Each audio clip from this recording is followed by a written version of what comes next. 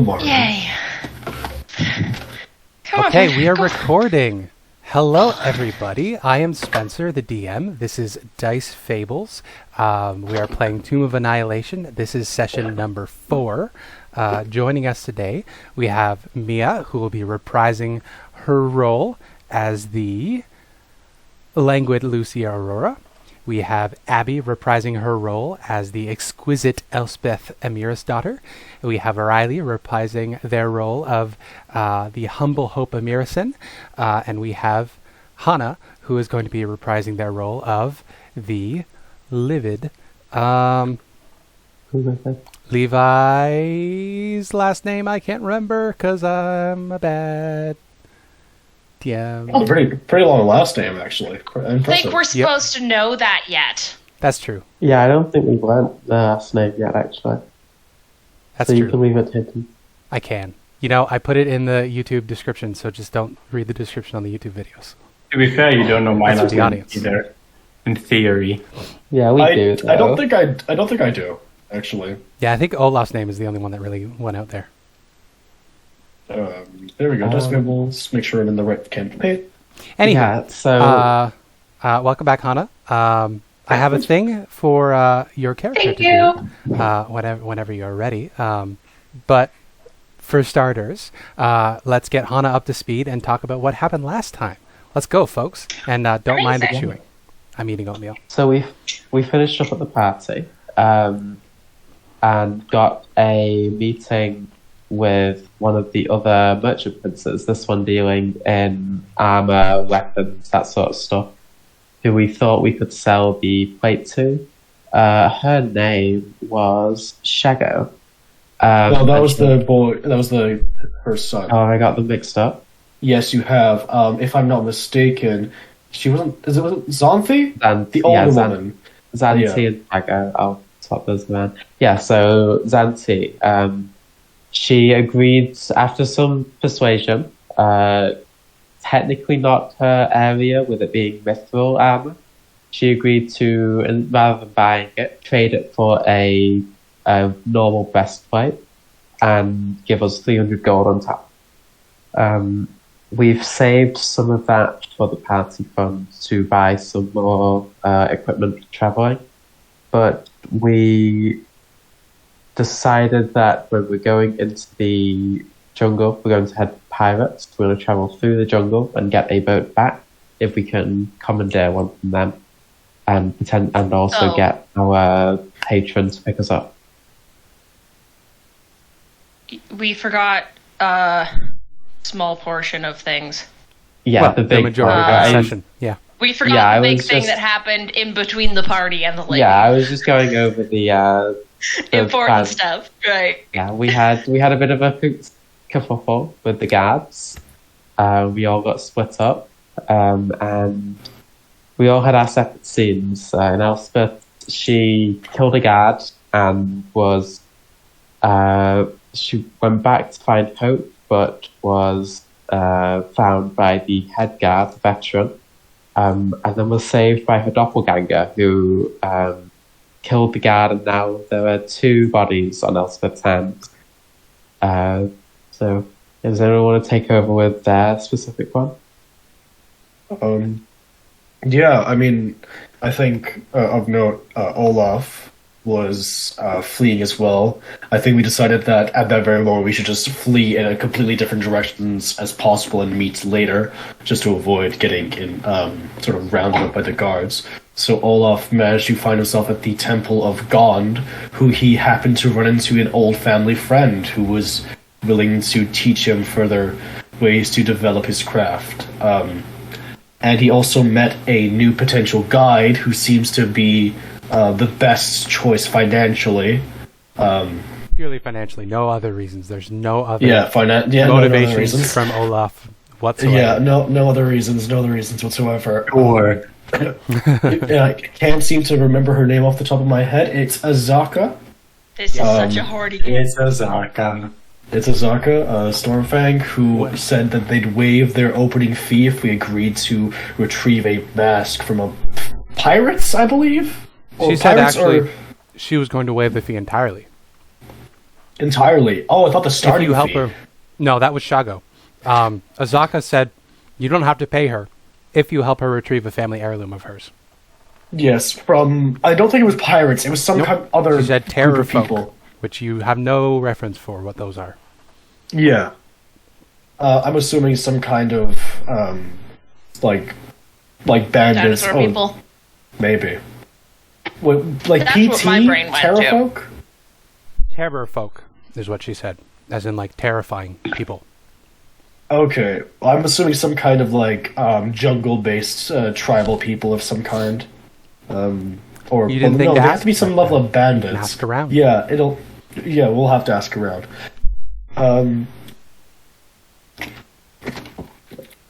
But yeah, that's as much as Olaf covered, as if I can remember correctly.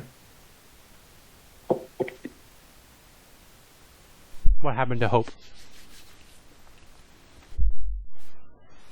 Oh, when we got attacked by the guards, Hope ran off in a different direction to everyone else, and ended up in a dung shack, which might possibly be the place where Levi was supposed to deliver those that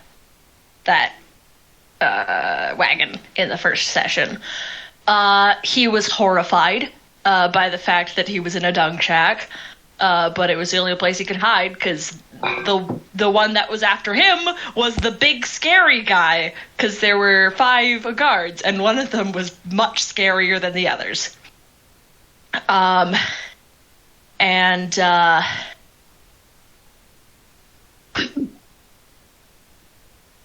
Brain, please function.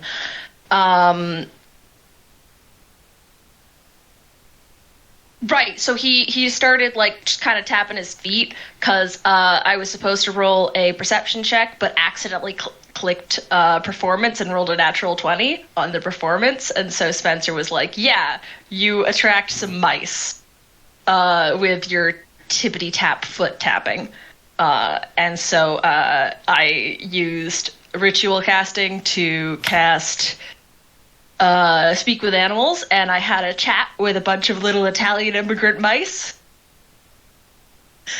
And Spencer is frozen. Oh, I shouldn't be frozen. Oh, no, you're good. No, I'm No, eating, not so I'm Well, muted. I can hear you, but your video is frozen.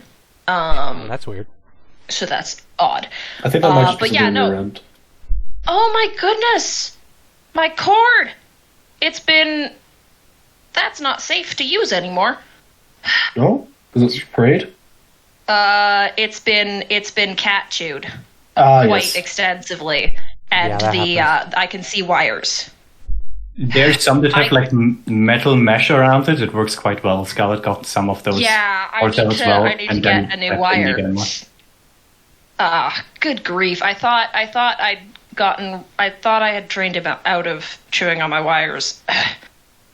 The other ones all seem to be fine. It's just that one. Jeez Louise.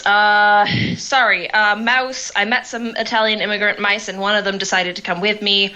Her name is Six Whiskers, and if I ever learn the Find Familiar spell and she's still around, she will become my familiar. So that's exciting. Yeah, and then Lucia And then- had a scare. and then oh, Hope- sorry. Yeah.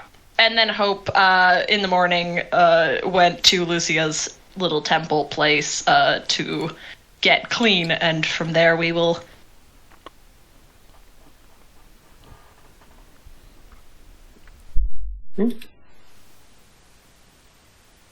Did Riley just go silent for everyone else? Yep, Riley dropped out. I think they're going to fix some stuff with their computer. Okay. Okie dokie. But, No, I yeah. just muted myself. Oh, that's Oh, okay. right, okay. But I didn't see the mute symbol, so you just do that on your end then. Yeah, no, it's on my headset, Ah. and it's a lot convenient. easier than, clicking 5 different places to finally find the mute button. Oh, that's fair. I think that's what Abby does when she doesn't realize that she's muted. Anyway, Lucia managed to run away because she didn't manage to de-escalate the situation with the guards before the combat started, and then promptly got smacked on the head and almost died instantly. But due to her surprising agility, she just ran away from like 2 guards. They tried to catch her, threw spears after her, and just didn't manage to hit her.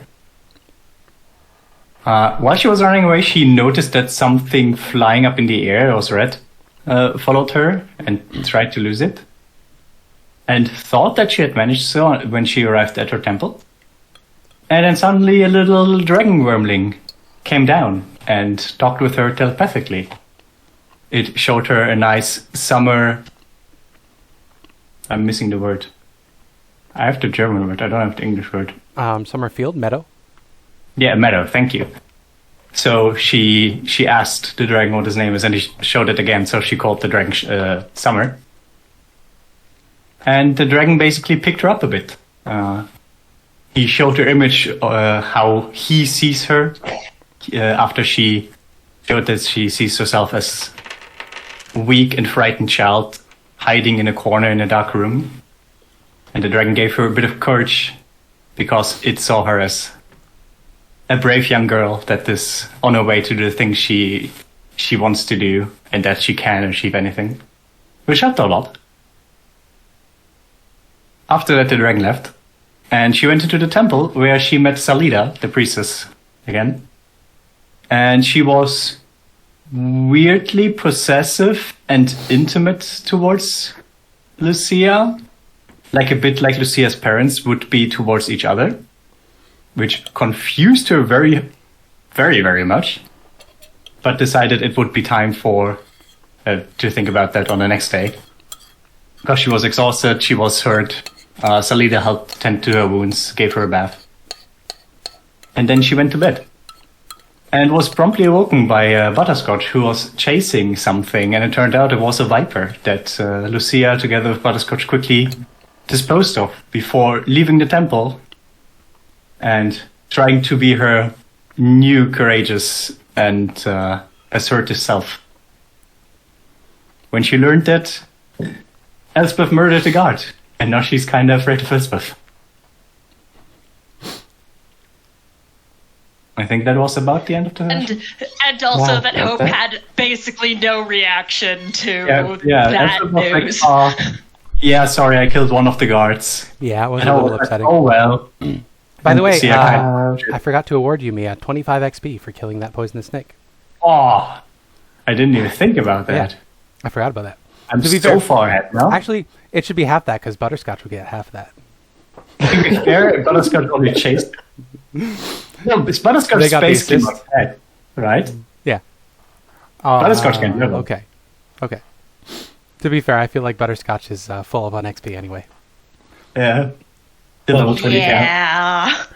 So... Are you level 20 kid, Eva? That is what happened last time.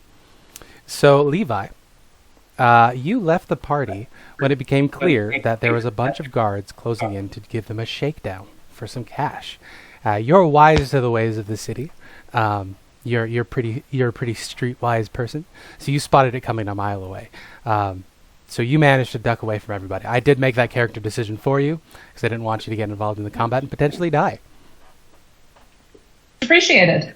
Yeah. So tell me, it's 10 or 11. No, later than that. It's like 1 in the morning.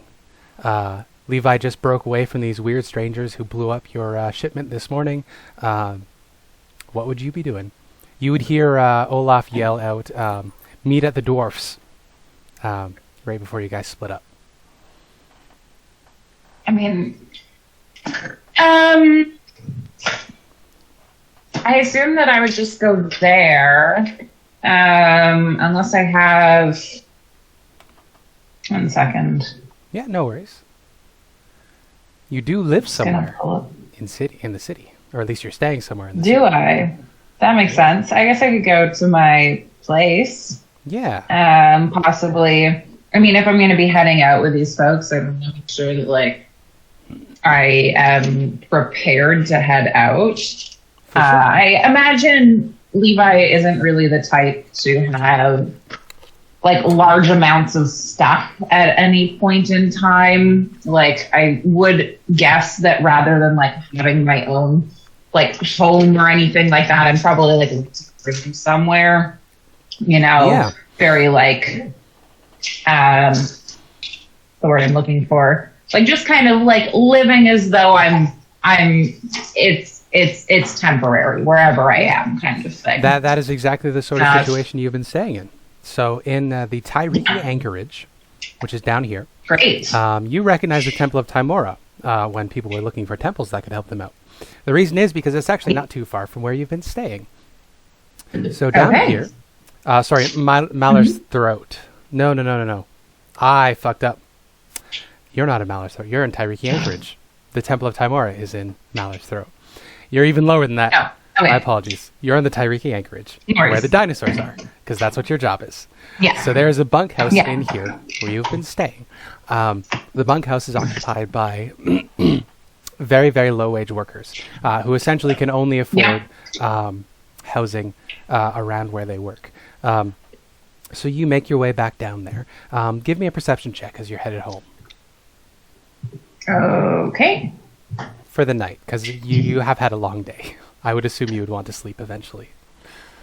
Oh yeah, absolutely. I'm just in the kitchen making food. So I don't know where I can roll it for you if you'd like. Character sheet.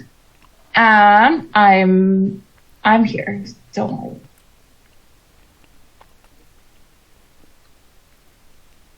A perception is not good. It's a 5. A 5, yeah. So you don't notice anything in particular. You walk through the streets. You're headed right home. The smell of dung and just animal hits you in the face when you finally reach your area of the city where you've been staying.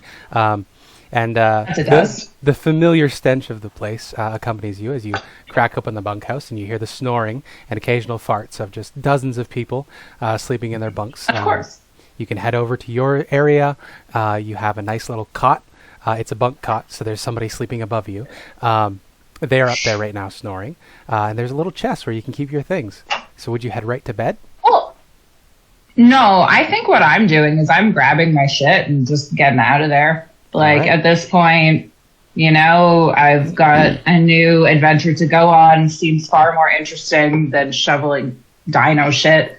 I think Levi's street smart enough to know that, like, they're probably in some trouble considering they, like, let the shipment get blown up and everything. Mm-hmm. Yeah, that's very reasonable. So you take some time, you gather your things. Are you being particularly sneaky about this, or are you more focused on speed? I'll try to be stealthy. Okay, so give me a stealth check as your next roll for the game. Very good. Yeah, with a 23. You gather up your things, and you actually manage to get the jump on somebody who's following you. They spotted you, but you didn't spot them. But as you make your way out, you just evade their gaze, and you spot there is a young man, foppish gentleman, a friend of the person whose bunk you sleep under, actually.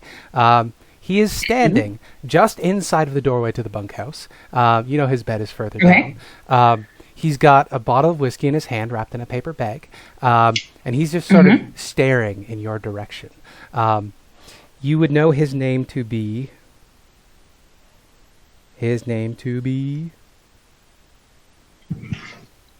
Gondolo, and his friend Ferrul is the one that sleeps above you. Okay. Gondolo is a bit of a dandy. Does he... Okay. Yeah. Does he appear to have, like... Can I roll an insight to see if he's got, like, dangerous intent for me or something like that? Yeah. I have a -1 to insight, so that's a 7. A 7, yeah. All you can get is what I told you earlier. He is staring with some sort of unreadable intent at the little partition where the two of you and his friend sleep. And as you're watching him, he takes a swig of his whiskey and wipes his mouth, and he just seems to be waiting for you to appear. Okay, can I, like, sneak around and try and, like, get the jump on him sort of thing? Like, do a grapple kind of idea? With a 23, you absolutely can. Give me an athletics check to grapple him.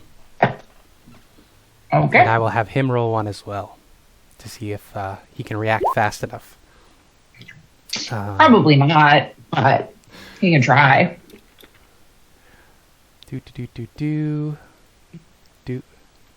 So many nested folders.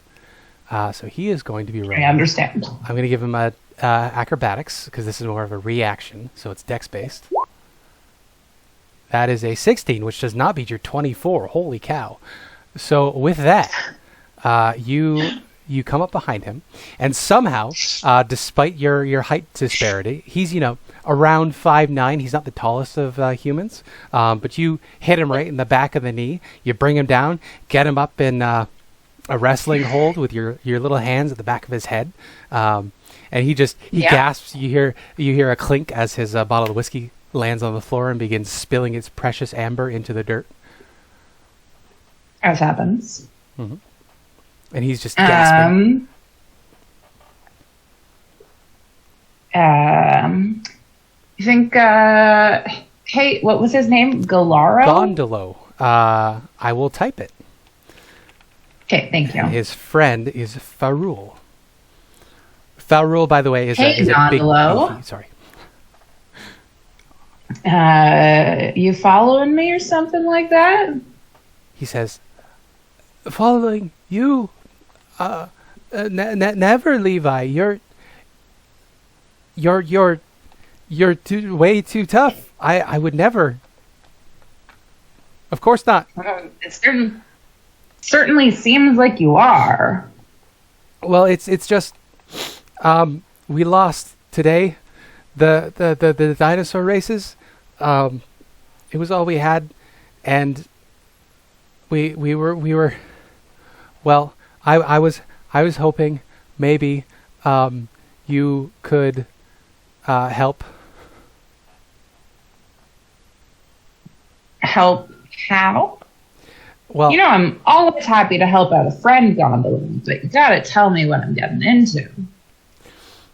Well, you know, I don't have the most money at the moment. We were supposed to. We picked up a Triceratops, and we raced him yesterday, and it was supposed to go our way, but it didn't. And I know you're really good with dinosaurs, and we can't buy another dinosaur, but clearly Farul isn't the one to ride it. So you're good with dinosaurs. We were thinking we could split 50-50 if you can win. He's very okay. You can tell I'll let him go. I'll let him go at this point. But I'm not letting down my guard, if that makes sense. That makes sense. Even though I'm not grappling him anymore. Yeah. I say, Gondolo, lots of folks in here sleeping. How about we go outside, have a chat? If there's any of that whiskey left, I'd be happy to have it. That's a good idea. He picks it up and he will follow you outside. Fantastic. Completely oblivious. With your passive, you would get the sense that this guy not really cut out for the adventuring life. This is the sort of person that lived in his daddy's employ until he couldn't anymore. But yes, he follows you outside to have a talk with you. He hands you this half-empty bottle of liquor, and is just sort of looking down at you. Is there anything I can hop on top of a fence or anything? Just there's definitely rain barrels out here you can hop on top of. Fantastic. I'm gonna hop on one of those and just lean back against the wall, kind of super casually, apparently super casually. Mm-hmm. Anyone who knows what they're looking at can tell that I am on edge. That's very fun. Give me a performance check. Excellent.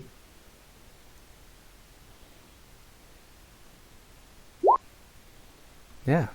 So Gondolo looks you up and down and reaches for his whiskey bottle, and he says, "You're taking this really nicely. I thought you were going to kick my ass for watching you. You're so calm." I mean, I still might, Gondolo. Don't even worry. Oh. Okay. It's just... So. You're so tough. I am. Thank you for noticing. And those you got a dinosaur you want me to race. Yeah. Oh, sorry. Did you ask? Oh, no, I just asked. I just said, you got a dinosaur you want me to race. He says, yeah. Tell me more. Well, He's this this really promising Triceratops. He's a little on the young side. That's how we could afford him. But he's really great. He's so smart. He's so well behaved. It's just Ferrul got a little roughed up by the other racers. It's no holds barred. That's how we get the high return on the betting. But the Triceratops is great. I mean, I've never seen a better racer. It's just he's got a keen mind to win, you know? Oh, absolutely. You know, Ferrul really should have known better. He's not the type who patience. He nods and says, I know. It was either Ferrul or me. And you know, like, I still cry when I break a nail. In that case, you definitely went with the better option. But you should have come to me sooner. I might have won you the last race. Well, I mean, we didn't really want to split the winnings with anybody. We got to get out of here, you know? I came here to make a name for myself. Don't we all? All right, Gondolo, when's the race happening? Where's it at? Tell me the details. Yeah, there's one tomorrow night. It's the usual route. But the thing is, this is to get our high return. This is going to be one of the deadlier ones.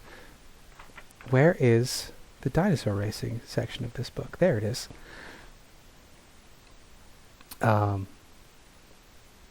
Yeah, he says it's an unchained race. They're a little more dangerous. You know they're a 3-day event, right? They start off super gentle and then they get more unchained as they go. We entered him into the first unchained one, the qualifying match. We lost a little bit, but we have a bit of an edge. If we change riders, we might be able to get him in again. Quick question. Yeah. Outside dialogue. So this is a 3-day event. I am already aware that the party that I'm with wants to leave sooner rather than later. Like, is there in these kinds of chained events, are there like multiple stages? So like, could I win some and like still be able to leave early, or is it like you have to be there for all 3 days? Well, today is the last day of the weekly race. The Unchained race, the way it works is there's a open sort of qualifier where anybody can enter any sort of animal. You don't have to be a professional racer to do it. And then anybody from that one gets to then jump into the final Unchained races that are today. Today, because it's 1 a.m. Those Unchained races, there'll be all of the professional racers and then all of the people who qualify from the open. What he's saying is that there might be a way to sneak with a new rider their Triceratops back in, but for the last day. For the last day. So basically. It would be a day thing, but there wouldn't be any more than that. Okay. That seems doable. So how are you planning on sneaking me in? He says, well, you know Kahlua, right? Our friend? Of course. The we all know Kahlua. Yeah, she's in real good with the why am I blanking on what the word is? The coordinator. She's in real good with the coordinator. See, he owes her a bit of money, and I think if I don't really want to cut her in, but we might be able to pull out a favor. We'll call it a ringer. Alrighty. I don't have anything on Kahlua. Do you? I worked some jobs for her. I might be able to convince her to. That would be amazing. To help me out. Yeah, if we can slip you in, it would be so good. Well, I gotta check with some folks before I fully commit to this. Where do you want me to meet you tomorrow? Well, or later today, I guess. Yeah. Well, the races are, and then he gives you the location of where the race starts. He says, Okay. you can find us in the stables. We'll have our Triceratops right and ready to go. We'll have to change the numbers on him, but we paint all that on the dinosaur in the time, so we can absolutely figure out what the name is of the dinosaur in your rider. We can find out what his color scheme is. We'll get his number when we get there, because that's not going to be what we had before. Scratches his head. He says, "This is a great idea. This is the best idea I've ever had. We're going to get rich, Levi." It's certainly something, Gondolo. You see, he holds his hand out for a shake. I pause, and then we'll shake tomorrow if things pan out. His face drops and he says, "Okay, you know, that's fair. I did sort of sneak up on you in the middle of the night, and I'm very drunk." Exactly.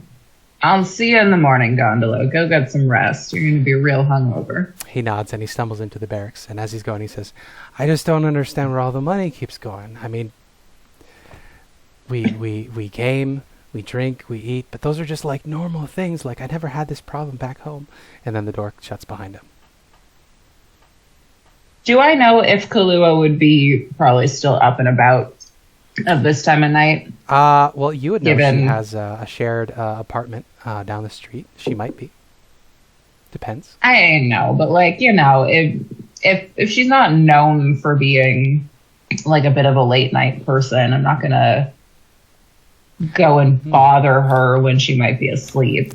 Give me an insight check, and we'll use your intelligence modifier for it, since this is sort of you remembering insights about her from the past.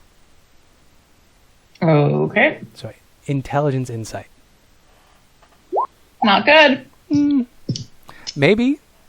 I mean, you know that she's a Alright. bookie, so sometimes she tracks people down. She enlists the help of people sometimes, so it's All right. 50-50. Well, you know what? I'll swing by and see if I notice lights on, that sort of thing.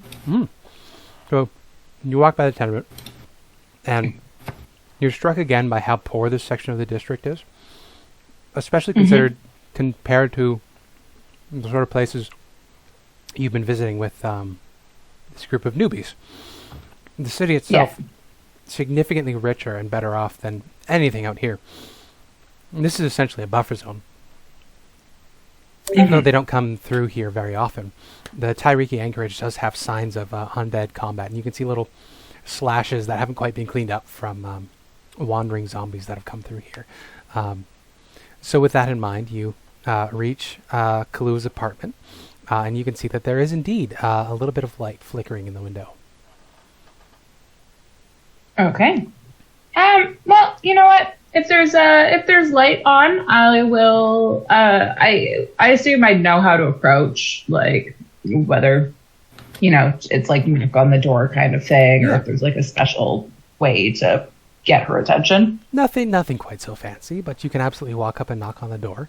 And in a couple seconds, you hear the footsteps. You hear a little bit of a chain rattle, and then a slide. And there's a little hole way above your eye hole, or way above your eye line. That slides open, and you hear Kalua's voice come from inside. She says, "Who is it?" I'll back up so that she can actually see me. Yeah. Through the eye hole and go, "Hey, Kahlua, I got a bit of a job for you. Oh, Levi. You up for a chat?" I could be. Are you alone? Just me at the moment. You hear the thing slide shut, and there's a jingle of chain, and then she opens the door. And you see she is in a loose, flowy nightgown.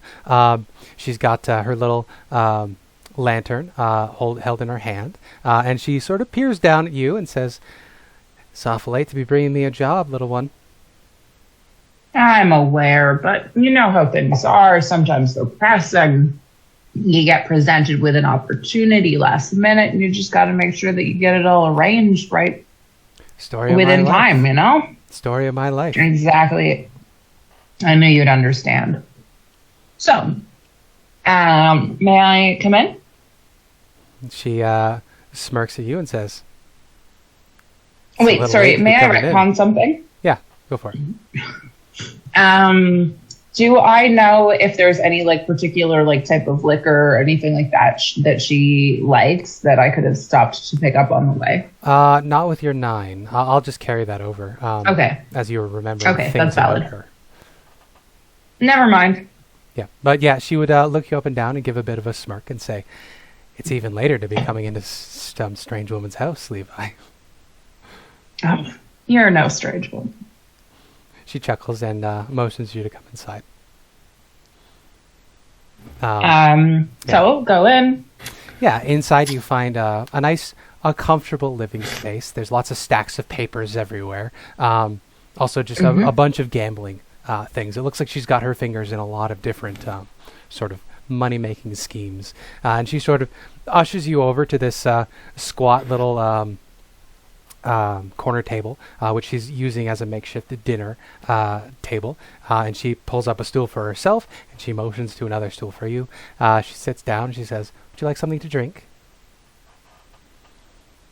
If you have something, I wouldn't object. Thank you, Kahlua. If it's a job proposition. You see she reaches under the table, and you hear something click as she pulls out from a hidden compartment this tall, narrow bottle of green alcohol, and she pours you a small glass, she pours herself a small glass, and she tips it back. Amazing. Alrighty. So I would then, kind of outline what Gondola approached me with. Say, I found some fellows quite desperate who have proposed that I enter the dinosaur races tomorrow, the last day of the chain, as their rider. They said split 50-50 if we win. I think we can get them down to 25%, and you and I split. You see she sighs and she says, "Farul and Gondolo?" I know, they're a bunch of idiots. Yeah. Which is why we can take them. They're Triceratops Zongo. You didn't watch the race this morning, did you? Nah, I've been busy. Yeah. He had indigestion and just shit himself all over the race. Didn't even pass the starting line. Oof. Damn. Yeah. So I don't know what they told you about this dinosaur, but I mean, you're pretty tough. But it seems like this dinosaur might be a ringer, or not a ringer, a bit of the a opposite. lost cause, the opposite of a ringer. A lemon, as they say. A lemon, that's the word. You're so smart, Levi. Thank you. So are you, Kahlua. Always enjoy the company of like-minded folks. For sure. She pours you another drink and pours herself one. So, Dino's a lemon. Probably not worth entering then in that case. You think there's any way we could still get something out of this, though? Whether that's, we fleece these two for all they're worth, which really isn't very much, or find some other opportunity to enter the race? Well, I can definitely get you in. That won't be a problem. A lot of the winners of the Open just sort of disappear, quit, leave town, die. These things happen. The question is the dinosaur. You give the Triceratops a go, all of the good racing dinosaurs are going to be taken. Mm-hmm. We could definitely see what's for sale. How much gold would you be able to front? A good question. 1 second. I don't think I have very much. Well, she would say, if we're going through I official have 40 channels... gold. Yeah. Yeah. Yeah. She says, if we were going through official channels, we would be looking at probably 120 to 180 for a decent-sized dinosaur that could stand a decent job. This is an unchained race, so there's going to be lots of charging. So we definitely wouldn't want to... You go with an armored dinosaur, they're a little slower, a little tougher. You go for a predator, they're a little faster, but a little more fragile. We'll have to figure out the price, but... Yeah, you can take a gamble with Zongo the Triceratops. Or we can try to buy you another one if you confront the gold. Yeah. I mean, oh God, I don't want to do this. Well, you certainly don't have to. No, sorry, that was outside the game. Oh, okay. That was me saying something. That was Hannah saying something. Okay, gotcha. It's not digest. But I feel like this is something Levi would do, and I apologize to the rest of the group. No worries. This is fun to listen to. Yeah. Okay, no, I know, but you guys might hate me for this. Levi opens their, jerkin to reveal the mithril breast. Oh, okay. Well, I will say And in so canon, those- this got sold already. So, It did? yeah. Oh, okay, Levi That was was first thing in the morning. sorry, Levi was still wearing it Well, it hasn't last happened I yet. was here. It hasn't happened yet, is the thing. In the morning when you meet Yeah. back up with the party, it gets sold. So, Okay. That's a great All idea. right. but, yeah. Knowing No, that it is going no to get sold, worries. that might change your decision making a little bit. But that's a Yeah, clever I was thing. gonna And put it up as totally collateral. okay. You still But can.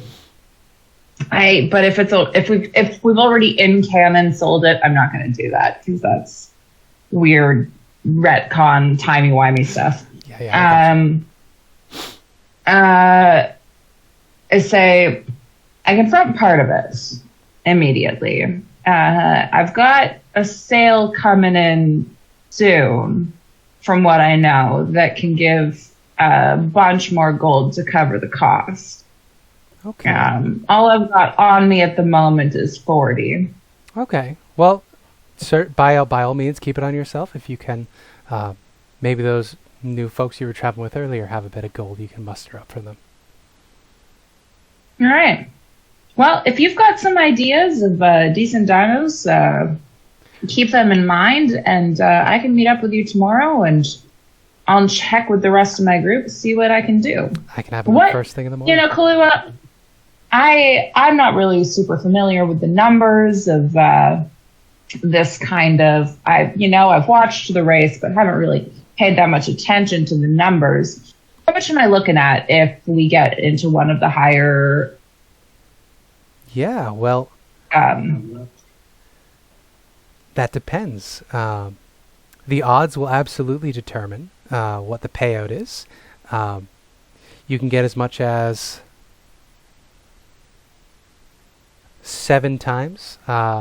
7 is usually the highest we go. 7 times payout, 7 to 1. Of course, if you lose, then that's 7 to 1 you pay out.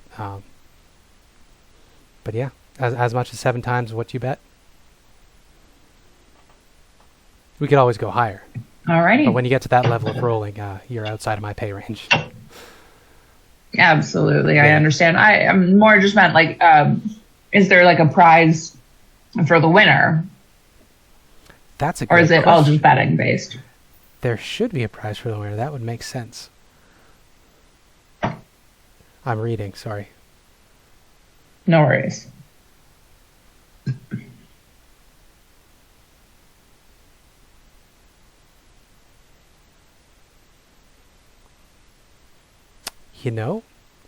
It doesn't actually say.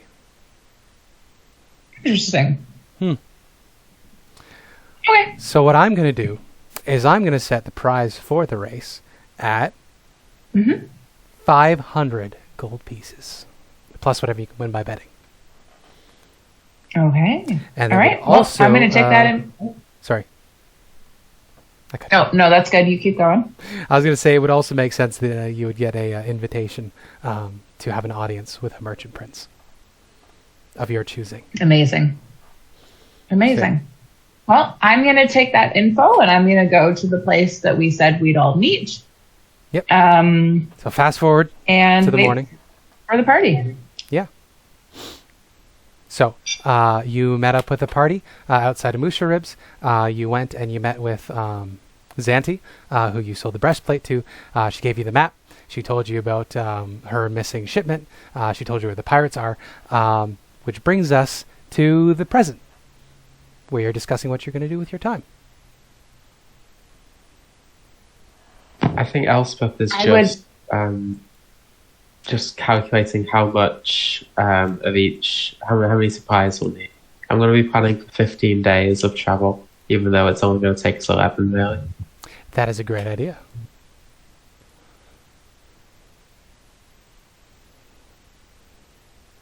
So yeah, I think we'll probably be sitting in the tavern. All right, so you headed back to the Thundering Lizard. Thundering Lizard.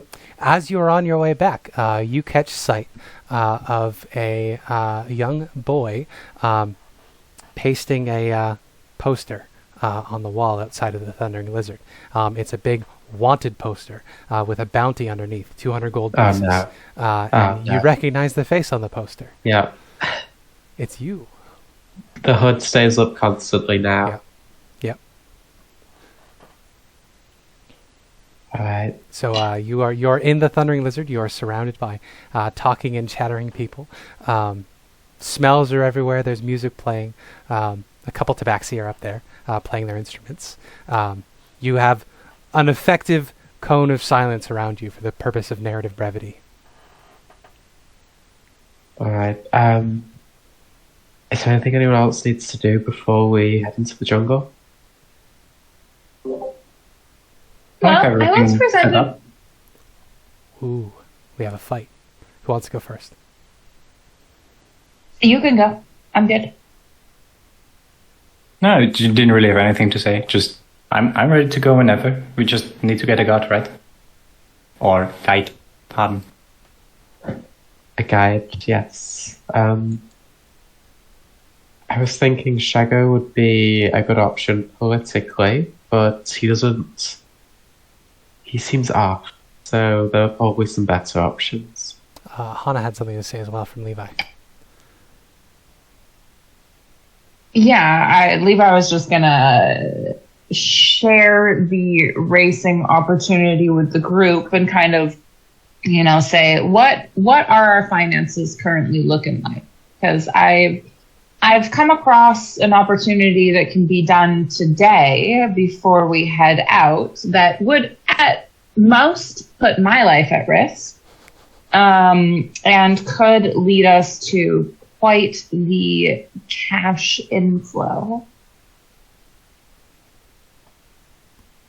Well, we have about 150 gold that's not given out, and we have a bit personally. I think we have enough. I'm just calculating it up now, though.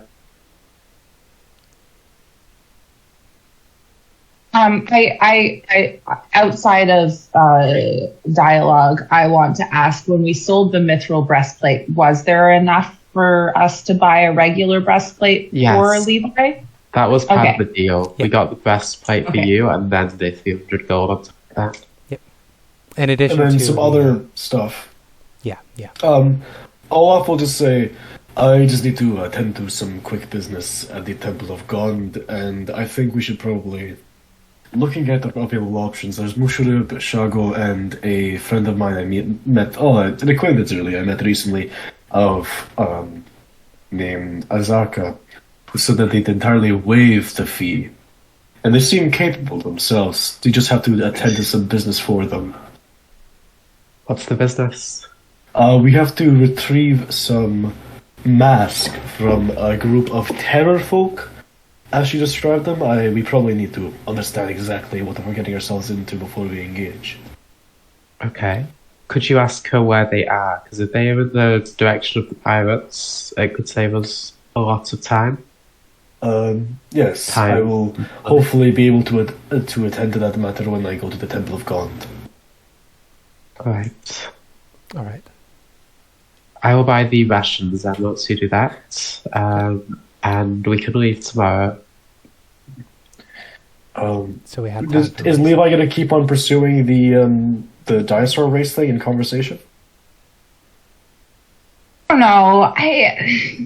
It sounds like fun, but it could potentially take up the whole day. And I realize that Elspeth and Hope in particular are extremely concerned about time. So I feel like I would just Is it today? Yep. We need to. We do still need Yes, to buy. Yeah, we do still need to buy supplies and get a guide. So if you want to do that today and then we leave tomorrow, that's fine. Alrighty. Spencer, may I? How much would I need to purchase or rent a half decent dinosaur for the race? For a half decent dinosaur, for a really good dinosaur, you're looking at 200 gold pieces. Yeah. For kind of a shitty dinosaur, you go under 100. So if you get around the 120, 150 range, you'll get something decent. But yeah, you'll have to head down there to the stables and have a look around, which is Q4. I don't have one planned exactly, but we'll roll. Absolutely. And mechanically speaking, what is the race going to involve? Yeah, so there's going to be there's a whole section of the book on this. So you do rounds of animal handling checks as you're racing, and as you're racing, your animal channeling hex add up in a tally outside of game to determine how well you're doing. You can also lose tallies if people attack one another on the field. So there will be 9 racers, of which you will be one, and you will be racing along. You can bring somebody with you if your dinosaur is big enough. And the two of you are going to be making animal handling checks and attacking the other riders to try to see if you can force yourselves back or forward on the racing table. Okay.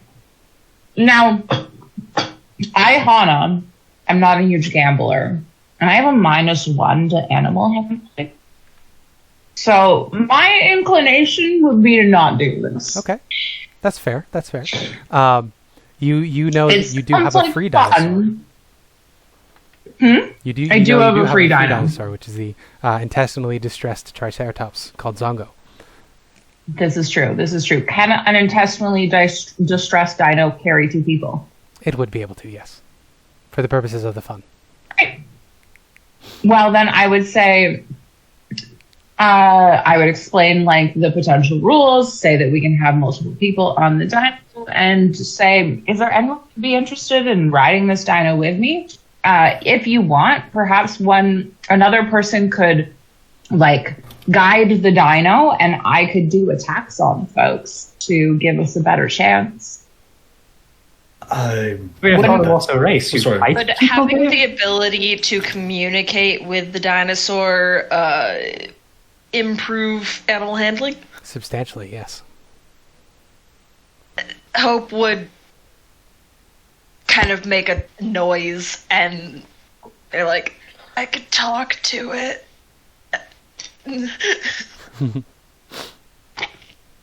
That's not awful. I thought it was just racing with you fighting and endangering the animals as well. Wait, this sounds dangerous. Endangering the people riding the dinos, not the dinos themselves. Well, I have a feeling we're going to be doing a lot of dangerous things. In the coming weeks, this might be good practice. How many people are supposed to ride the dino? 2 at most. So probably 2, yeah. I feel like I'm definitely not the one suited for this. Oh, I guess I should at least mention that Salida also offered to be a guide, but she has been a bit weird last night, so I feel like that would be not a good idea, but I thought you should at least know. Is anyone particularly good with animals? Better than... No, not really. Out of character, -1 as well. +1. Is that the highest one we've got? I have a +3. Oh. Oh, so you'd be probably the best. The best combo would probably be Lucia and Hope, because Hope can talk to the animal and Lucia can actually guide it otherwise. Yeah, possibly. But it's whether or not in character they'd be willing to do that. Lucia would also likely just get killed. True.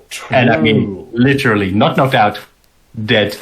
I think Levi looks at Hope and goes, you know, Hope, could be a lot of fun. You want to talk to an animal Great while I throw story about axes it. at people? I could tell a great story about it. Ah. You could. Levi and Hope riding on the back of a triceratops down a valley of death as people try and take us down from every side, and yet we come through and sail to the other side and All win right, so- 500 gold. Are we going with the gastrointestinally challenged one, or are we trying to get a better animal? My inclination would be we go with the option that at most leads to one of us having a minor injury, rather than wasting 100 to 200 gold on not coming out with anything. But Also, I don't know. You could talk to the animal, right? And then find out why it's gastrally distressed. Does that Possibly. make sense? Yes, I don't know, it may have eaten something, or it may be actually sick, in which case might not be a good idea to ride it. This is an idea. I like this idea. Let's start with that. See where we go. All right.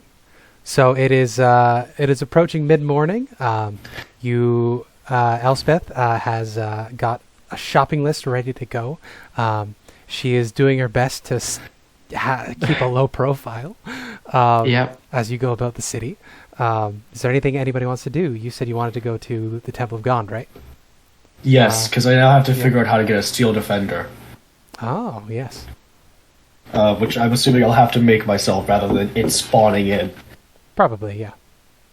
Yeah. Yeah. So you can make your way back to the Temple of Gond. You can see that inside, Thymer is overseeing a couple of apprentices. They're young Chultan humans. They're working on these little mechanical devices, little astrolabes, I think is what they're called. The little solar systems, essentially, the gear wound up solar systems. Those are orreries. Orreries, thank Astrolabe, you. I think, is something else. Okay, whatever it is, Oris. He's helping them do these little Oris, and he's giving them a bit of a lecture on how the solar system works. And you come in. Temple's pretty empty. Yeah. This is my opportunity to. How do you approach the situation? Honestly, he's just gonna let Thymer work for a bit until he seems a bit free. Yeah. And if he spots any of the children do anything like catastrophically wrong, he'll step in. But otherwise, he'll let them learn and learn from experience. Yeah. Give me a. We'll call it 2. Give me a perception check, and then give me an intelligence ability check. Just a quickie. Are we level 3 now? No, we're not. We're not level 3. Never mind. No, I you don't didn't have enough defender. XP. I'm wrong. You did have a full list, though. I keep on getting confused about whether or not we're level 3. I'm sorry. That's okay. My my sheet is here. No, it's fine. For some reason, I keep on thinking we're just at level 3. You can absolutely get the plans ready because you know you can do this soon. I know I will need it, so I will make a perception check. Okay. And now an intelligence ability check. Yes, that's just intelligence, right? Yeah. So that's just 1d20 plus 3? 22. Yeah. So you spot one of the kids. He's got one of the gears out of sync with each other, and it's causing it to seize up. And Thymer's busy doing a long thing. He's helping another kid. But you absolutely know exactly what you need to do to fix this. No, he's not going to immediately try to rush in and just tell the kid what to do. But he's going to sit down next to the kid, assuming they're sat or just sort of crouch down to meet their eye level, and just go, that doesn't seem quite right, does it? He says, "No, it's not spinning. I don't know what's wrong." Maybe you can, why wouldn't it spin? I'm assuming this is like, is Yeah, you can talk him through it, absolutely, with your 22 intelligence check. Yeah, I don't, because the thing is, I could use, like, specific things I could say, but then that could not I could try and roleplay through it. You talk him through what's wrong with it, being very patient. You help him set it all up, and it begins moving again. And he's really excited and happy. And you see Thymer is watching you as the thing gets moving again. And he smiles and he says, well, that's all for that. I'll leave you to it, kids. Don't hurt yourselves. Remember, we don't touch flames. And you hear they all say, we don't touch flames. Oh, what the fuck did they do? And then he comes over to you and he says, oh, welcome, son. How can I help you today? Hi, I just needed to talk to Azaka and ask you a few questions about something. I can call her over.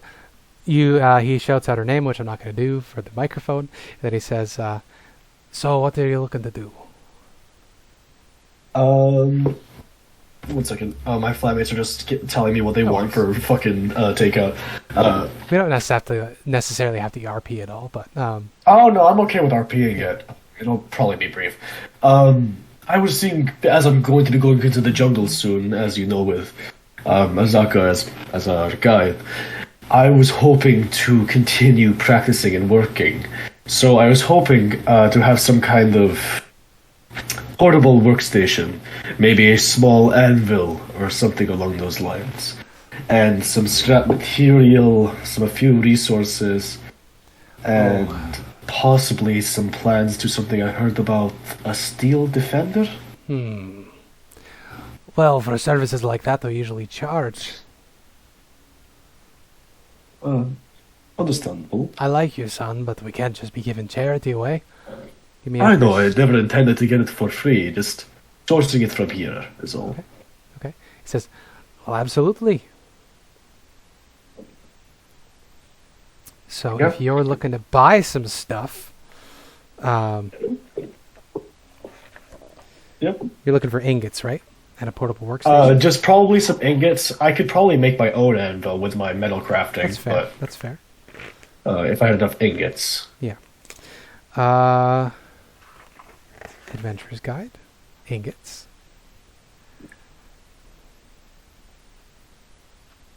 I don't see ingots in here. There should be. Oh, there we go. So ingots are going to be a gold piece each for iron ingots. Okay, good. Just want to make sure you get the right price, because I don't want to buy too many at such a low cost, and then you just panic as I just whip out horrifying abominations beyond human comprehension. Yeah. No, you're good. That's going to be gold piece per ingot you want to pick up. And I will be able to salvage metal from armor we find and stuff like that we don't need. At your present skill level, you can't use worked metal. It has to be the raw metal. But you could absolutely break them down back into raw metals and then use them. Yeah. But you would need a forge to do that. You can't just do that on your own with your magic fingers. Yeah, my old thingy dingies. And I don't think there's anything in the DMG about a portable forge. Not that I can remember. Although we're playing a bit of a Calvin ball with these sorts of things. Yeah, hopefully that could be something that he would be something like a magic designing himself. Yeah. Yeah.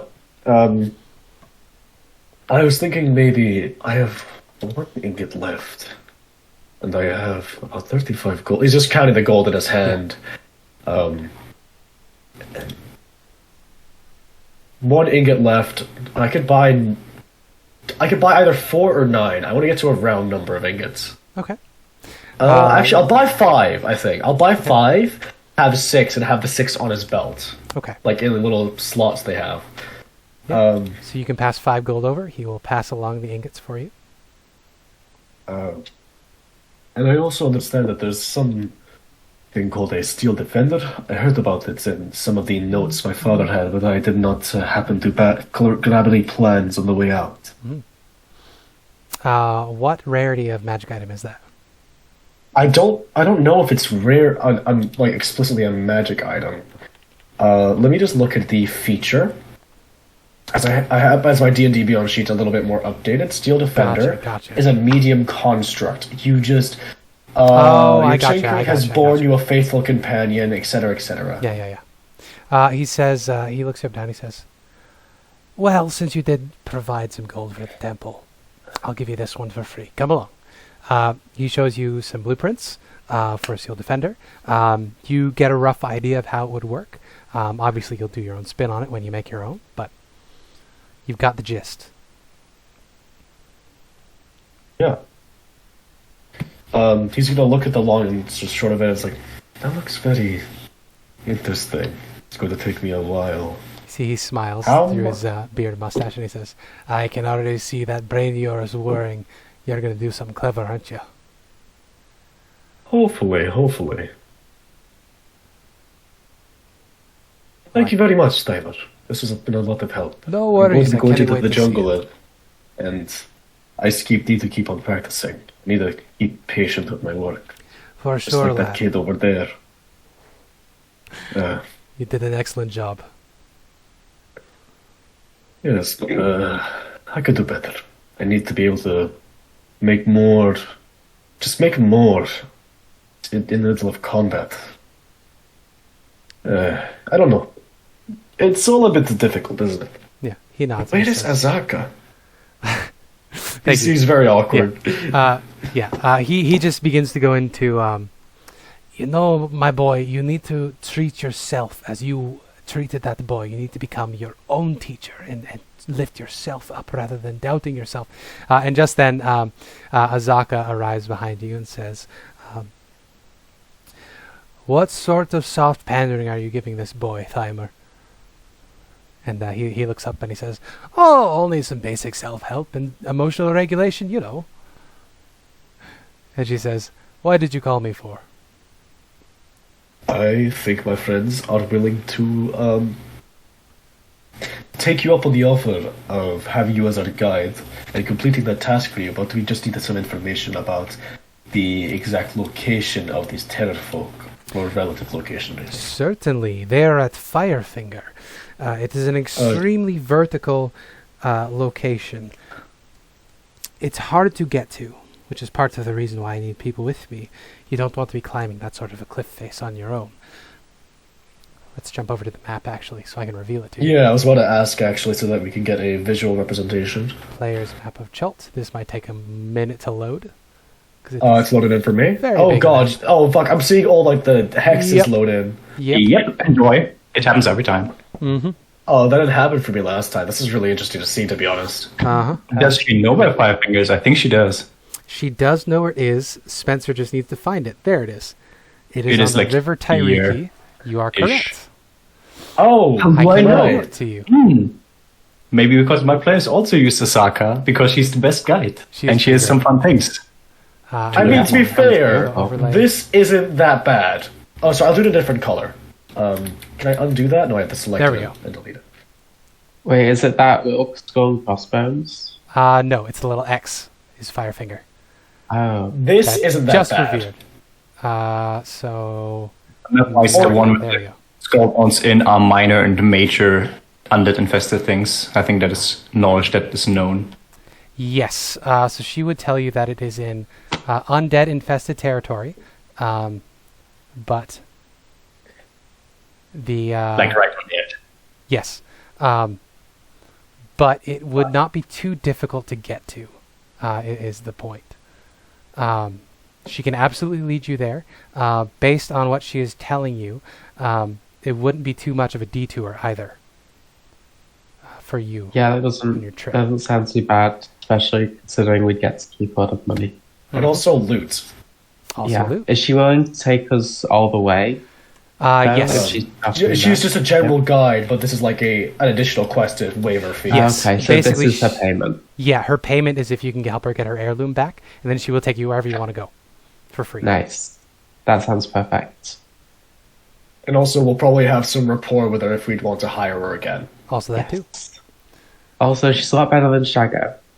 Shago gives me bad vibes. Yeah. Yeah. She is smiling down at you as she explains all of this, and she says, now I know it can be a bit scary, but I'll be there to protect you, and who knows, maybe you can have my back here and there.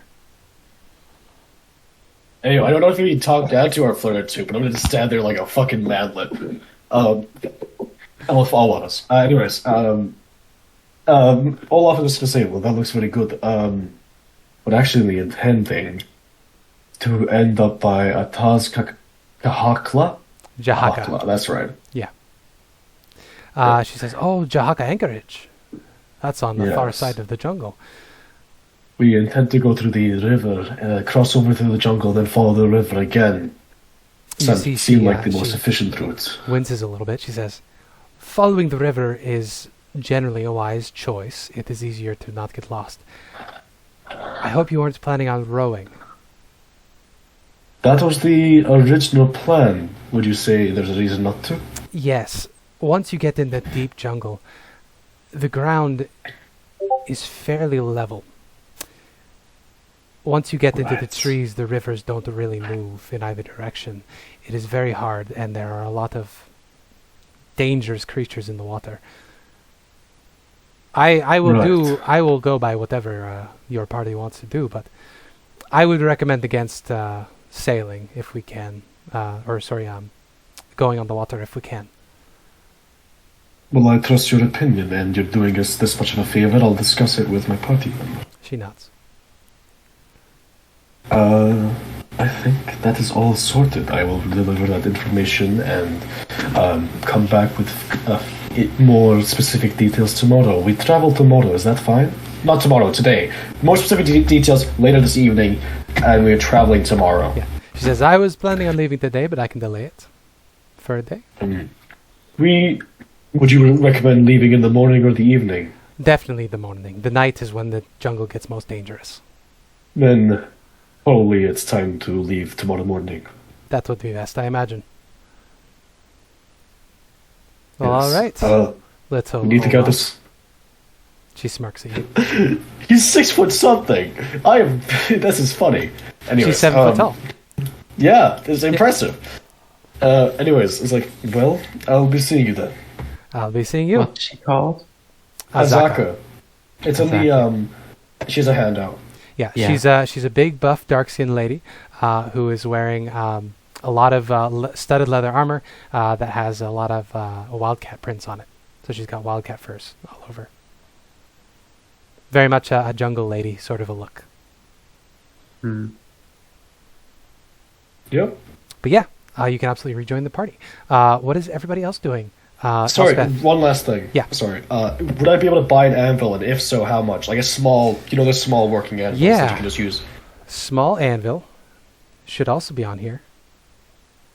Anvil should be in the inventory guide. Why is it not in... You know what? The adventuring gear table is just... It's cool, but it's almost useless.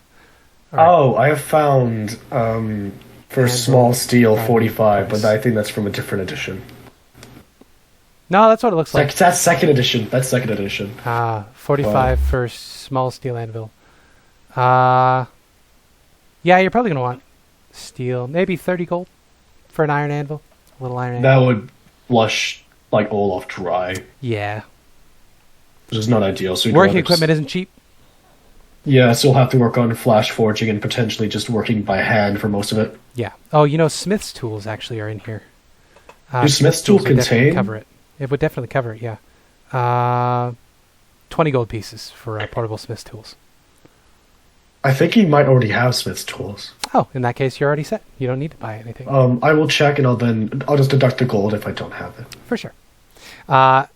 We can move on. Unless anybody had anything specific they wanted to do today besides shopping. No. All right. So, Elspeth, you can buy what you listed in the thing here, Yeah. which Okay. is some stuff. You bought some stuff. Some rations, Yeah. some tents. May I? That would be 82 gold. Okay. So, if I was to try and buy a potion of healing, would I have to go through the merchant fence or? You would. You also might want somebody Would. with you, since you're going to have to keep your face on the down low, because as you're walking around the Yeah. city, there are lots of posters all over the place. Now, Levi, you had something. Yes, I was just going to say I have a chain shirt that I'm no longer in need of that I would be happy to give to Elspeth as like trading material or to try and sell while doing the shipping if you'd like that. According to D&D Beyond, it's worth 50 gold. Whether or not that means you actually get that for it while trading, it's something you can have to use while shopping if you want. Or to wear. Yeah, exactly. Well, very good.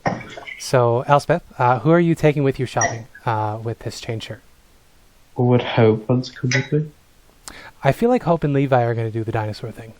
I do the Yeah, dinosaurs. I would go with... Holding off I'll with take Levi. Lucia with me then. Yeah. Yeah, because I already know where to get the things we need in the jungle, like which stores have the provisions, which serve the bug repellent and stuff like that. That makes sense. So, Lucia, big scary angel lady is murderer going shopping with you. How do you feel about all that? How's Lucia taking this alone time with Elspeth?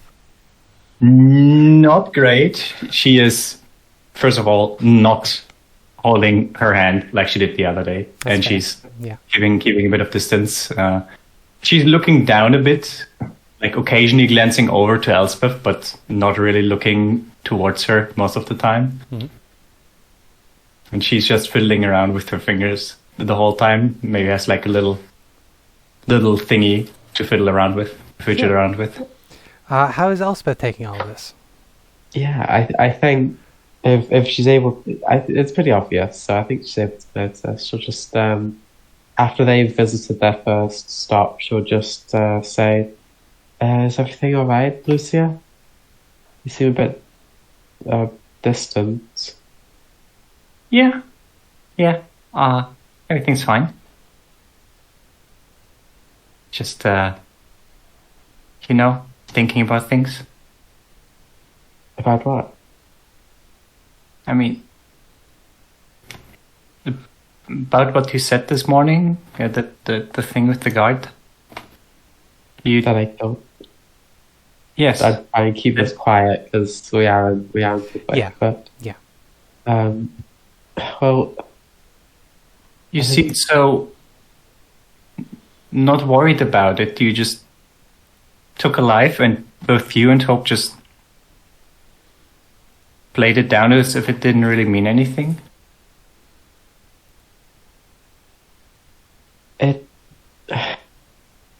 I try not to. I don't know how to say this.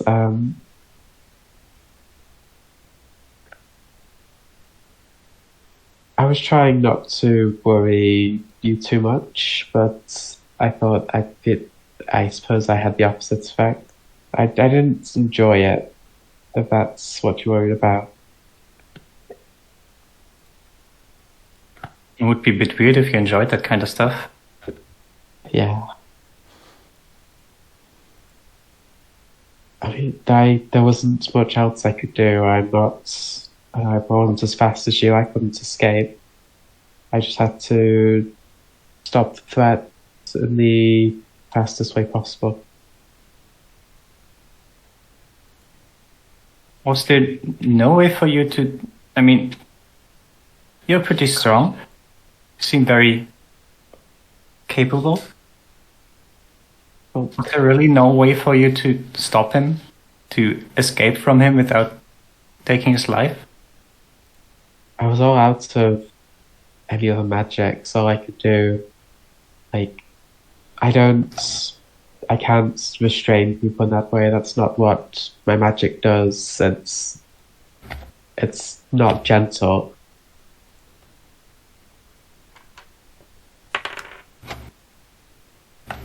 Just what I have to live with, I suppose. But if I have a problem, and I want to use my magic to solve it, then bad people will get hurt. That's the short end of it. I should have just spoken up sooner.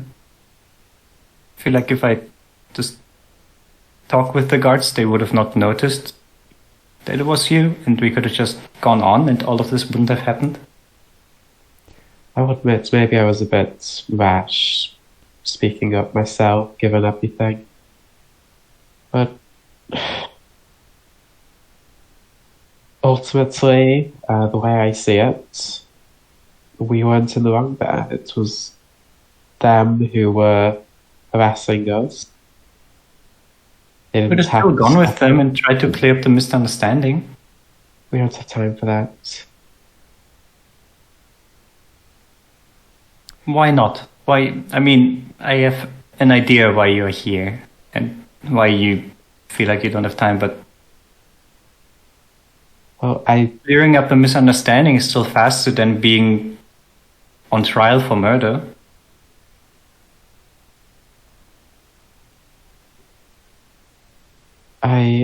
I'm not sure, but I've said that my mother is rotting away. Going into the jungle is the only way to stop it. Spending a day, a 10-day, clearing up whatever this is. I don't want to risk that. It could be that at this point now, they won't let me run. They won't let me do Executioner's Run. I suppose I could just hand myself in, complete that, get it all over with, but I don't think we have time. I don't want to waste any time. Her life is worth too much. It's certainly worth more than the life of that guard. As Elspeth says this, I need you to make a dexterity saving throw, Lucia. No. I'm good at those. Oh, yeah. Always think you've rolled, otherwise karma's gonna strike. You look back to the door handle you were reaching down to open, just in time to see a snake drop from the eaves above you. The snake spreads a pair of wings as it dives towards you, and you get your hand out of the way. I'm going to need the two of you to roll initiative. Hey. I'll shout out, watch out, as I see the snake drop. Mm-hmm. And I guess do like a little backstep. Mm-hmm. You're all within range of each other for the sake of this little encounter here. As they snap at you. It's 2d6 flying snakes. Yes, Colin, 2d6 flying snakes. So, Elspeth, you saw the snake try to bite Lucia. You see there are two more of them fluttering down from the roof. What would you do?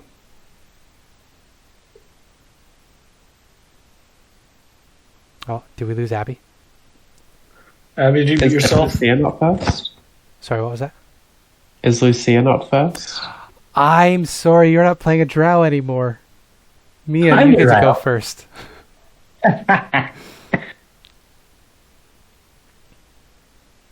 Why is it always snakes? I will pull out my rapier and attack the one that fell down first. Very good. Strike with my rapier. Yeah. I'm pretty sure that will hit. For 6 Oh, piercing. absolutely. Yeah, you Is it skewer it alive? and it dies. And then, as I swing around, I try and bring up my leg. I will use my bonus action to unarmed strike. Okay, go for it. Wait, do I have to use my thing for that? Let me check because Your I key forgot how for to. flurry of blows? I believe so. Unless this is a bonus action. Oh yeah, it is. I can use an attack as a bonus action. If I use flurry of blow, I do too. So I bring around my leg. I will use the key point for this to flurry of blows, and I will try to kick another snake with an unarmed strike. Yeah, you hit it. You For another kill it. 6 weapon. And let's as go, she's Lucia. running, she is trying to kick the last one as well. All Do right. 4. Okay, so the last one is still up. It is. So we just saw her turn into a tornado, stab Yep. one, and then kick the other two. Two Yep. just fall into the ground. So dead. you see Elspeth, you see Lucia turn into a whirling spiral of death. The Yeah. snake then comes at Lucia, trying to get another bite in. That's going to be a That certainly hits 23. for a lot of HP. Yeah, so that's 8 hit points of damage. 1 piercing, 7 poison. As it sinks its fangs into you, and it's wiggling and fluttering its wings, trying to make sure it gets all of the venom in. Your turn, Elspeth. Okay, on the poster, the wanted post, was there any mention about like my magic? About what I do? Nope, just a wanted sign. No? Wanted 200 gold. Right. I'm going to reach for the snake and try and shock and grasp it. All right. Not advantage, so that's just a No. 7. That unfortunately does not hit its AC. So you don't manage to grab hold of it. You're reaching for it, trying to keep yourself covered up still. But Lucia, your turn is next. You can see Elspeth can't quite get a hold of it. What are you going to do? I will stab it and miss, and then bonus action unarmed strike. I'm pretty sure I'm hit. Yeah. Yep. With that, you bring your the side of your hand down on it and crush it, and then throw it down on the ground, disgusted. That's going to be 75 divided by 2, which is 37 experience points each. 37 sounds good, because then I'm at 70. It's too many snakes. Just flying snakes coming out of nowhere. Hey. I'm so tired of snakes. Did you And see some before? Kind of grab at the bite mark and try to push a bit of the poison out. Mhm. It's like the third time snake come for me, try to kill me. Let I me still have help you. no clue who would do this. What are you I'll saying, Abby? I'll just put my hand on Lucia and give her 2 points of healing Ooh. from healing hands. All right. Thank Certainly you. can. That feels a lot better. No worries. Yeah, did you say again? Have you been attacked by snakes before? There was another one last night, or rather in the morning. Well, in the morning-ish, it was like 3 a.m. I kind of don't sleep a lot. And But that one wasn't flying, it was just a viper. yeah, that's 3 snakes in one place is weird. Usually they're not like wolves. They don't stick together, from what I know. Oh, no. This is definitely whoever's trying to kill me, capture. I don't know. I think they are trying to kill me, otherwise they wouldn't use poisonous snakes. But I don't know Yeah. why. Right, let's keep a low profile for both of us then. Okay. With that, you can absolutely sell the chainmail if that is your goal. 25 gold pieces, unless you want to try to upsell. No, I'm not interested in drawing attention. Okay, so 25 gold pieces for the chainmail, and then however much you want to spend for other things. Yeah, on top of that, would it be possible to buy a diamond worth 50 gold? Yeah, not too difficult to find. Nice. So I will. I know for what. my own money. Because my first character got exactly the same item. The thing that would be more difficult is if you're looking for healing potions. They might be a little harder to find. Yeah. Or not so much hard to find, hard to get a hold of, since you're specifically wanted by specifically the merchant that is selling magical goods. Yeah, it might be good to avoid that for now, actually. Okay. But with that, shopping is done. So we can jump now to Levi and Hope. So the two of you have headed back down to the Tyriki anchorage. You are met with just the smell of animal pens and whatnot.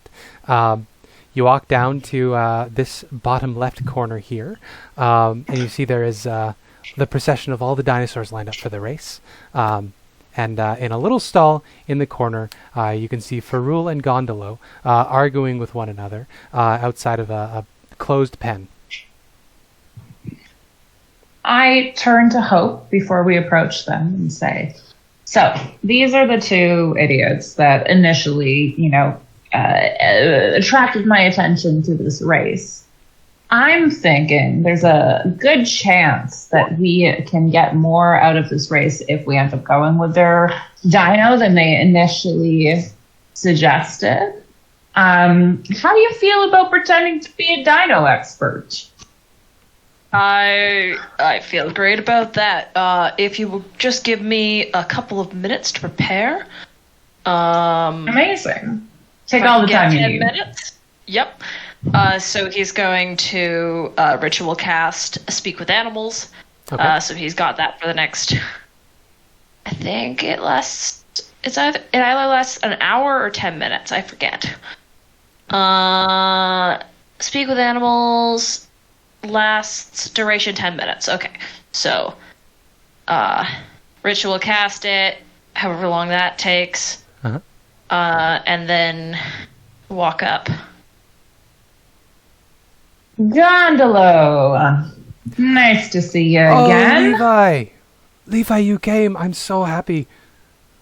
Nice to see you Of too. course I came.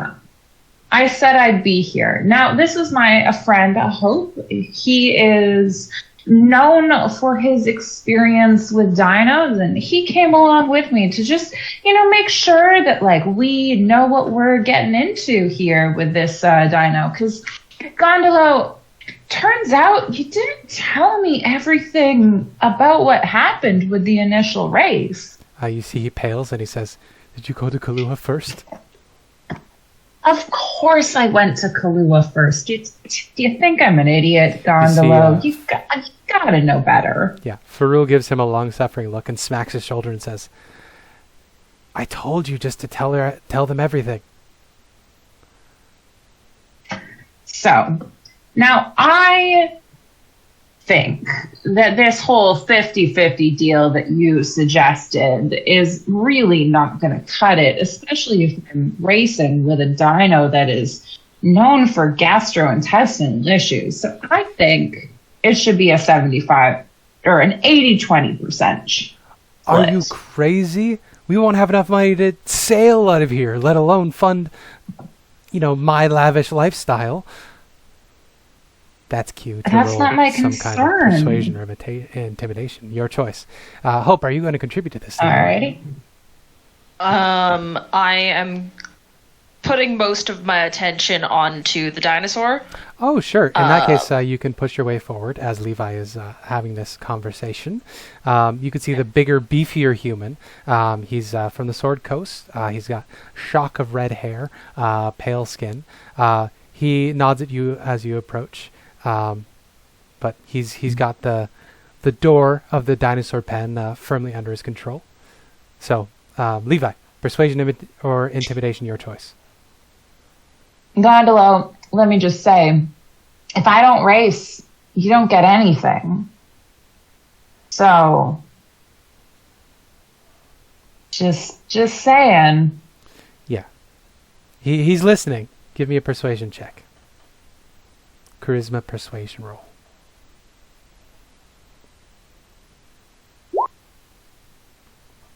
Okay. Oh, I rolled it. Yeah. It's a The 12. things are, yeah. Is that the correct modifier on that? It should be. I don't have anything to intimidation or persuasion. Okay. In that case, he looks you up and down and he says, "All right, maybe 50-50 is too even. You're right. We can't do this without you. But 80-20, I don't know. 70-30? Deal. Deal." He holds out his hand. I shake. There we go. Of course, I say as I grip his hand quite strongly. Mhm. This is going to be dependent on what my dear friend Hope here says about your dino and whether or not it's even racing. He nods and says, "Oh, of course. Farul, let him through." And Farul does indeed open up the pen. And you get hit with a waft of poop, Hope. And you see there is a fairly young Triceratops just covered in its own feces, lying in a pile of hay in the middle.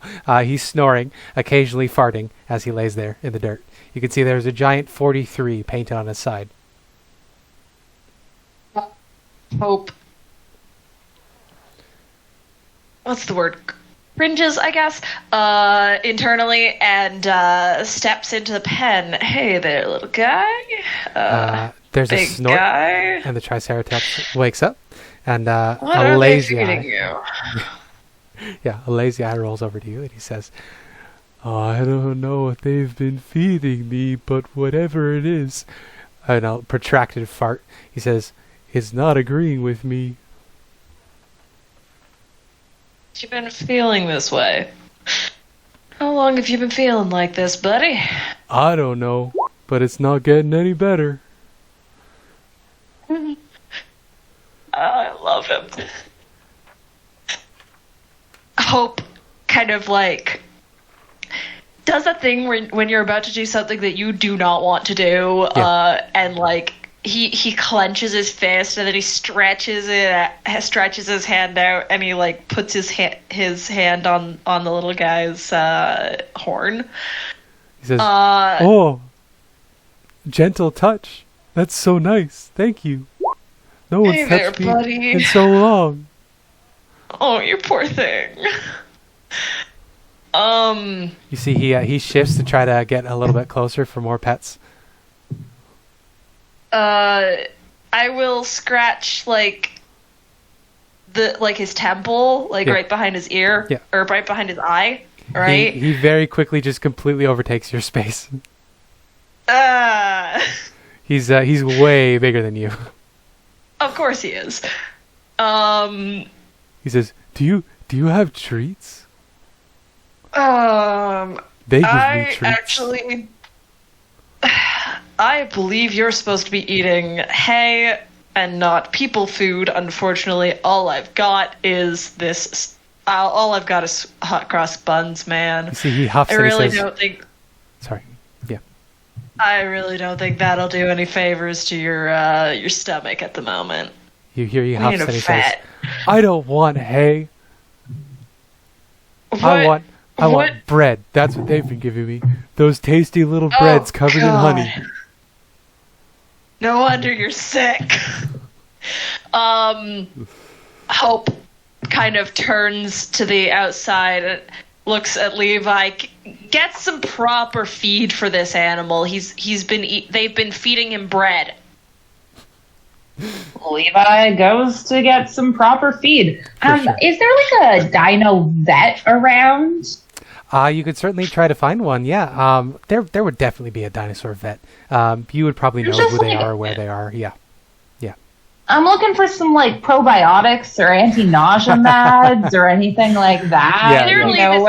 Clearly, this poor Triceratops has celiac, and that's what's wrong. Yep. I mean, I can relate. So for some anti-nausea medication, maybe some antacids, some stool hardener. Probably in the 8 gold range. Amazing, I'd buy it, and some proper feed. There you go. Round it up to like 10. Yeah, we'll round it up to 10. So you get Zongo a nice meal of hay. He begrudgingly eats it. He says, "But this doesn't make me feel all fuzzy inside." The fuzzy is bad, buddy. And Gondolo just says, sorry, yeah. Oh, I was just going to say, my friend, I understand there is something so good about bread, but for some of us, it's not a good time. I'm assuming Hope is communicating. Okay. Yeah. Yeah, no, he feels all fuzzy inside with the bread. He likes it. It's like unhealthy for you, buddy. I'm sorry. So Levi shares the insights of a celiac as this poor Zongo begrudgingly eats some hay. Anything else you want to do with him? Can we get some fruit? I'm sure we can get like an apple or two for this guy. I would have been happy to get him more than hay. If it bumps it up to 15 gold or whatever, that's fine. 10 is fine. You get more than hay. You get him decent food and some stool hardener. Yeah, great. I feed him the apples, and then I just. All right, let's get you cleaned up. I think I lead him out of the pen and tie him to a post, and then I get some like cleaning supplies and clean off the dung. For sure. At this point, I imagine the rest of the party would have circled back around. So you guys are all together again. The race is coming up soon. So the race itself, there are no weapons. No bladed weapons, because they don't actually want you to kill each other. What we do have is there's a bunch of wooden sticks, like little lances, that you're allowed to take in. The second rider is allowed to take in. It is generally bad form to hit the mounts. You generally just want to knock the riders off. Sometimes people die, but it's not entirely common. You look over. The animals racing, is it all herbivores or is it a mix? No, I was about to read out you the list. Anybody can exciting. also jump in and contribute anything at any point that you would like to. You see today racing. There is a young T-Rex called Big Honker. You see there's a young Triceratops called Ubtau's Favorite. There's a Hadrosaurus called Banana Candy. There's a young Allosaurus called Bone Cruncher. An Ankylosaurus called Grung Stomper. Another T-Rex called Scarback. Allosaurus called Nasty Boy. Deinonychus called Jungle Princess. And then, of course, Zongo. Mm-hmm.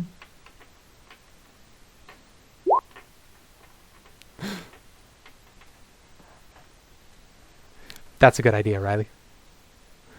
So yeah, you look over this group of mixed creatures and your little Triceratops. How are you equipping yourselves for this? I'm assuming Levi's on the back. Yeah, that would make sense. Yes. Okay. Yeah. How do we want to do this? I should have probably planned something for this race, but this happened. This is okay. Hey, Murphy. You destroyed one of my cords, buddy. So, betting.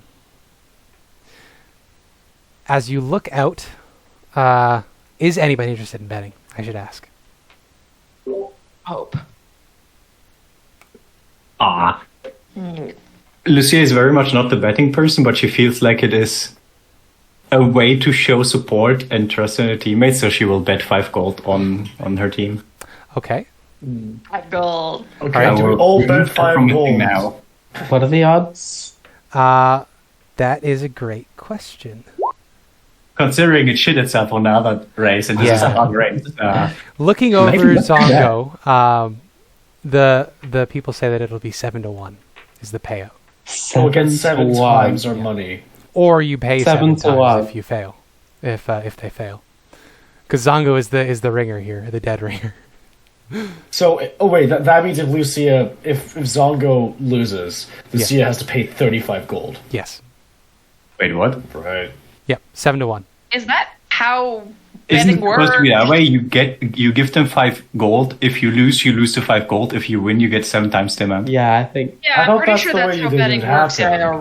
might be wrong about Otherwise, that is just 1-1. Yeah, because usually No, you're you right. don't have to collect if your bet's I'm sorry. wrong. You just I'm sort of bad. get fucked. I'm bad. And you just Yes. rip apart the ticket, throw it on the ground, and go away grumpy. You're correct. You're correct. I was wrong. 7-1 put is 15 what gold. it is. Okay. 15 gold. I'm gonna Are you drop. betting 15 gold? What? Is Elspeth betting 15 gold? Yes, I am. Okay. I don't have 15 gold, but I will also participate and bet 5 gold. Okay. Keep those numbers in mind. I'm going to. I'll put it in chat. There you go. 5. Can I put against our team? Yes, you certainly can. I'm not laying gonna- the dinosaurs out here so you can actually see what the racers are. Like I said, I should have actually had this ready to go. I'm so sorry, guys.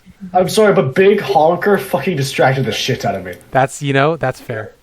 I had to mute myself after that one because I was expecting the other ones to be similar, and then I was fucking. Guys, we have 67 gold and 5 silver left over. Do you want to put all that on Lucia? What? Huh? So, the 300 that we got, I took out 150 to pay for supplies, and we have 62 gold left over. Or, we have 68 gold left over. So, would you like to bet that on Lucia? Why on me?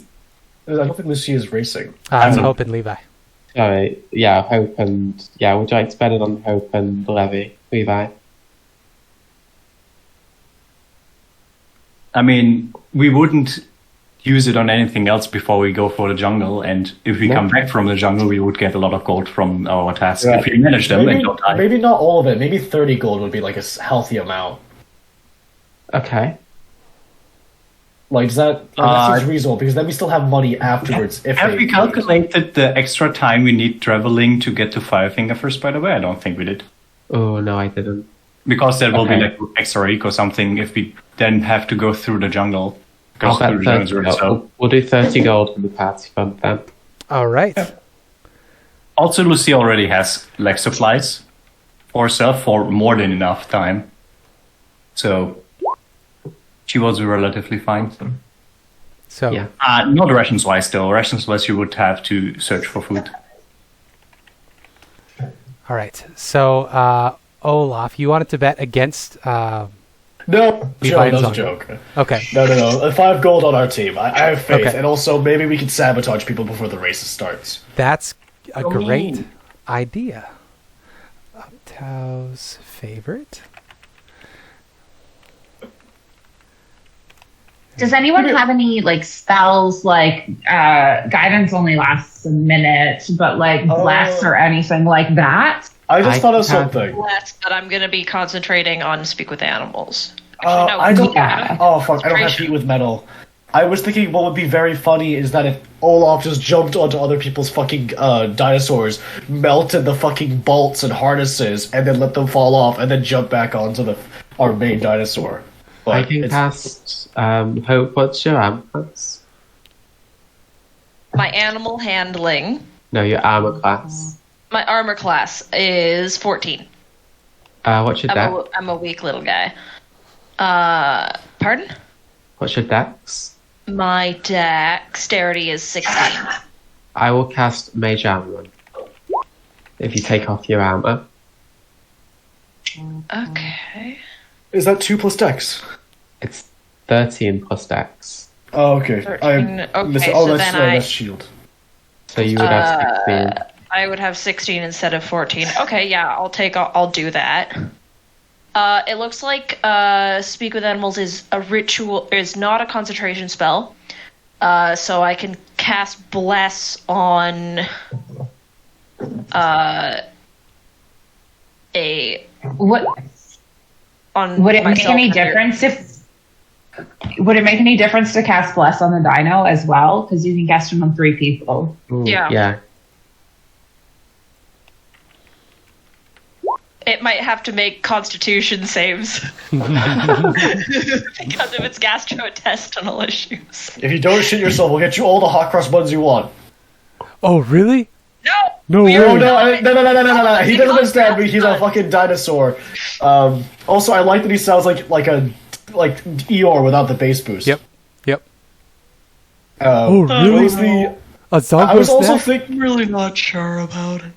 But I like to also think that fucking Hope speaks the exact same tone as well. Yes. That's the That's just how Triceratops language. Just, Yeah. oh, I don't know, guys. Seems pretty Sorry, I'm still. I think we've already established that when Hope speaks to animals, there's like... He's like... Are they okay? Are they possessed by fucking Vecna? All right, I have some more information from the bookies for you if you'd like. Bets can range from 1 copper to 500 gold pieces. Once bets are placed, this is mechanics for me.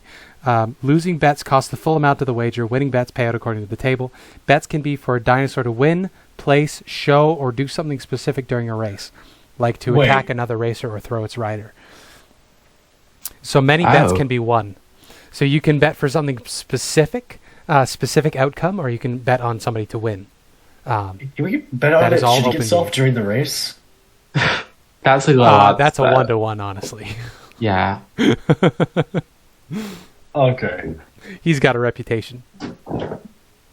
We could say bet on him to not shit But it himself. doesn't shit itself. I believe in my brother. I'm going to put all mine on them winning. Okay. So that's 7-to-1 on... Oh, yes. Absolutely, you can take a short rest before the race. Go for it. Yeah, I got to scroll up a bit. There we go. So that was... is that 30 total on Zongo winning? It's 15 from me, and then I'll put the 30 gold from the party fund, Okay. both of them winning. So 45 in total. On Zongo winning. Total, including... Yeah. Oh, no, so it's 55 in total from everyone. Okay, and everybody's voting, betting on the same everyone thing? betting. So is it 5 from Lucia everyone and plus Olaf have 5 30? each. No, It's 55, it's 30 from party, 15 from Elspeth, 5 from Olaf, and 5 from Lucia, which adds up to a total of 55. Okay, I misunderstood. Thank you for explaining. Yes. Could Math. we potentially Mhm. see before the race starts, assuming we have some time, investigate the sort of harness situation for the other dinosaur riders? You certainly can. We can absolutely do all of this stuff. Once you've got the betting all set up and ready to go, yeah, you can absolutely have a look around and see what's up.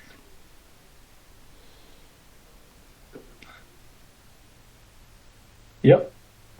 Mostly seeing if there was like a cinch point on each of these harnesses, and if cut, would that completely topple the rider?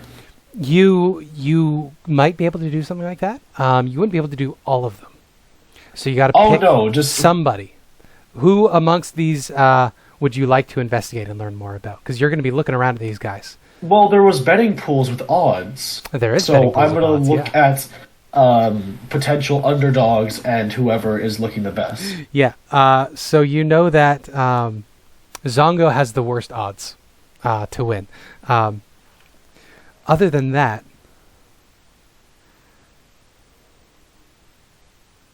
you're looking at Jungle Princess. The Deinonychus is not favored to win. She's got a 5-1, or sorry, a 1-5 payout. They're not expecting her to do very well, but she's got a better reputation than Zongo. Nasty Boy is the other one that's not well favored to win. That's a 1-3. Okay. And then Scarback, the T-Rex, is another one, not particularly favored to win. I'm thinking more along the lines of during the race, whoever becomes a threat, Olaf could have given Hope a tool to potentially just cut or even to sabotage their harness. So you're thinking of sneaking Hope an illegal tool. Oh, are they not allowed to have weapons? No, you're only allowed to use the wooden lances that you get given. You get 2. I think that it would make more sense to give any illegal tools to Levi because I'm going to be focusing on the dinosaur. For sure. True. The question. Yeah. Is it like, are there multiple laps through the race? Yeah. Kind of thing? So it's a 3-lap So then- race. Go ahead. Oh, yeah, ask your question. It's a 3-lap race. Oh, I was just going to say, so then you folks could potentially arrange yourselves somewhere like towards the end of the race or the beginning or whatever, so that like Olaf, you could like on the last lap do something to fuck with whoever's in the lead. That's a potential. You would know that well, cheating it's- isn't particularly welcome. The crowd isn't supposed to interfere. Boost here soon. Thank you for the coke. But you Sorry. are player characters. You can do whatever you want. Well, okay, so they get to wear their own armor and stuff, right? Yes, you can wear armor. The dinosaurs are wearing just light barding. It's mostly just to decorate them and show off their colors and numbers. By the way, what is the number you're giving to Zongo? 69. Nice. Nice. Yeah. So It's the funny number. It means it goes fast. you can decorate any particular ways you want to decorate Either Zongo's that or harness. 95. Because 95 What's is the color scheme, Hope? Lightning McQueen's number. That works too. But I think 69 is funnier, and Levi beat you to it. Yeah. So how are Yeah. you decorating the 69 harness? Do we have a If I color could- scheme? If I could say something, using the orc logic, red. Just entirely red. All right. How do you feel about It's that? up to the party if they want to use that. But in the orc logic, red is fast. All right. Sure. So Zongo has a bright red harness. Are you designing anything special about it? Are you adding flame decals? What's the vibe? 100%. Hell yeah. So you dress Zongo up. Give me a dexterity sleight of hand check to see how well you paint these. It's doing that. Or you're proficient with painter's tools, right? Am I? You should be, as a bard. No. Well, I that's a don't 21 think from Levi. so. So, Yeah. That's a nat 20 Yeah. plus 1. so Hope, Nice. you're sort of, you're getting started, and Levi just sort of takes off. You've never seen somebody paint like this before. They're inspired, and in no time at all, Zongo looks like he's on fire. Yeah, no, I don't have any tool. I don't seem to have any Okay. tool proficiencies. My bad. I thought, no, that would be a background thing, wouldn't it? That wouldn't be a class thing. Yeah. It's just instruments. No, or I parts. have a Anyway. bunch of instruments that I'm never going to use. Okay. But Fair no enough. tools. Fair enough. With that, Levi paints a really intimidating flame decals. If you want to use that in any way, you certainly can. But yeah, I'm also Zongo is all kitted out. Next thing, any other things you want to do to sabotage each other? Oh, before sabotaging, Levi or Hope is going to One ask second, guys. Sorry. Lucia to take care of Six Whiskers for him. okay. Because he doesn't think that a dinosaur race is going to be a safe environment for a little mouse. Sure. I look for one of the big pockets excuse instead me. of my priestly robes. Yes, Six Whiskers, this is my friend Lucia. She's going to take care of you until this race is over, because it's dangerous. She looks up at you with these tiny little beady eyes, and then crawls over onto Lucia's hand with an Italian accented squeak. Take care of her, all right? A squeak. I give her gentle head pats before I let Yes, her into the little gentle head pocket. She squirms into the pocket, and you could just feel the tickle of her whiskers poking out as she sniffs the air. All right. That's it for me. Okay. So Olaf was thinking about sabotaging, but instead switched to potentially building something for Levi to cheat with.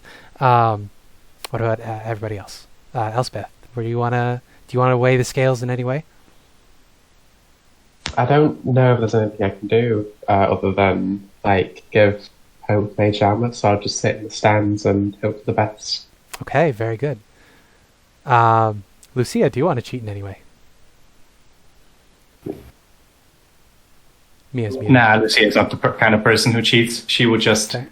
already get into the ranks and sit down, rest a bit, take a medicine, Okay, that's good. and That's good. mechanically, if possible, take a short rest because she's half dead. Yeah, go for it. You take a short rest. Olaf, Ooh. are you still thinking of cheating in any way? If you're back, Guy. I know you had to step away for a second. Guess Guy's not back. Levi, did you want to cheat in any way?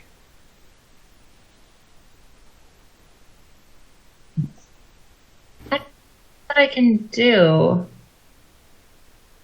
Yeah, I don't know what I can do to cheat. I don't have any magic yet. You have time to look around.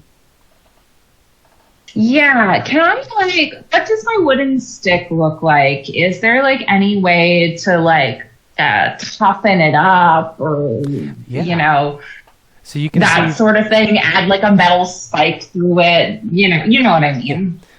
like in the critically acclaimed, not really, film. A Knight's Tale. A Knight's Tale, Absolutely, 100%. Thank you. That's what I was thinking of. One of my favorites.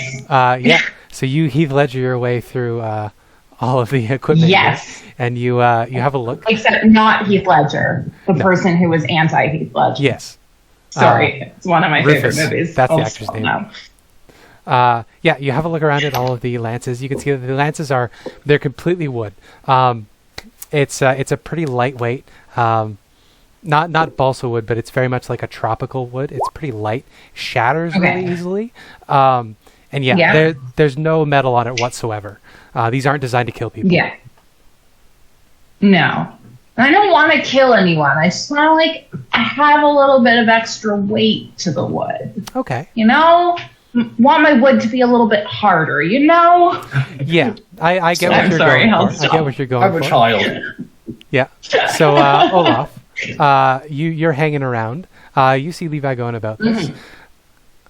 I don't know. I just got back. Yeah. I have no idea what's going on. Yeah. We're thinking of ways we can cheat. Levi was having a look at the lances, and they found out that they're just completely made of this very fragile wood, no metal on them whatsoever. You, I presume, would be around. So you, Levi, don't see anything immediately you can do to trip it up, but you definitely have an artificer with you. Then I'll go up to Olaf and say, Olaf, you know, I realize you're a bit more about the metal than the wood, but you got any ideas? Think you can whip up like a harder, like an oak lance in the next few minutes? Any thoughts, possibly? Olaf is going to start thinking. So you're all along the lines of, rather than sabotaging the pikes of anyone else, just enhance your own. I mean, I'm up for sabotage if you have some ideas around that, but I feel like it'd be easier to work with what we have rather than to try and sneak around and do something to theirs. If you have anything like an infestation of termites or something like that, I could do some sneak and try and... I kind of want to have a bag of infestation of termites now. I want that to be a magical item. Anyways, Olaf is just going to say, I think I might invest in some termites. That's a very good idea. I could potentially... Olaf is going to start looking around to see if there's any piece of wood that matches the dimensions of the pikes, but seems to be of a stronger quality. Give me a perception check. Mm-hmm. I believe there's a flat +1. Mm-hmm. Perception. 17. Yeah, you get a pretty good look around. There's not really anything unclaimed. Some of the bleachers would have lengths of wood that are the same size, roughly, but they're all currently being used to hold up the seats, the stadium seats that people are sitting on. I mean, that would be funny if midway through the fucking race, some of the bleachers fall apart. You want to take one of these boards? Can I roll an additional check to see if there is a possibility of me being caught?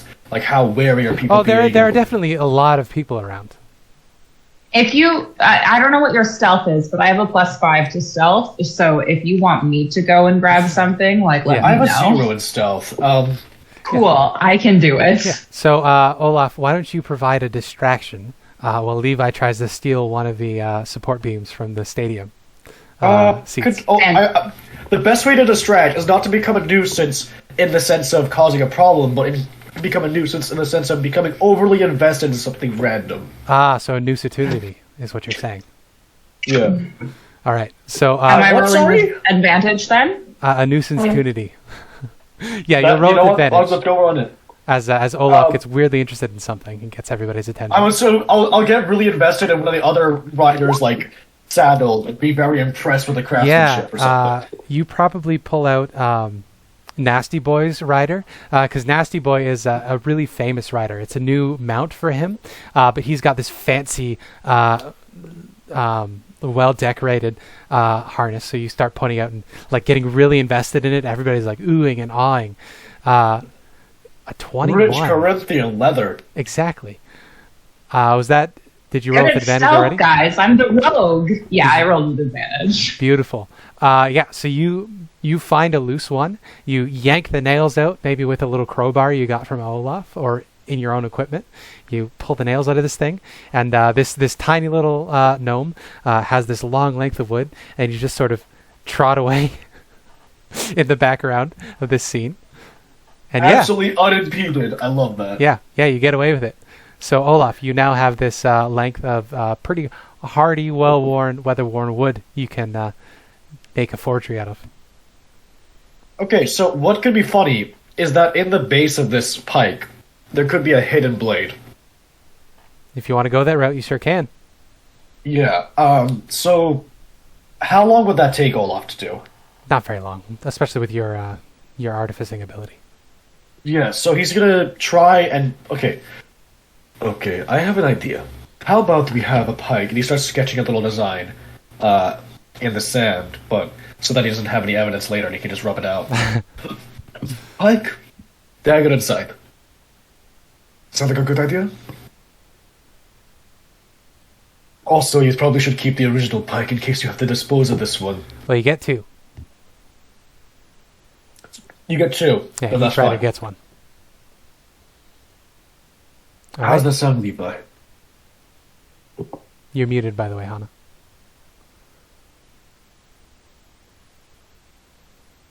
Sorry, I was talking. Oh, that's okay.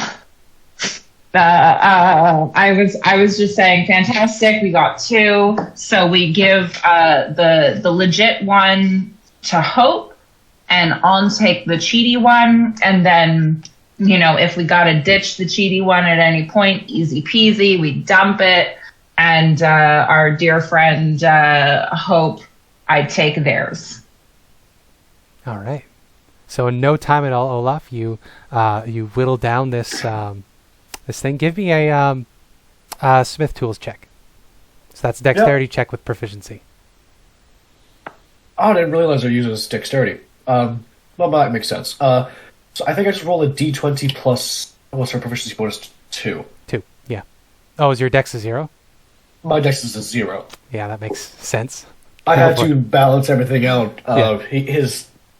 Because I made his wisdom an 8, because he's supposed to be very impulsive. That's fair. Yeah. I got a 4? Yeah. So you definitely carve away at it. You make a little sort of collapsible cap at the end to hide the blade in. You think you did a fine job. Levi, you're looking at this thing, and your rogue senses are telling you you're going to get fucking killed for carrying this thing. I think in that case, I thank Olaf for his work. And then when he's not looking, I just switch it with the original. That's fair. Olaf helped. Olaf tried. You did such a good job. We're so happy. Really? I thought I might have rushed it a little. My work tends to fail if I rush it too much. We're working with the time that we have, and that's what we got. All right.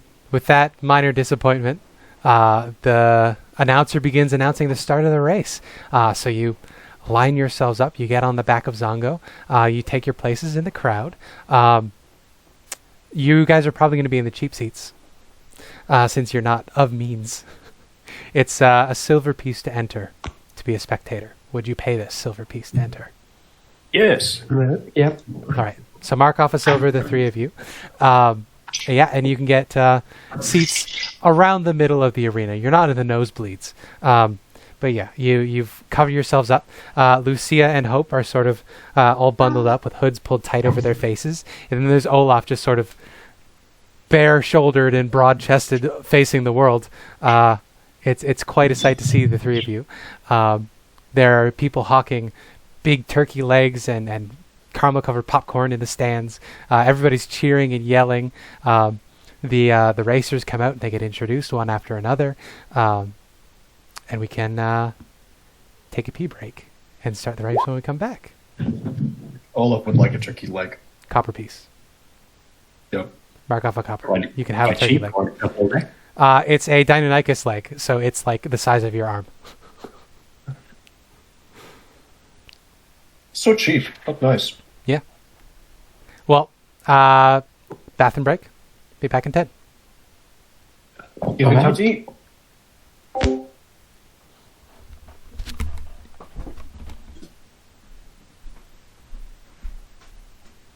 Shadow race.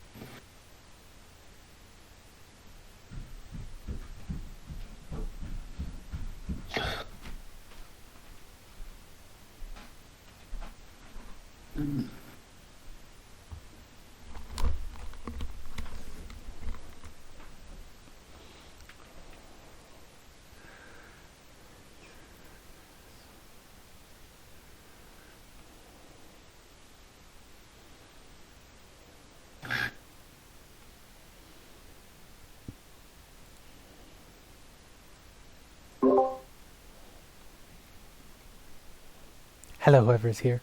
I am back. I have peed.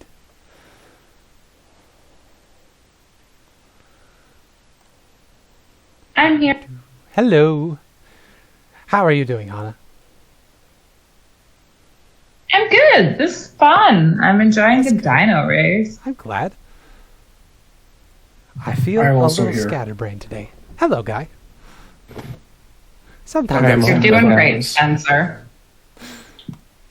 Well, Yeah, if you're you doing fine. ever I get have a bored game. with whatever we're doing, you can always throw out a card and we can jump to something else. No, you're doing great. I have a game tomorrow night, and I'm recovering from a concussion, and I'm not Oh, thrilled no. about that. That's so DMing rough. with a concussion is gonna be fun, Yeah, no kidding. That's rough. but I've warned everyone, so it's gonna be a shorter game. Mhm. Yep.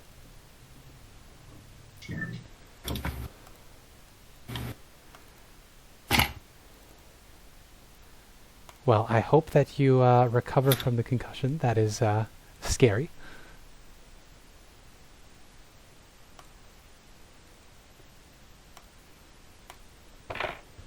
Salmon fried rice is pretty good. What was that? Salmon fried rice is pretty good. Ooh, I would imagine so. There's a good Japanese place in town.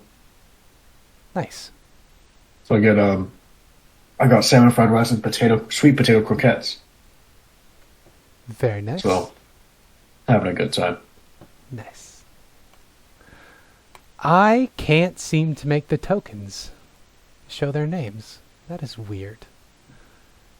Oh, yeah, I think if it's Roll20, there might be an issue with it.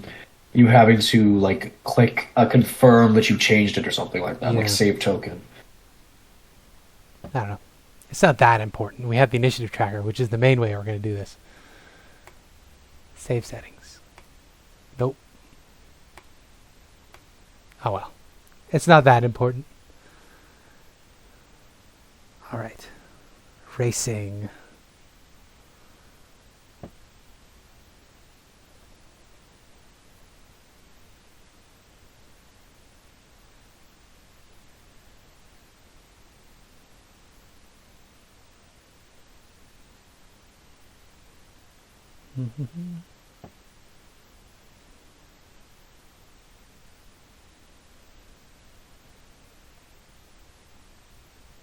Ooh, I found a spelling mistake in the module.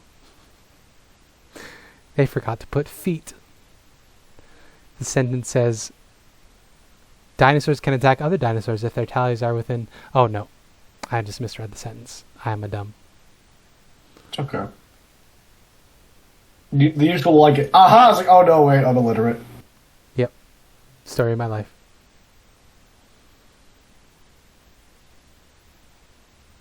I did actually find a spelling mistake in a fucking Stephen King book once. That's Damn. fun. But was it a localization or was it something else? It was in English, so Doesn't I- mean I- that it isn't. maybe it was the British localization. But I didn't see. I think it was all spelled Yes. with the American spellings, though. British English from America. Oh yeah, they are different, aren't they? But what I realized then, upon looking up if there's anything I can do about it, is that there's actually a specific website for submitting spelling errors found in Stephen King books. I don't know. That's very hyper specific, and I kind of like that. There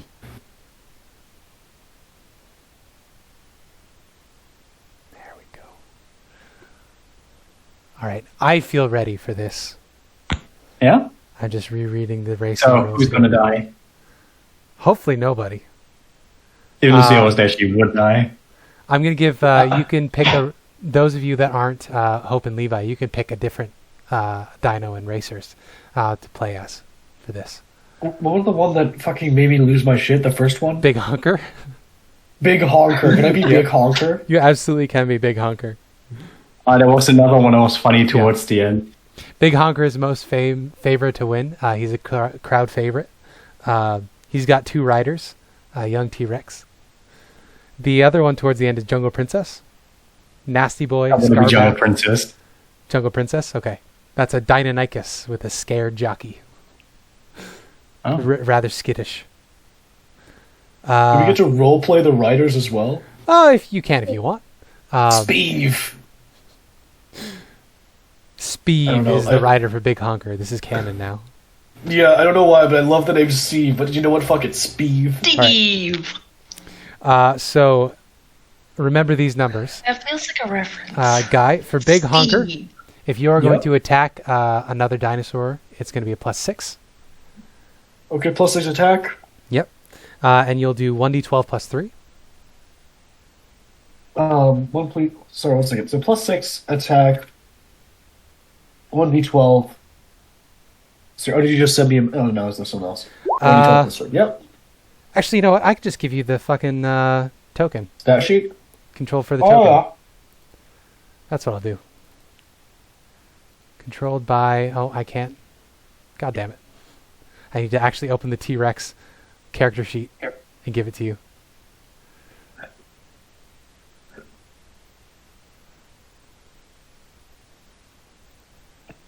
Do. I need to left click. There we go. Boom. Boom. Boom. Boom, boom. I found the right thing.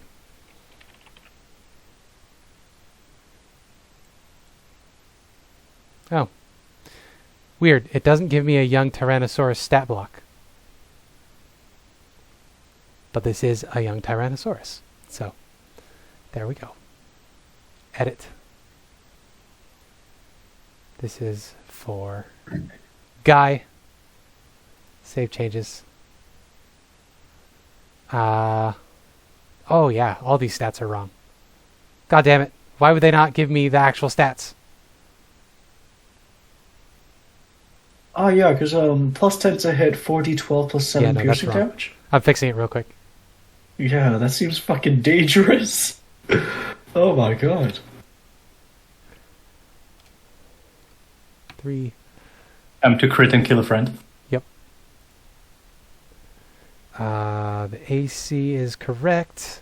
The hit points are not. I just need to make sure my rolls stay cursed. Exactly. There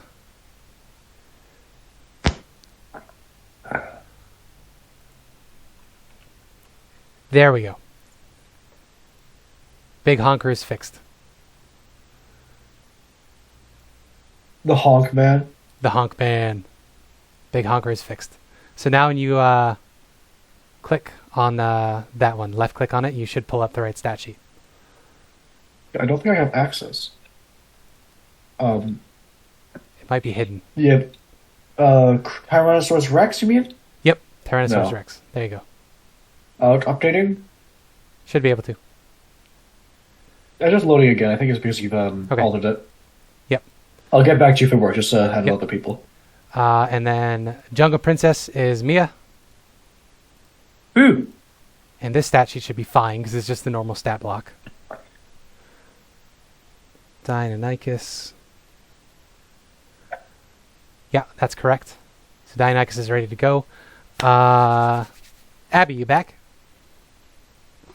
Yes, I'm there. Hey, so you are going to take control of another dinosaur in the race if you want.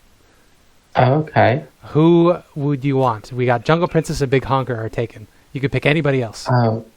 I don't remember those names. It's on the initiative tracker. Should be. Oh, it's anyway. I can't see the names. Oh, the names aren't on the initiative tracker. So well, that's if they're bizarre. secret, then they might not give us like the names, but Can you just see give it us now? the images. Yes, I was seeing no. Scarback and Big Honker. There we go. I just needed to add a fucking number next to their names. That's why. No, you can only see the no. ones you give people control over. No. Like I can only show the princess. Why? Why roll 20? Also, which attack would it be if I use it? Would it just be the bite? Yeah, for Deinonychus it's a d8 plus 2, whichever one that is. I just realized that it doesn't matter. It's both the same, but it's just a different damage type. Yeah. Well, this is annoying. And I thought it was only the riders and not the dinos attacking. I feel like this is wrong. You should be able to see and interact with the tokens when they're on the map and add it to the initiative order. I don't know. Something's wrong. No, that's just how Roll20 works. All right.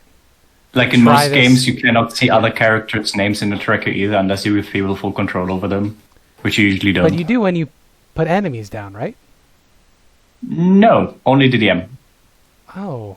So do you guys not Players see do the not full see list of the names initiative unless tracker? you share the sheet and stuff. Oh. I think you can do the show to players with the character sheet and then you can see it. Okay. It needs to be in our player companion thing. Can you see them now? I'm adding everybody to your journals, so you can actually see the dinosaurs.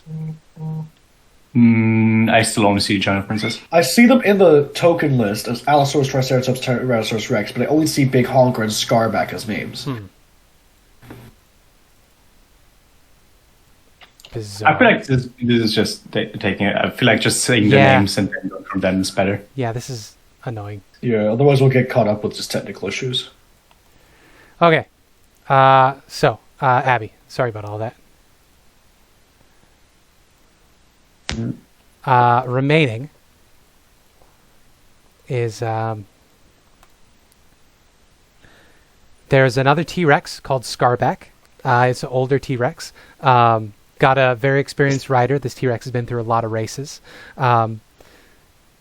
There's Ubtau's favorite, which is another Triceratops, who's apparently been on a winning streak. Yeah. There's Banana Candy, who's a Hadrosaurus. That's this funny looking guy with a long nose here. There's Bone Cruncher, which is the Ankylosaurus right here. Grung Stomper. Bone Cruncher is the Allosaurus. And Nasty Boy is the other Allosaurus. So how are we Right, feeling? Scarback sounds cool. Scarback, all right. Not good odds because this is last race, but you certainly can go with Scarback. So I will give you. Well, you should be able to control his sheet. Well, we don't want to win, right? As the No. NPCs. The The NPCs want to win, but as the NPCs want players to win. But playing you as the the NPCs, players don't. Yeah. yeah. So play fairly. We are I not guess. the players at the moment, though. Roo! True. Get fucked, Levi. I and want to Owen. go all out. I want to. I can't remember the name of the dinosaur. If you want to refresh your page, it may actually show you the tokens now. But I think we're ready to will get do that. started. It's showing with me the about race. 3 of them. But I think that's because they're. Oh yeah, I see them given now. control to- Yeah. They just Okay, control. oh, yeah. Oh yeah, no, I see them all. Hey, Except for the we one on fixed the it. bottom right, The one at which the looks bottom like a right. velociraptor. Banana No, that's the candy. Deinonychus. That's the one that Jungle The Princess. jungle. Banana candy. Now I want Yep. banana candy. Okay. Okay, I can see Bone Cruncher, Nasty Boy, and Banana Candy, but none of the other names. God damn it, roll 20. Okay. Try control at 5. That reloads the page completely, and that might help.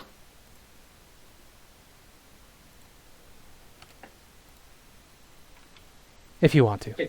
We can also just continue. Yeah, Because let's just the race is kicked off. Want to get in the jungle today? I'm sorry. I did not expect this to take this long. That's alright. It's fun. It's a little side distraction before the absolute horrors of survival RPG. So, the race is beginning. You hear a trumpet sound sounding off the start of the race, and you kick off. So round 1, you're racing around the track. There is no initiative on this roll. Let's see the rules. Skill The rules, challenge? the rules. Every round, each rider makes a wisdom animal handling check. The DCs for the different dinosaurs are listed on the table, which is over here. With each successful animal handling check, the first number is listed as the dinosaur's speed, adding to the running tally. If the check fails, the dinosaur's tally doesn't increase that turn. And then it's 300 to get around the track. If you attack somebody else, you knock their tally down based on what the attack is that you make against them. Get the idea? So we're racing to hit 300 to get fully around the track. You can sabotage other people by hitting them. Yeah. Did Hope prepare Speak with Animals before the race started? Yes. Like, do it. Sorry. The other one is magic armor, mage armor on Levi, I believe. Hope. Hope. So that'll boost the AC of your mount by 3. No, that's way too much. You're just a rider on it, so we'll say you're boosted by 1 altogether, because it's the 3 of you are the target. I think that seems fair. That's good. Okay. So the race kicks off. Everybody begins running. Who wants to go first? Who wants to see how well they do? I'll go first. All right. So that's Nasty Boy, I think. You're Nasty Boy, right? Scarback. No, you're Scarback. So Scarback takes off out of the gate. Give me a roll, Scarback. What's the modifier? This is going to be an animal handling check. So for Scarback, that's going to be a DC 18. Do I have a stat plot? Just a flat one, Just flat? Oh, okay. I believe. 7. 7. All right. He should have a modifier. +3 seems fair. So we'll call it a 10. Sorry, I did read these earlier, but I guess they just didn't sink into my big fat skull. Okay. So with that, you do not pull ahead of everybody else. You're tracking along. However, there are 2 riders on the back of Scarback. The other rider has his wooden lance over his head. You can hit anybody within 50 points of you, which currently is everybody at the start of the race.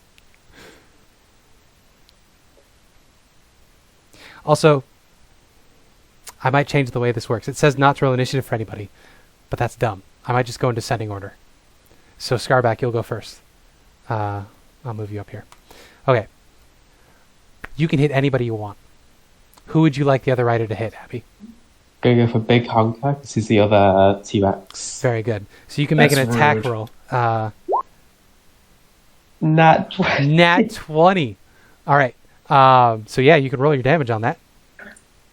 What damage is it? Just That's going to D8? be the 1d12 plus 3. That would be a 11. 11. But you critted. You Yeah. could have so roll twice. Roll another d12. Yeah. That would be 15. Yeah. So negative 15 for Big Honker right out of the gate. You knock him back real good, but you don't manage to pull ahead of everybody else in particular. Big Honker actually gets to go next. So his rider out of the gate is going to try to hit you back. Okay, so what do I roll? Sorry. Oh, I'm What- sorry. what- You're six? Big Honker. Yeah, Big Honker's fucking hilarious. So you see the other rider gives you a whack with the T-Rex's tail, whacks your Big Honker across the nose. Big Honker stumbles back a bit before scrambling to catch up. So animal handling check and you get to attack somebody. Okay, what's the modifier on the animal handling? +3. Will be +3 for everybody. Except for 12 on the animal Hope, obviously. handling. 12, okay. So with that, you manage to move ahead. Where's the ticks? I might have done this wrong. Oh, and are you?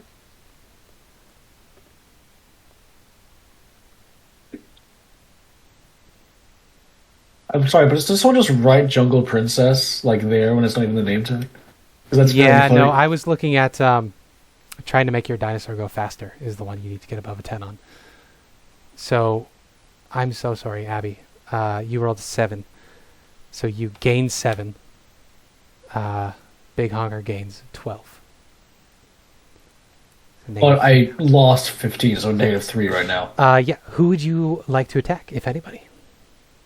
I think it'll be funny if the two T-Rexes just completely fucking ruin each other's days. So roll for an attack. It will be 20 plus 6 to attack. 22. You hit, yeah.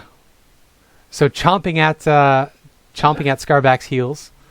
1 second. It is 1d12 plus 3. 9. 9. So you take 9 damage, Abby, as the T-Rex bites at your heels. Coming up behind everybody is my character, Ubtau's favorite. Ubtau's favorite is going to roll his animal handling check, which I will just roll here for simplicity's sake. That is a 2. So that's a total of 5. So Ubtau's favorite moves ahead a little bit. Also, I might just make this 1 round instead of 3. So we'll just need to hit 300. So this, Ubtau's favorite, is going to pull ahead. He's actually going to take a swipe at Banana Candy, the one right behind him. So this Triceratops makes his... That's the wrong attack! That's a 2. It misses.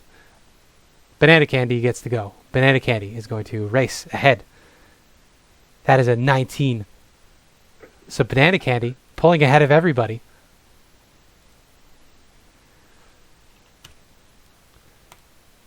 Not going to attack anybody. Just trying to pull ahead of everybody. Bone Cruncher goes. As a 5. Bone Cruncher is going to attack Big Honker. Just because.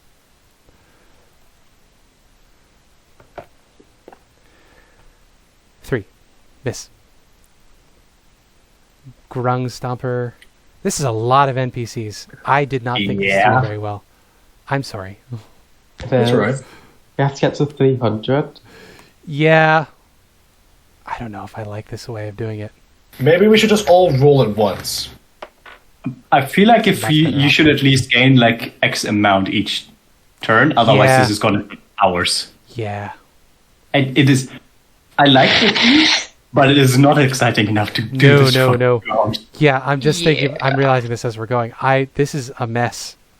Just today. do like, I don't know, plus 50 or plus 100 every turn or something for everything. Okay. Jungle Princess. Oh, it's me! Yeah. Animal handling check. I get 16 paces ahead and then I try to attack Banana Crush. You sure Banana do. Candy, pardon. Banana Candy. And Miss. Zongo. So we're finally back down to you guys. So this is what I was trying to get to. Levi, you're on the back. You can choose who you want to attack. Hope, you are riding the dinosaur. You get to make your animal handling check. What effect does my animal speak with animals have to this check? I would give you advantage on the check. Okay. I also before the race we had discussed I cast Bless on myself, Levi, and the dinosaur. Oh, okay. So I'm concentrating on that. So advantage and a plus 1d4 then. Plus D4. Yep. Yeah. All right. Let me open up my character sheet. Levi, you can go first. All right. Okay. Who is within range for me to attack? Currently, everybody. Who's in the lead? Currently in the lead is Banana Candy? Yep, Banana Candy's in the lead. I'm going to attack Banana Candy. Very good. Do I just use like my regular attack for this? You would be using a d20 plus your Like I have a hit DC of 6, so would it be d20 plus 6? Yep, d20 plus 6. Okay, I'm just going to use a flail attack. I don't. Nice. 8. So Banana Candy gets knocked back 8. Wait. Plus a d4. Well, that's your to hit. That's your to hit. That's to hit, yeah. Which is a blast. 11. Does 11 hit? 11, unfortunately, not hit. Sadly, no. Hey, I had to try. Had to try. Yeah. All right, animal handling. Yep. Plus. All right, that's a 15 plus a d4. That is a 19. 19. Yeah. Nice. Come on, Zongo, you can do this. I believe in you. So I think this it guide that I'm reading Yeah. says that on a success on the animal handling check, you add the dinosaur's speed and feet. Oh, Oh. that I makes a lot can't of fucking sense. read. That makes a lot more sense. I can't fucking read. Okay. Well, I've made a mess of things. It's all good. Bobby. I mean, we know who've succeeded and failed. We do, right? yeah. Yeah. So we Yeah. can determine how far they'd be. Scarback clearly failed. Yep. The natural 20, I'm not sure what that was supposed to be. That was an attack. Oh, I think that was an attack. Yeah. Then there was Big Honker, who got a 12. I don't know if that's This makes so much more sense. Yeah. Then Lucia's succeeded. I don't see any of the GM rolls, so I can't tell you what those guys got. Well, I was enrolling in person because there is not... I should have checked if there was actually fucking... if this stuff was actually broken in here. You'd think it would be, since it's a big part of Nyanzaru. But no. Yeah. And Big Honker, I believe, should be minus 15 because of damage. Or 12, minus 12, because it took damage.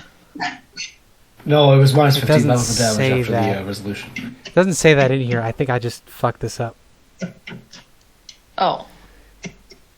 Yeah. Maybe it Then just what does directly attacking affected the health actually do? pool. If, in the Unchained event, dinosaurs can attack other dinosaurs if their tallies are within 50 feet of each other at the end of a round, each dinosaur's pertinent combat statistics are listed in the dinosaur table. If the dinosaur has half or fewer of its starting hit points, the rider makes animal handling checks with disadvantage. That explains it. Oh. But I thought we weren't supposed to attack the dinosaurs. I guess you're attacking each other as a unit? And using the That's dinosaur's very health fair. pool as the just metric. Yeah. I mean, you can just flavor it as like the party's capacity to continue, right? I just like the idea that you just slapping about this too, where it's just like, stop hitting yourself, and just gets exhausted. This explains Please why stop, this was I'm taking tired. so fucking long. This is going to be terrible to listen to later. It's a good thing we lot of don't have a hair. large internet following. Nope. It's like maybe 10 people listen to each one. And that's like half of it. That's Half of that pretty is good. us. Okay. I mean, people other than us listening to this is Yep. pretty I'm impressed. Yeah. incredible. Okay. So, Abby, Scarback, Yes. we'll play this properly this time. You can make your animal handling check. If you beat the DC, you move ahead your dinosaur speed. If you want to really rush, you can also make a constitution check to see if you can make a dash on this turn too. I'll make a dash. I'll do Okay. that. So Yeah. I'll do the- Does anything happen if you fail the dash? Speed is halved for the rest of the race. Okay. Okay, so that's scary as fuck. So you do it at the end, basically. Yeah. Or just spam it and it's fine. Yeah, so constitution check, is that from the dinosaur? Yeah. So you would roll. You would roll your animal handling check to beat the DC to see if you get to move ahead of everybody else this time. Yeah. So we'll start with that. Your animal handling check. Nat 20. Yeah, you made it, which means we automatically add 50 to your speed. And now, if you want to make him dash, you need to make a Constitution saving throw. I already. Oh, that's Dex. 13. 13 It is would be above, so you get to speed. continue running. You don't take the dinosaur isn't broken by this All right. racing. So in Trigger the total, dinosaur. no, I'm sorry, 75 is his total speed. So this would actually be 125. So Scarback is pulling ahead. Big honker. Honk honk. Yeah. Abby, attacks. Yeah. Who would you want to attack? I'm too far away from it to attack. You are. That brings us to Big Honker then. That was very quick. Big Honker is just I'm gonna make his first animal handling check, which is just a 1d20 plus 3. Yep. Ooh, sadly you don't meet the DC. Do you want to try again to keep him running? To dash. Who are you talking to? You. You I failed. didn't roll anything yet. Oh. Isn't that the 13? Or did I fuck up? I think you're reading someone else's roll. Oh, I must be reading someone else's roll. I'm sorry. That's okay. This is the roll just for this initial Okay, a 15. animal handling. Unfortunately, that's not quite high enough for the Tyrannosaurus's DC. I should have had you make 2 animal handling check rolls, Abby, for the other dashing. Okay. Would you like to dash as well? Wait, so that means that the dinosaur... Wait, so the initial animal handling is just to see if you dash, then you can attack, because you... Oh, my brain! Yeah, you don't just flip a coin to see what happens. Yeah, do we try to do rollsies? We can just do 3 sets of rollsies. 3 sets of rollsies makes sense. I really messed this up. Okay. It's fine. It is super confusing. I looked it over and decided I'm not going to do it. Yeah. Yeah, it doesn't seem like the most engaging I flew too thing close to as the it's sun. meant. I flew too close to the sun. I feel like this a would be way to better in make this person. fun. This would be better in person, is the thing. Yeah. Hear me out. If you were to play this, we just play Forza. Yeah. Yeah. We boot up Forza, we like name the cars or whatever the racers as the dinosaurs, and we just do this. Okay. So instead... how do you want to do this? Just streamline it so we don't spend too much time lingering on it. 3 skill checks. Yep. First round of skill checks will determine... we'll do it like descending order. First round of skill checks will eliminate the 3 lowest d20 rolls. Next round will eliminate the next 3. Last roll will be down to 3. Winner of that 3 gets it. Alright. Okay? I'm Sure, so sorry, and guys. should we just state if there's any way, like, we're enhancing our roll? Like for instance, Let's just do it. Let's just do it. Let's just do it. And it just feels really random for, like, the aspect of our player, like, dinosaurs. In that case, can we, like, get rid of, Hope's use of bless and everything? So that spell isn't wasted? Well, you can add a d4. Or add it to your check. Yeah. Okay. Yeah, and I have advantage plus d4. Yeah. Yeah, that works. Advantage plus d4. I think What's that? me and Mia are going out first. 1d20? Yep. Because I think everyone will have the same modifier? Yep. 17. 18. Hey. What? Where's the breakdown? Oh, you just no matter what we are You don't want a space in there.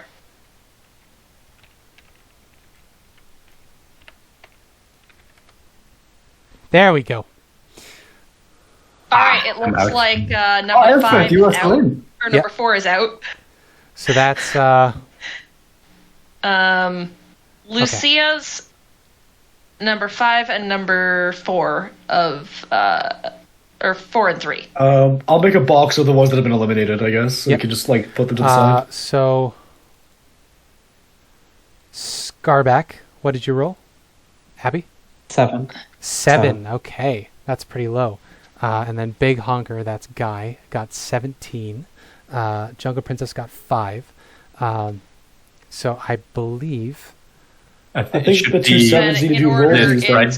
Ubatao, Banana Candy, then Bone Cruncher, Grung Stomper. So Bone Cruncher and Grung Stomper are the ones that are out. Okay. What? I'm confused. Then Nasty Boy. Yeah. Because the bottom it's 2 18, NPCs 12, is 6, 1, 7. Yeah, Grung Stomper and Nasty Boy, and then the other lowest was Jungle Princess. So the 3 of you are out. You fall behind everybody. I deleted too many. Oh no. And now can we give one of what's left to Mia so Mia can still roll? Fine. I will take banana candy. Okay. Go banana candy! There we go. Oof. Second round. Second round of eliminations. All right. Animal handling. Oh no! Oh no! That's a 9. Wait, Oh that's no! both. That's the 2 6s. Yeah, the How? tragedy and the comedy. I have beat. Hey! You don't even need Sorry. it. There we go. 4 and 2. Oh. Yeah. Wait, what the Wow. fuck? You still win Yeah. on that? Jeez. All right. So bad. So with I that, think the 2, the 4, and Wait, who's out? yeah, 2 and 4. That's I rolled the Bone same. Cruncher One and plus Banana two, Candy. the tiebreaker. Wait, who are you playing, Mia? banana candy. I'm banana candy at the Oh, moment. so it's Uptow's favorite and Bone Cruncher that go. And then the next lowest after them, who was the lowest of the people who rolled? That was There's Mia. 8. Mia. Okay, so Banana Candy's out again. Now it's down to Scarback, Big Hunker, and Zongo. Roll off. Come on. We've got Big honker. Oh, no. Oh, you got Oh, this. come on, you've got this. I think you cannot lose. Roll You- the Yes, two. you They- can, they actually. roll one. If you roll a I want one. to be the final roll. You have the final Oh, I roll. am the final roll. Hey. Hey! Against Big all money. odds. That's a 13. Against all odds with terrible rolls and some terrible DMing and just weird game design. It worked. It Zongo worked. wins. It worked. The crowd goes wild. 55 I like to times think 7. that fucking Tongo did shit himself, but it was like oil slick halfway Exactly, through the yeah. race. No, he, Yeah, Zongo, he farts so Zongo hard he got, propels himself just forward. Barely Zongo got just barely ahead of Big Honker and Scarback, and then Shat, And then you just hear like, "Oh, I don't feel so good." Yeah. Oh, that was We got wild. like 10 times as much money as we need now, so Well, we can just keep doing this. 35. Yeah, No, so, never again. no, I think this never is too. again. Never Plus- again. We don't plus come the back pl- to dinosaur racing. This is, Plus the prize money, which is what, 200? yeah, It was for getting first place. 500, but only 70% of 500. Okay. 7 times 5 is 35. I will take my goals so that I won. that would be 350, I think. Guys, we have 210 gold. 500 So times 370 0.7. Yeah, 350. or 350. Did I do it? Nice. Might have done it. Should I add 35 gold to my pouch? Jesus, It I just should gave be- you it guys should be- 635 gold pieces for winning a stupid race that I ran poorly. It should be- seven- It no. should be 350 for the prize money plus however much people bet for. Yeah, you bet 55 Yeah. times 7 because it's a 7 to 1. Yeah, Was I will was take 35 because I bet that money. 385 plus 350 is 735 total. 735. Yeah. I've taken 35 out because that was my winnings. I've got 105 because I bet 15. Damn. Yeah. To be fair, I don't know if you were the smartest of us to do that or the most fucking risky of us to do that. The most risk. The risky. Let me open up the party loot. You know, sometimes We do not have- you run a session and you're not ready, even though I did prepare. I guess I just didn't prepare anything particularly helpful for me today. It's all Okay, good. so- It happens. And we made money. I'm happy. It's fine. We took 30 from the party loot, and 3 times 7 that's 210. So each of us gets there's 5 of us. So All that 210 210 can go back into the Divided party by- loot, in my opinion. Yeah, 210 to the party loot. I think of the I feel like 350 we got. Hope and I should split the 350, honestly. Yeah, I think I'll take 100 of the 350. Or maybe I'll I take can take 150. 100, We can each take 150 and give 50. and then the to extra our- 50 can go to the party. I'm good Yeah. with that. Yeah. How much did the injured dinosaur cost?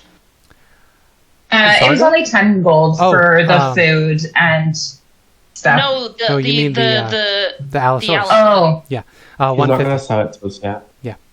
You only agreed to sell it after we got an assume pick. Yep. Oh, okay. Yeah, but Never that was mind 150 gold at that point. Well, with this massive amount of money, is there anything else you want to buy? And then we'll jump right into jungle exploration. I don't think there's anything else we really need. I have studded leather. Should I get something that's not studded leather? I don't think I could get anything for 40 gold. I think Hope might look into healing potions, since I know Elspeth wasn't able to do that because she's wanted. Yeah. You can see Wakanda Atamu's... sorry. Oh, no, go ahead. Oh, you can see the Atama symbol above the merchant prince's stores, so you can find the magic shops pretty easily. You can get a potion of healing, for sure. Yeah, just one, I think. That's 25 or 50? That's going to be 50. more expensive because things in the city are... Oh, yes. Yeah. Oh, Oh, Hana. so died. Hey, you okay, I Hana? died.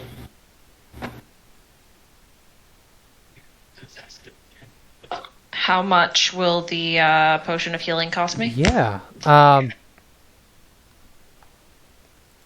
can't believe we talked about this last session about how much more things are in because of the monopolies. Oh, did we state like a specific inflation factor?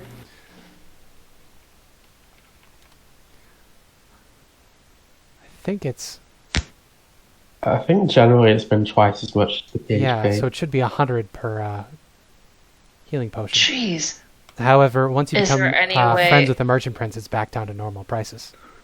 Right. Is there any way I can, like, haggle just a little bit? Maybe you know, down to Elspeth will give you 75? 100 gold and tell you to get her one.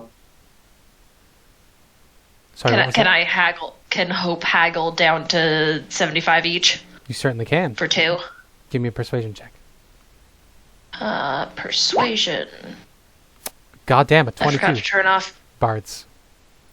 I love being a bard. It's great. So 150 total. Yep. Yeah. He'll sell them to you for 150 each. So 300 if you want to.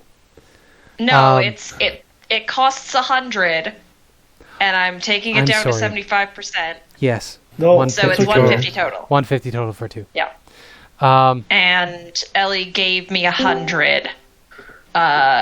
So I had 250. I should have 100 now. yes. And I am going to hand her the potion, and Thank you. think for a moment, then also hand her the 25 gold. Okay. Um, Yes, Hannah. I have a question for the DM. Yeah. How are you with things like ammo and stuff? Like, if I want to throw hand axes, should I get a whole giant section of hand axes? You can if you want. Or like, how flexible are you with that? I'm willing to do checks to refine them. I'm just curious about how many hand axes I need to buy. Yeah. So for I- hand axes, they're pretty easy to get unless like you specifically are running away from something. You can recollect hand axes. Arrows and bolts, Okay. you get half back of however many you fire. But hand axes, Yeah. Okay. as long as you don't leave before you They're get big. them. Yeah. As for Okay. your question, Mia, I unless yes. Yeah. sorry. Okay.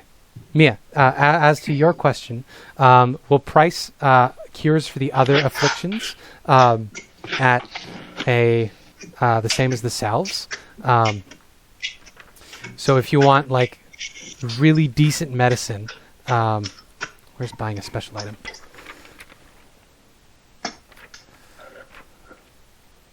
Okay, yeah. So if you want just like really simple medicine, you're looking at a silver piece. If you're looking for some really good medicine that you know will do the trick, it'll be a gold piece. Asking around, you know that there are 3 sicknesses you're going to want to look out for. There's the throat leeches, which you've heard about before.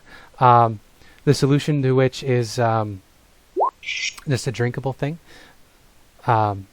Then there's shivering sickness, which is malaria. Basically, you get it from mosquito bites in the jungle. And then there's mad monkey fever, which is a product of the mist in the morning. Mm. So the way we'll have it work is the medicines aren't the greatest. If you buy the silver piece ones, you can buy more of them, obviously, but you're going to have to make a medicine check when you take it to make sure that it works. If you buy the gold piece ones, that check will be made with advantage. Sound good? So it'll function like a healing kit? Can I also get a book about like the different diseases and like medical stuff for the jungle? Because I feel like she would have trouble identifying stuff. Yeah, okay. For a useful tool like that, you're probably looking at for a useful book. Basically, like a medicine book, or maybe to I'm gonna about guess like the different things. I'll price that around the same as Volo's Guide to Monsters. Ooh. You're looking at around 50 gold pieces, and this will basically be like a flora and fauna manual field guide. So if you want to dump 50 gold in that when you make nature checks out in the jungle, I'll give you advantage on it. I'm not very good at nature. Involving like Flora plants, and fauna, right? Yeah, flora and Yeah. fauna of the jungle. And then considering that, going back to the Volo's guide, would that give advantage on nature checks concerning monsters? Basically, yeah. Okay. Yeah, you have access to lore, and you can learn bits of insight into them. I don't have that much though. Okay. I have 47, so I cannot buy the book. Oh, does anybody have 3 gold they can lend Lucia? I'll to get like 10 of I can each of lend the you. good medicine. We also have a lot of money in the party, Luke. How much money do we I'm have happy left? to give Lucia 3 gold. That's fine. How much money do we have left in the party gold? 248. And I think they said they were putting some of the winnings in, but I didn't catch that. 50. We put 50 in the party. We have 298 gold. So you say it would be like a book about plants that basically, I'm guessing plants that are used for like healing and stuff. Yeah, we'll call it Medicinal herbs, basically.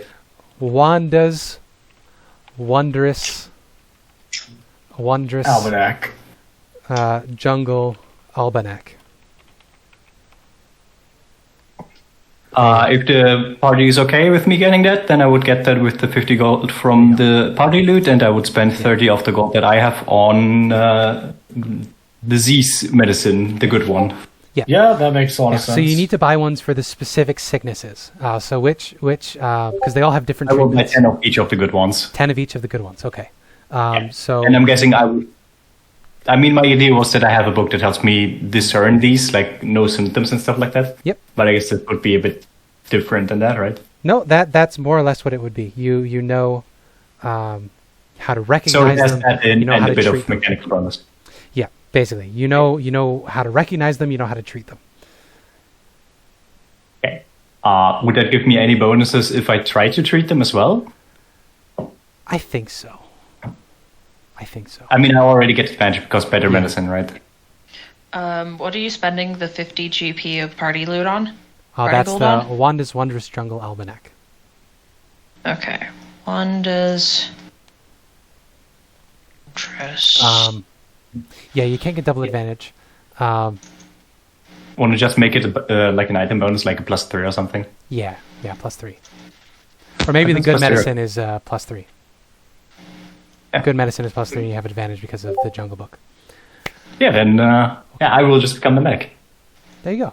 Lucy Nice. is the medic. Wait, sorry, the medic from TF2 or just the medic like at the beginning term? Because those two are very different. Medic from TF2. No. Is that until man? No. If Synchronize only your you death could watches. do notes on skills like in Pathfinder. Because they actually have item bonuses and you can be like, oh, I get +3 if I have this kind of check. All right. I guess I will Yeah. have to remember that. So you got the expensive fancy medicine. That's +3 on your cure bonus, and then you would have advantage because of your book. Oh, you that picked way up. around? Okay. Yeah, I believe that's it Uh, for prep, unless anybody else has I've- anything else. I've added a new channel for tracking party gold and loot, so we don't have to search in D20 or Roll20. It's in the server. That is a great idea. Yeah, I've done it in a different group and it works really well. And then Hope wants to buy some simple weapons. A rapier, which is regularly 25. A short sword, which is regularly 10. And 2 daggers, which are regularly $2 each. Yeah. So double those prices, and that's what you'll be buying them at. Yes. Olaf could make, I think, daggers for about $1 apiece. Oh, if you can make daggers, then I won't buy the daggers. Let me just look at exactly what he could make, because he could probably produce, if given a gold. Yeah. Sorry? Daggers would work. Yeah, so that's I can make clubs, 50, daggers, hand axes, 70. light hammer, sickles, and darts, and great clubs, javelins, maces, quarterstaffs, and spears. Amazing. Olaf, I would like to give you 25 gold worth of supplies to regularly make me hand axes. I have to... Oh, yeah, of supplies. Okay, I thought you meant the gold itself. Like, I mean, I can make tiny hand axes in this. Can I... You can't work with gold yet. Yeah, it's... Can I haggle for the... Yeah, give me a haggle check. Yeah. Persuasion... 18. Ooh, that's pretty good. Not quite as good as your 22. Yeah. So we'll say it's 1.75 the price.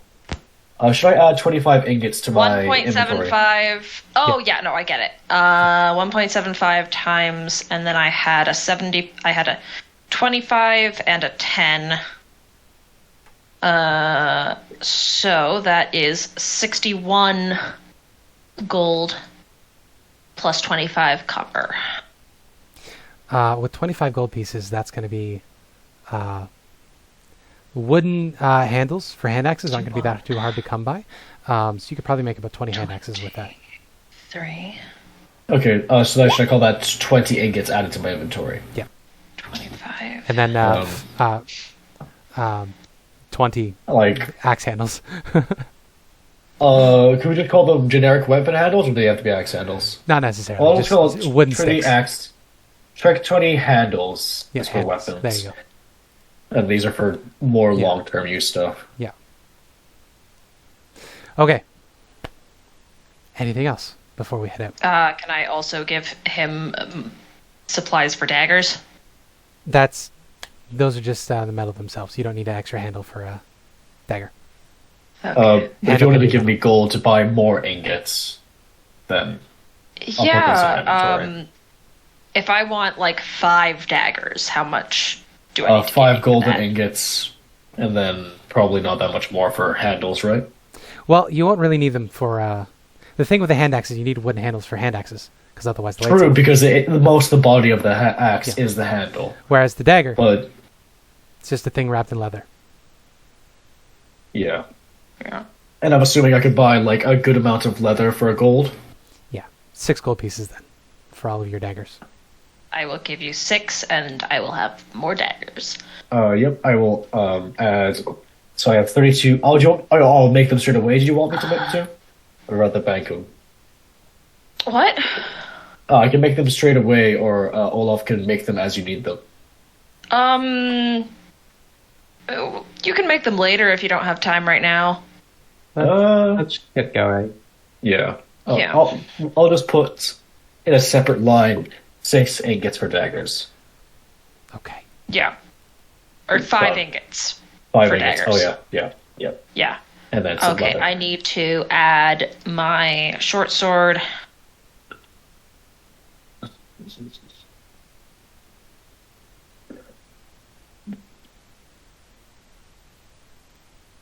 And my rapier. All right. I believe we're ready to head out into the jungle. Hey. Yay. So, are you taking Azaka with you? Yeah, I think we would think agree to Zaka, because Olaf will explain the situation, saying that it's probably not long of a diversion. And also that it was recommended to not use boats in the rivers due to the inhabitants of said rivers. That sounds fine. Right. Okay. Yeah, no, I have no problems with this. So with that, you meet up with Azaka. Azaka is very friendly. Greetings. Greetings. You're also small. Lovely to meet you. It's lovely to meet you too. She says that a lot, actually. She reminds me of Carafin. He's also very tall.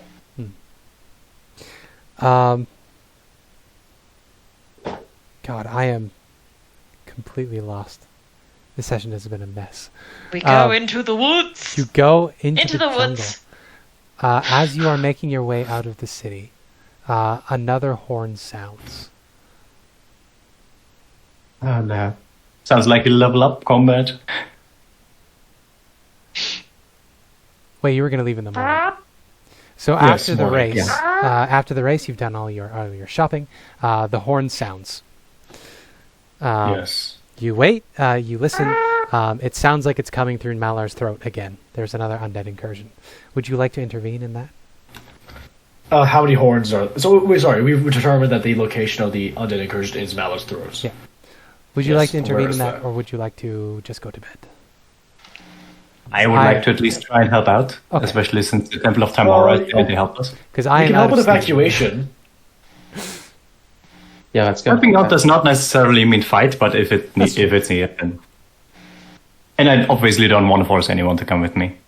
True. There's more planned as humanitarian help, and if there's combat, she would help out if needed. Yeah, I Olaf is will gonna come. do my best. Okay. Hello, Finnegan. It's not your dinner time yet. Okay. So you guys make your way through the streets. Elspeth, you're being very careful to remain hidden as you go. Yep. We need to get you a disguise kit. Can I, do something with my disguise kit to make Elspeth harder to be recognized? Yeah. Give me a disguise kit skill check. Okay, what do I roll for a disguise kit skill check? That'll be a dexterity sleight of hand check, but you'll be using the proficiency of your disguise kit. Right. So Yeah, regardless I of do whether not you're have proficient in sleight of hand, proficiency. you do add I don't proficiency. have for proficiency. I have proficiency in sleight of hand as well as proficiency in performance. Can I offer the help action? Sure. So you'll have advantage on it Thank you. because the two of you are working together. Okay. Yeah, I don't have So it's a proficiency in sleight of dexterity hand check plus or... proficiency. Okay, I it's like- just a... I don't know why, but I like the idea that after all this help, Elspeth has been just turned into a classical clown. With, the big fucking afro and the big red nose. I don't know why. I do have costume clothes. Yeah. So with a 16, how would you like to dress Elspeth up to distract? I think,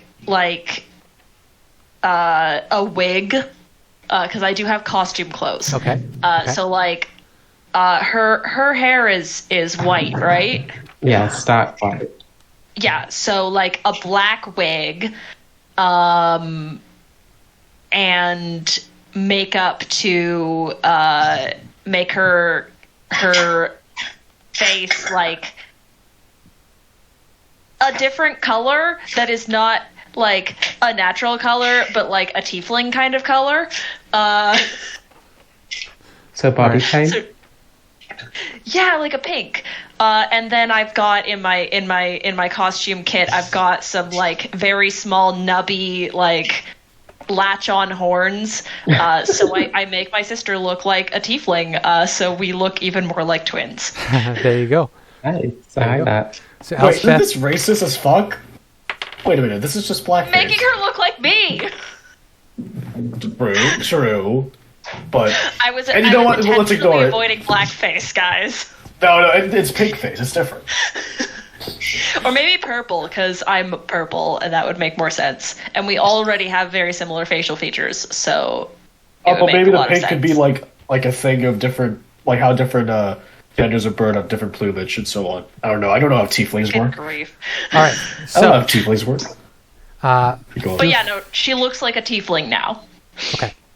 With Elspeth, black hair. you are disguised as a tiefling with black hair. You have become the goth Aasimar.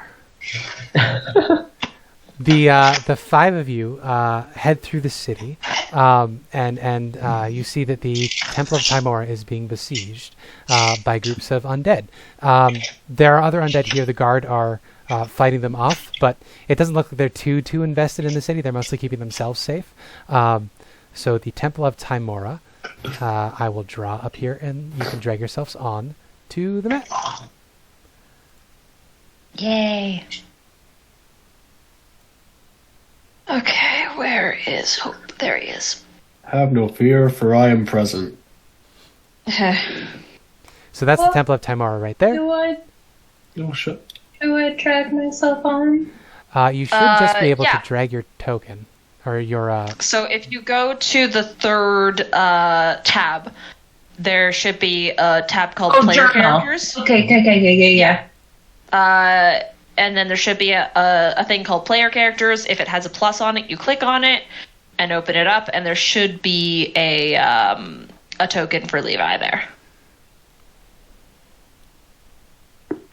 I think if you drag the sheet onto the page, it'll produce the token. If Yeah, I'm and not then you mistaken. click on the name and drag it in. Ha! I did it! Yay. You did it. Sorry. Thank you. Technology. And then if you I double really click on appreciate it, your help. and then if you double click on that, you should open up your character sheet, and from there you can roll Yeah. initiative. Okay. Great. Thank Are you. those skeletons or zombies, or can we not tell Yeah, that I from a meant distance? to take some I will time tell to you in a actually moment. show you how it worked when I was in Nova Scotia, but it didn't happen. All good. Sorry, Does it look like zombies are 120 skeletons. XP of monsters? What's that? Does it look like 120 XP of monsters? That is a great question. I'm not actually counting. I just rolled no, numbers it's more. like I was supposed to. Also Yes. wanted to check if there was any XP from the race for Hope and Levi. Yeah. I think that Yeah? would count as a easy encounter because you weren't really in too much danger. Yeah. So easy encounter for level 2. EXP.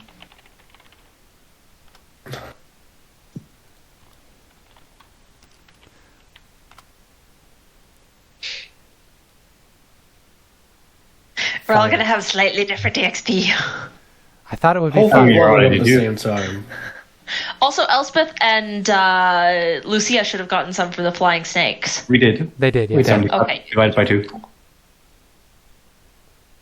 I'll level up eventually. God damn it, guys, it's don't not going to give me experience points, is it?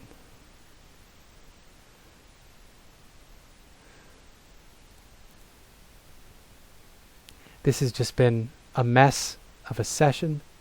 worry. It's fine. I feel so You're doing bad. fine. Don't. It's okay. We're having fun. So, you were 2 D&D. level 2s, Yeah. which means 100 XP. So 50 each. Thank you. 50 each. There we go. 50. Okay. Woohoo! So you head out of the city. You see that the Temple of Timora is being besieged. You can see that there are a number of skeletons that are backed up by this horrific, awful-looking creature, and there are a number of rotting corpses that are also shambling around. You are going to be coming in from the south, heading up.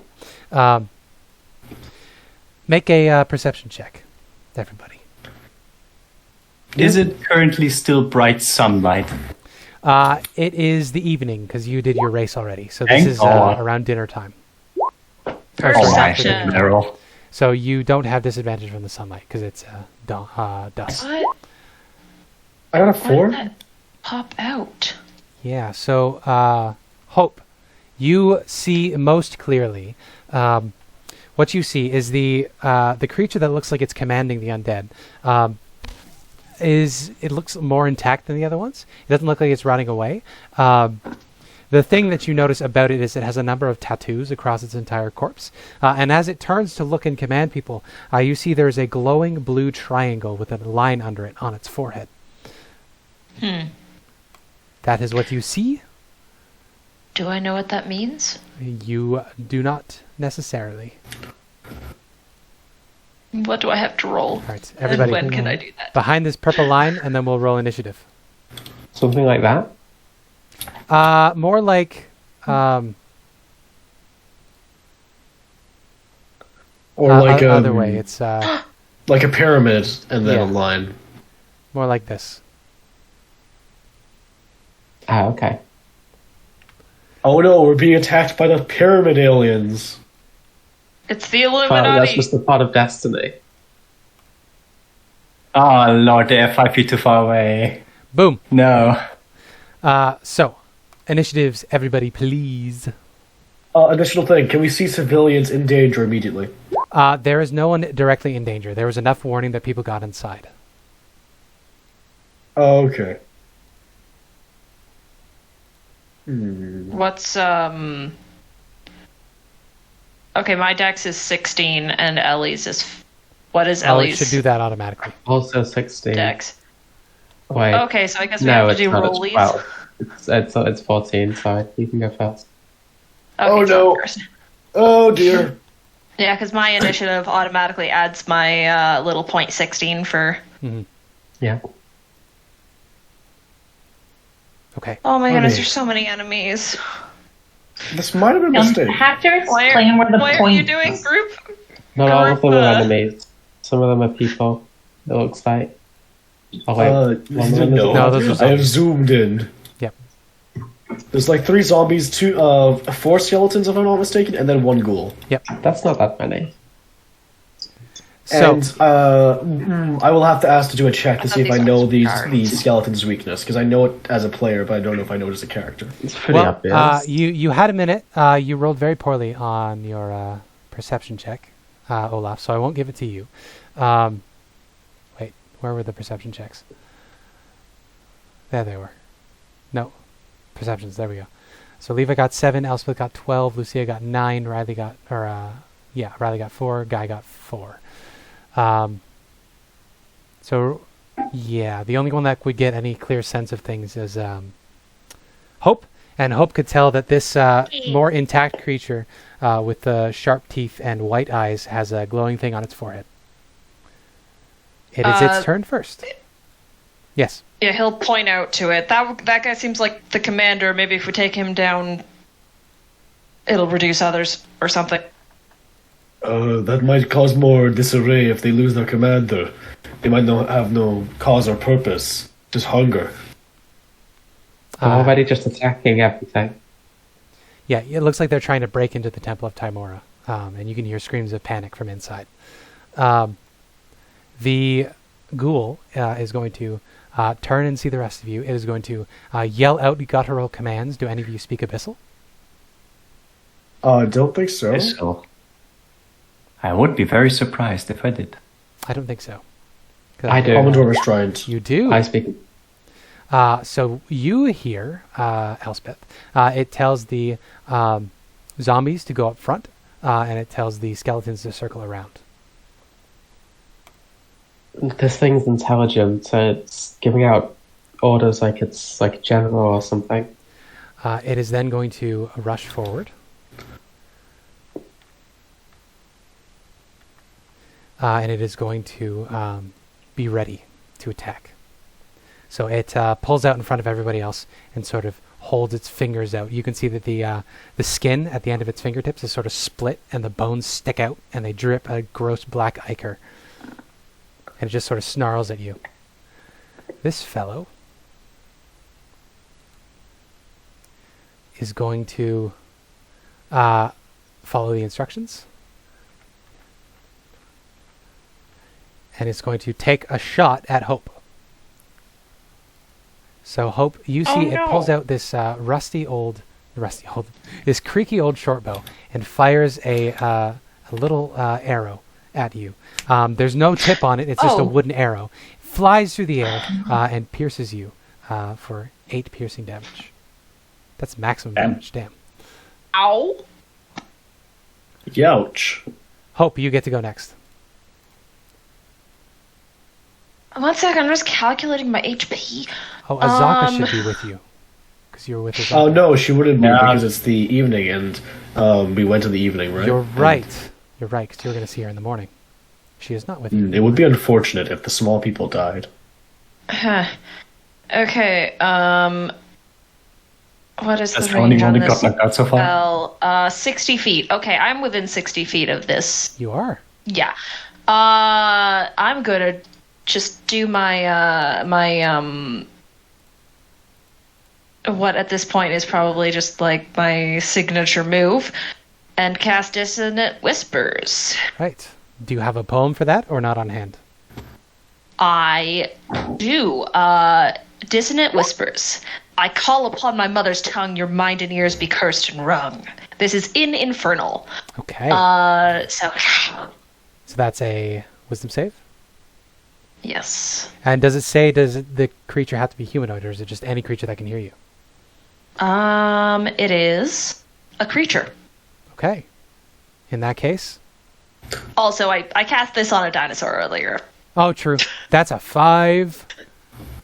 All right, he takes 16 damage, and he has to run away from me. He does. Does it say with charm his effect? Reaction. Is that a charm? For the Dissonant Whispers? No, Let's see. it just must immediately use its reaction if available to move as far as its speed allows There we away go. from you. Yeah. So it wastes its reaction that it was holding on the the attack action. 5, 10, 15, 20, 25, 30. It races away from you, batting at its face, trying to plug its ears. Skeletab gets to go. This Mr. Hope gets a little like blood dripping from his eye from using infernal magic. Yep. This one gets to go. Let's see. It's going to take a shot at Elspeth in the back. How dare it? Good game. Why am I rolling so well? So with a 21, you take life just as they were gonna leave. 4 piercing as the skeleton shoots his little short bow at you. And you get to go. So, Arc Sorcerer, what's going on? I am. Let me see out slightly. How far away is the school? The ghoul from you is 90 feet currently. Nice. So I'm going to use my tempestuous magic to fly 10 feet into the air, and I'm going to cast Chaos Bolt on it. Okay. Please hit. Is that a dex save? No, it's to hit. Ooh. That's neither of those that's a hit. I don't know why it does roll that's a hit. Bizarre. It is +5, I believe. So that'll be thunder damage when it hits, if it hits. Yes, and I'll do light. It's a 1 or a 7. I'll do acid damage. Okay. 14 on the ghoul. 14 on the ghoul. Should hit it. It does hit it. You hit it. Nice. So I'll just be floating up 10 feet. I will have this ball of energy rapidly shifting between multiple different elements, and I will send it to the ghoul, and as it hits, it just shifts to acid and splashes on its back as it's running away. Very And good. it takes 13 damage. Yeah. So with that, it begins to dissolve and falls to the ground, screeching and screaming as it is deleted from this plane. Damn. It's a very That's nice roll. rough. Scary siblings.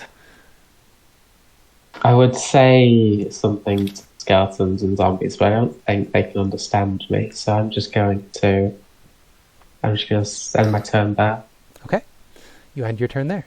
The zombies are just going to continue doing what they were told. If you understood the other guy talking, then you should be able to speak a language that zombies understand. I think I don't think they're not intelligent enough, are they? I think it's just a magical thing. You can give it a shot. I won't. I Okay. won't. I think I would be confused if they actually listen to you. Yeah.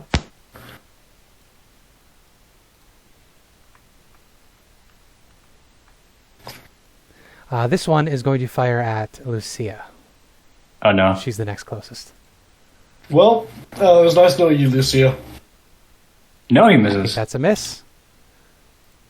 This skeleton is Oh. going to circle this way. is going to shoot at Olaf in the back. Yep. 13? Hits. Okay, 8 So piercing. the leather. As this bolt arrow flies through the air and hits you in the shoulder. That's karma. On 11 Yep. hits? What's your AC? No, it's 13. It was a 13. So Olaf these doesn't have two any zombies armor, he are has very some leather. clearly holding attacks as we come to Levi's turn. Oh wait, is that right? Oh no, it would have hit because I think Sword of Leather gives him a 12 AC. 12 plus Okay. dex, yeah. Oh, stunned is This 13 plus dex. is.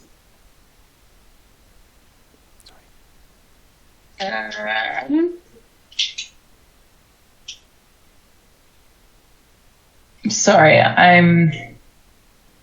That's How cool. does the ruler thing work again? If you click on the ruler, you click Yeah. with left click and Oh, drag there it is. I found it. Yeah. I found it. Okay, cool. I'm just gonna Yeah, you can see run these- forward to this. yeah. These zombies were ready for you, so this zombie is going to take a swing at you with its held action, Which zombie? the one that you are approaching. Isn't that only? Oh, right. Held action. Yeah. Yep. Okay. Cool. It's a 9, so it doesn't What matter. did it roll? A 9, it It doesn't does matter. not hit me at all. It goes wide. You duck under its range. Yeah. I'm just gonna attempt to hit it, Okay. Go for it. which so far I've done terribly on. Does a 17 hit? 17 hits, yeah. For a zombie, certainly. That's the first time. 8 points of damage. 8 points of damage, yeah. You slam into it with 8 points of damage. It reels backwards, but is still standing. Sounds good. That's my turn. Okay. With that, we come to Lucia's turn. All right, Levi can explode.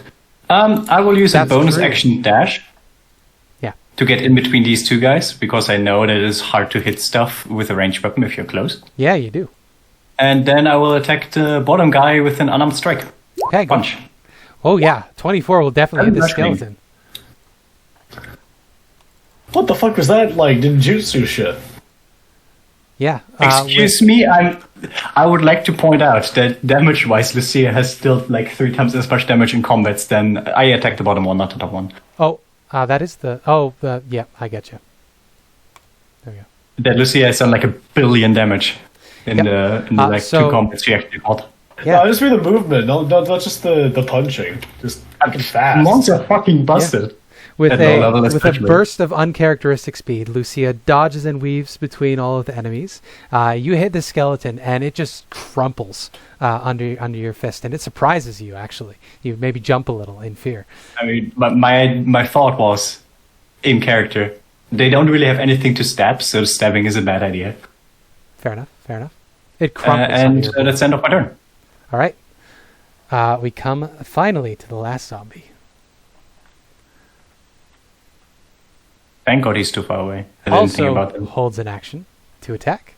Last but certainly not least, Olaf. You can see that the fight Yep. has been met. Yeah, I want to see something. Yep, Are these guys on a 30 foot line? they are. So I've heard of the spell called Tasha's Caustic Brew. Oh, you sure do. So Olaf is gonna. Oh, so a second. I actually want to see if okay, I can make it there. This is another spacebar feature. So I'll move it next to Thingy, to Levi. Mhm. And as Olaf is just walking over, he's going to just get a bottle of what you can only assume, like a clay bottle of what you can only assume to be alcohol. He seems to shove a rotten piece of food into it. Puts his thumb over the top, shakes it a bit, and then just opens it, and you see this geyser of acid come out in a 30-foot line. Oh, yeah. Nice. That's dex saves, right? So, yes, 1 second. I need to open my sheet on Roll20 just to know everything. It's a static effect as well, I think. Oh no, they might just get covered in acid. Let me just look at the spell. I'll pull it up. Oh, I clicked the wrong thing. My bad. Message.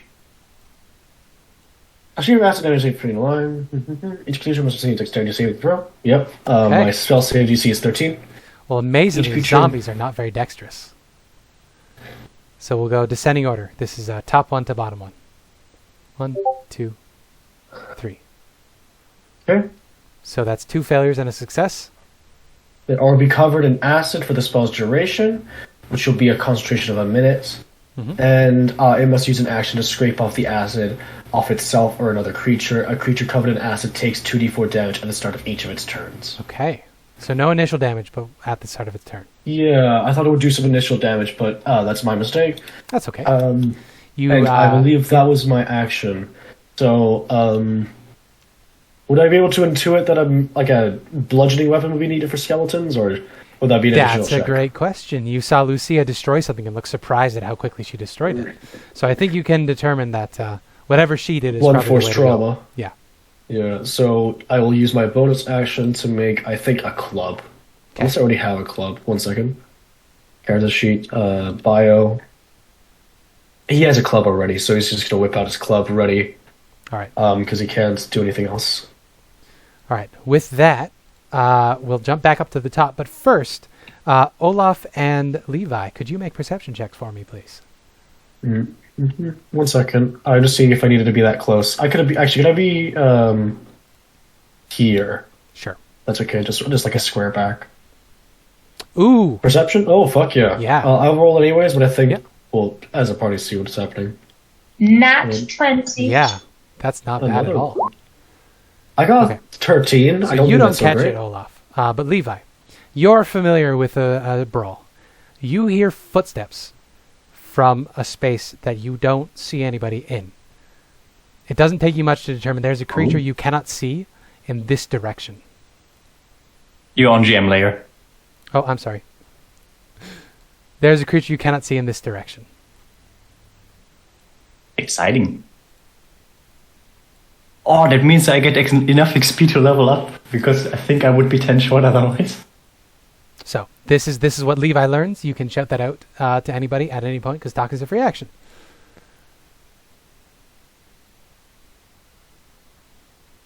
But in the meantime, Skeletop gets to go. Sorry, did you say that I can shout that out now? Yeah. I figure I have to wait till my turn, right? Free action, whenever you want. You heard this, these footsteps. Possible at 3 o'clock, folks. 2 o'clock ish. There you go. That direction. There you go. With that, Skeletop is going to take advantage of Lucia facing the wrong direction and stab you in the back. It's a crit Misses. fail.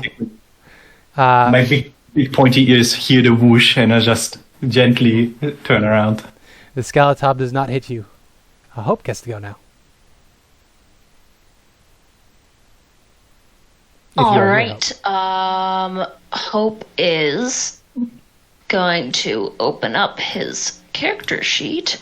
I have a speed of 30, and the spell that I'm thinking of casting is a 20-foot cube. Okay. So measuring. Yeah, okay, so I'm going to triangulate where Levi said the thing was, and I'm going to cast Fairy Fire. That works. Unlike Cricket the Untouchable, you cannot hide from me. So please draw the cube on the map. Yes. Where do you think it is? Draw shape. There it is. Okay, I'm going to draw a shape, and then I'm going to move it. That works. And I'll tell you if it needs to make it save or not. Set over in this direction. Oh, no, that's the other side of the field. Isn't it Yeah, it was over here? here. I thought it was over in this direction, yeah, so I think I'm going to put it here. Okay. You do manage to catch it. So it is going to make a secret dexterity saving throw. Does a 14 beat your save? Yes, unfortunately. Unfortunate. That's the secret check. Tells us the result. Well, I just don't Well, want you to because he see the doesn't- name of the creature. Oh, fair enough. I suppose you can hide from me, unfortunately. Yeah, it goes off. You can feel that whatever it was evaded the magic. Darn it. You have a bonus action or anything? 1 second.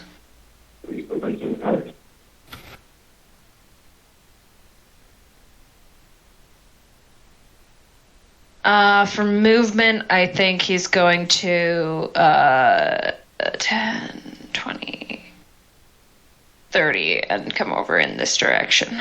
There you go. With that, Elspeth. I really want to cast Chaos Bolt again and have it fought, so I'm just going to do that. Okay, go for it. I'm going to target this middle one. The middle zombie? Yeah, the middle zombie. Gotcha. 15 to hit. That'll hit, yeah, for sure. I changed it so it actually does the right stuff. Good. Oh, it's some damage. Good damage, but it doesn't fall. Ah. Unfortunate. That is lightning. Oh, that is thunder damage on the zombie now. Okay, so 15 thunder damage. No, it's really 19. 19, You my get apologies. the D6 as well. Oh, you're right. Yeah, you blast this zombie. It almost falls over, but it remains on its feet. Oh my god. Then the zombie on Levi is going to attempt to hit Levi. Could I quicken a fucking arc bolt on that zombie? That is From your the bonus ability. section? That is an ability you can do. A 16 will hit it. 1. 1. So this is the one that's attacking Levi, right? No, the one that I just hit. I want to finish Gotcha. it out. Gotcha. 1 is not enough. It remains standing. The zombie on Levi is going to bring its fist down on Levi's head. Does a 14 hit Levi with Levi's breastplate? Nope. It just bounces harmlessly off your breastplate. I want to see Levi explode so bad. Because it would be funny. This Skeletab is going to shoot Levi. I'll give you a +2 to your AC because of cover. Because there's a zombie in the way. That hits you, I think. 6 piercing. Yes. Don't forget the acid damage on the zombie, by the way. Oh, yes. That's 2d6, right? 2d4. 2d4. Start of its turn? Yes. Okay, so roll that for me real quick. We'll see Oh, if, it's, right, yeah. if it did. 2d4. It's 5. Okay.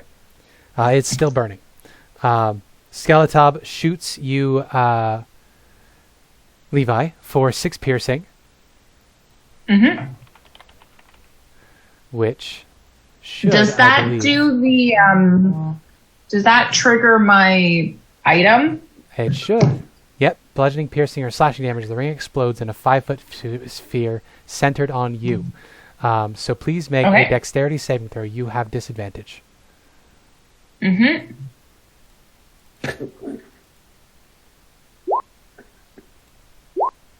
Yikes. Not great. Not great. Not great. 2 failures. So slash R 3d6. Maybe we should get that removed before we go into the... Oh, Okay. my. Then destroy the There ring. is an explosion of fire. Unconscious. Levi goes unconscious as the ring explodes on their finger. This zombie is going to get knocked down to 0. It will make its constitution save. Does that destroy the ring, or is it still going to be a problem? It'll recharge. Short rest. 8. So this can't happen You more than killed the once per zombie. combat, basically. With that, the zombie is dead. So Levi is KO'd for the moment. The skeleton is going to shoot Olaf with a short bow. As a miss. Zombie Thankfully. is going to continue following its instructions. Is going to shamble towards Levi or Hope. Cannot quite reach Hope, but it is doing its best. Then it is Levi's turn. So a death save, please.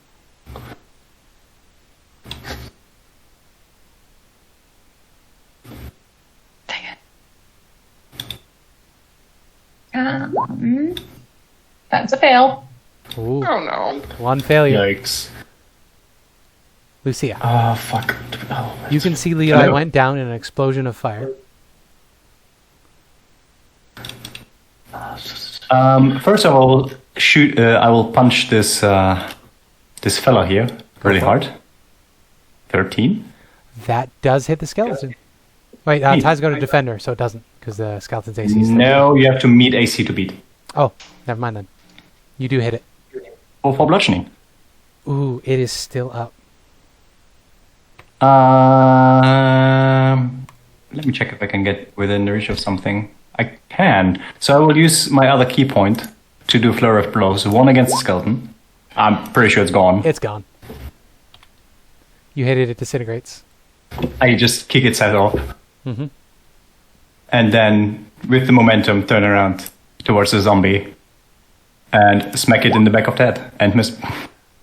That actually hits. Damn.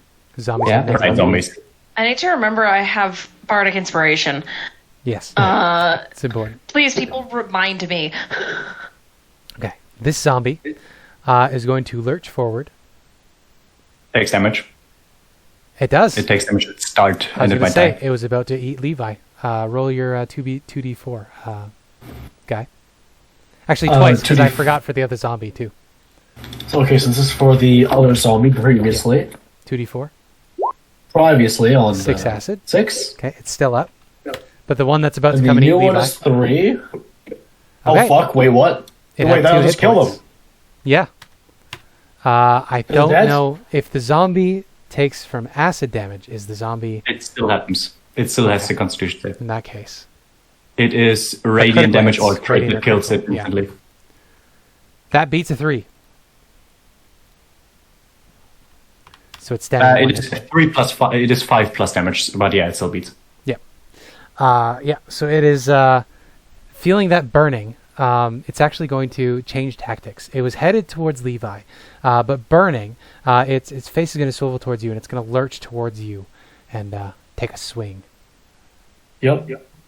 Nope. I think 12 to Yeah. hit. Or That you're hits. 11, right?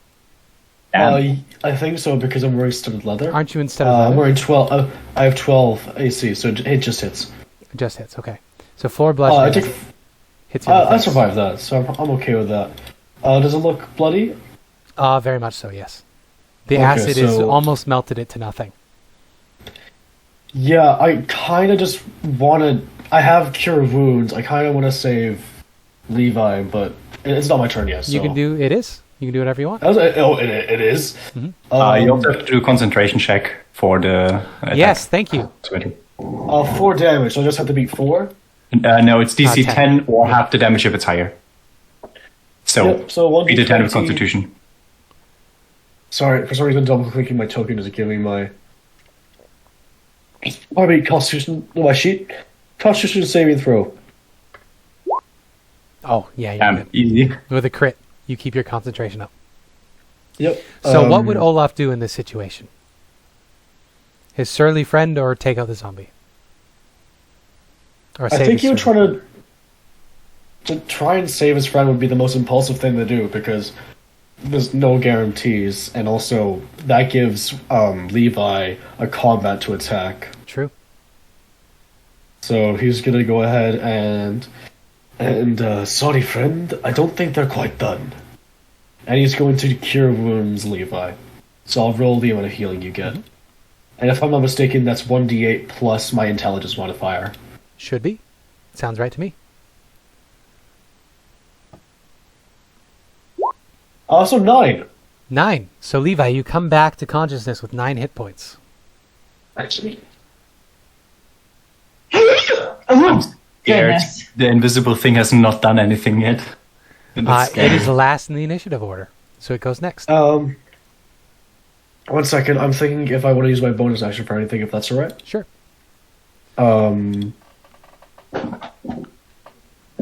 Bonus actions. Bonus actions can include. I could cast Sanctuary, but that don't think that's going to do much. No, not too much. Yeah, so I think he's just going to sort of sit back there in a defensive position, probably around here, to sort of have a front with Levi. Yeah. You circle around the zombie. It is the unseen creature's turn.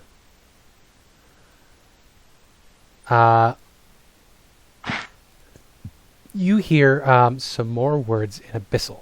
Elspeth, you would hear that these words that this creature is gutturally growling, it's saying mage armor in Abyssal. Oh. At which point, its lesser invisibility drops, and you can see a similar-looking creature to the first one you killed. It has the similar triangle shape on its forehead, but this one, its jaw is cracked and broken. You can see the skin is ripped up the side of its face, and its tongue just sort of spills out, hanging loosely, as if it doesn't have the muscle strength to keep it in its mouth. This creature is now shimmering with a magical armor around it. That was its action. It is going to rush forward towards Olaf, but it is going to keep the zombie as a buffer between the two of you. Hope. You can now see this horrible pale creature is rushing towards your allies. What would you like to do? Shit. And I quote, "Oops, I did not mean to move my token. I was just measuring." Yeah, no, he's gonna move up in this direction and reach out. Mother's tongue, strike him down. And cast Dissonant Whispers again. Ooh, all right. Well, this fellow is gonna make a wisdom save. I'm still on GM roll. It's a 3. So I think that's a fail. Yeah, I believe that is a fail.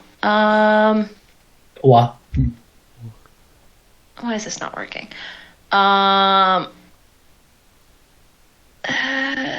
Distant Whispers. Cast. 11 psychic damage. Okay. You deal 11 psychic damage. It shrieks, looks towards you, and then it turns and begins to run away. 5, 10, 15, 20, 25. Okay. That is your turn. Hope. Where was it? Right there. And I have a bonus action. Yep. Are you going to inspire Bardic someone? Inspiration to who's going next? Ellie. I'm gonna Bardic Inspiration my sister. Good Thank idea. you. So with that, Ellie goes. And I'm gonna move a little further away from the actually Good idea. All right. Last This chance. 1 and 8. All 1 right, and 8 here we go. chance. Chaos Bolt again. Fuck. Nope. It goes wide. What's your Bardic Inspiration? D8, It's right? D6 right Or now. D6? Right? It might be enough for a zombie. Yeah, 1d6. I forgot to call my thing, but I was intending on targeting the ghoul, so that'll just miss. Okay. I'm pretty sure it can outdo my AC. Yeah. I'll do it again. Not only does this thing seem particularly dexterous, it also has a magical armor around it, Yeah. which you would recognize as mage armor. Although you've never heard of and an undead casting magic like this. Yeah. In that case, I think I will just end my turn. Okay. Skeletob goes. Skeletob has not been given any more commands, so it's just going to continue circling around. And it is going to shoot at... Olaf is in partial cover, so it'll shoot at Levi. Oh no. It's a crit I fail. mean, that hit. Okay, we're good. That's a no. This skeleton, same thing. 5, 10, 15, 20, 25, 30. It has a clear shot on Olaf, so it's going to shoot at Olaf. Fling. I feel blatant favoritism from the DMs. It's 4 fine. piercing. 4 damage, yeah, that's fine. Hey, I've been spreading this out pretty evenly. No, I just mean in intelligent terms of the creatures. randomness of the rolls. Doesn't feel very random. No. I'm fucking with you. Yeah, I'm on 5, by the way. Yeah. So the skeletons are done. Zombie, 2d4, please, for the acid. Oh, shit! That's me. Yep. They are not smart enough to think to wipe it off of themselves. 5 damage. Yeah. It continues burning. It is going to try to hit Lucia. Try me. It's No. miss. Okay, we're back to Levi. So Levi can see that the zombie in front of them is barely standing, Yes. almost burned away from acid. And then there's that weird pale creature, similar to the one you fought earlier. And How's the one next to, is that Lucia there looking? Pretty bad off. It's also burning away from acid.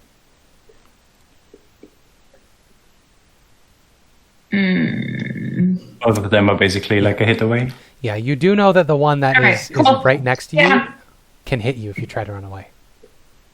No, I wasn't planning on running away. Okay. I just, I realized recently that sneak attack only applies with finesse or ranged weapons. So That is true. going multi-class with rogue is less useful than I thought it was Well, based you on just the need to get weapon a I've rapier. chosen. I know, but the flail is fun flavor. It is.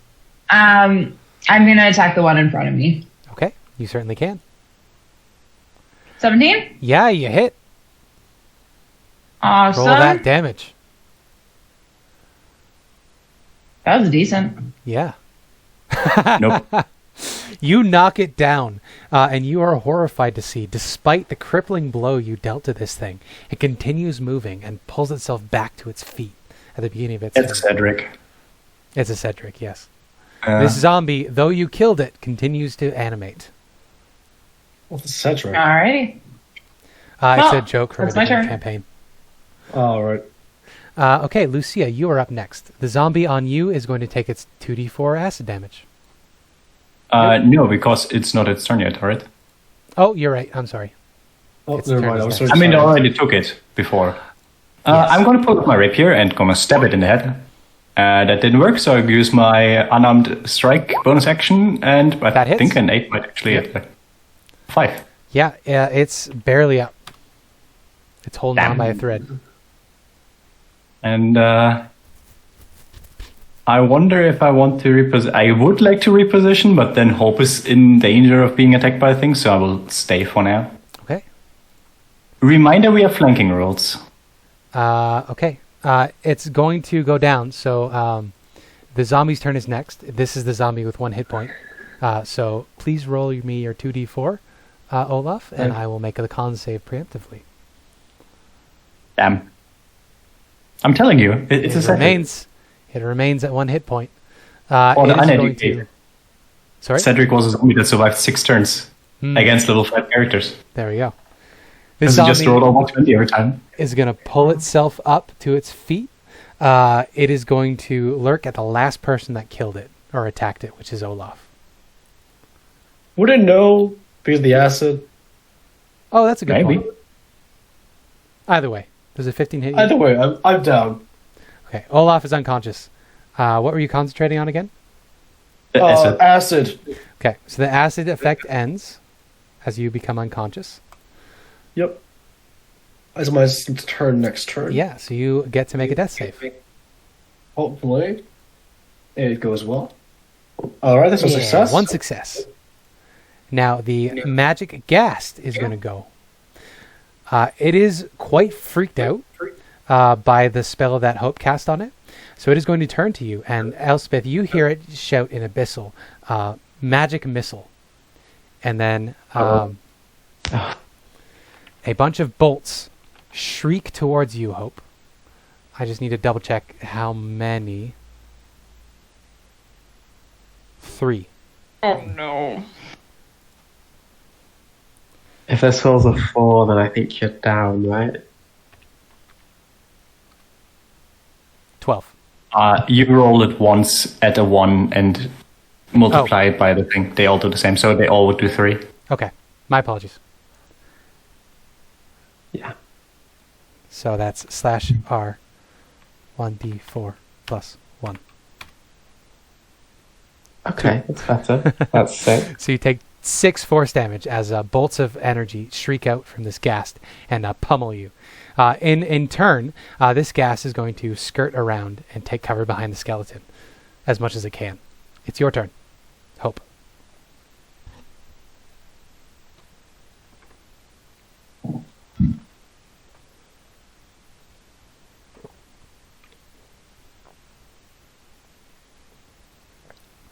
So Hope moves. We can't hear you, by the way, if you're talking. Oh, somebody heal me, because I can't take another one of those. I'm going to cast a cantrip, Spare the Dying. Sure. With that, you stabilize, Olaf. Oh, So Yeah. you are just unconscious. No need for You are death saves. unconscious. Mother, I What need your was it, like blessings. 1d4 to guide my life. hours? Elspeth. I'm gonna And stay to help. bonus action, Oh, I'm going inspire. to Sorry. give a bardic inspiration to Olaf because I just healed him. Hey, there you go. Olaf, you are inspired. Does it say you have to be conscious to receive it?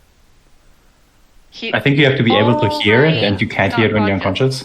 Never Uh, mind. I'll give it to Levi then. Yeah, that would be a good idea. Because we I have two forgot skeletons. he's unconscious. I do that a lot. Wait, it's my go. He skipped me. Oh, I'm sorry. I didn't mean to skip you, Elspeth. I got ahead of myself. I will say to Hope, don't worry, I'm going to put it back in the ground, and then I will target that guy. Okay. Does he have cover from the skeleton? That was its hope. You would have to move to get a clear angle on it. It has a Yeah. +2 to its AC currently. Could I move? Would this be a good angle? Yeah, you have a pretty decent angle there.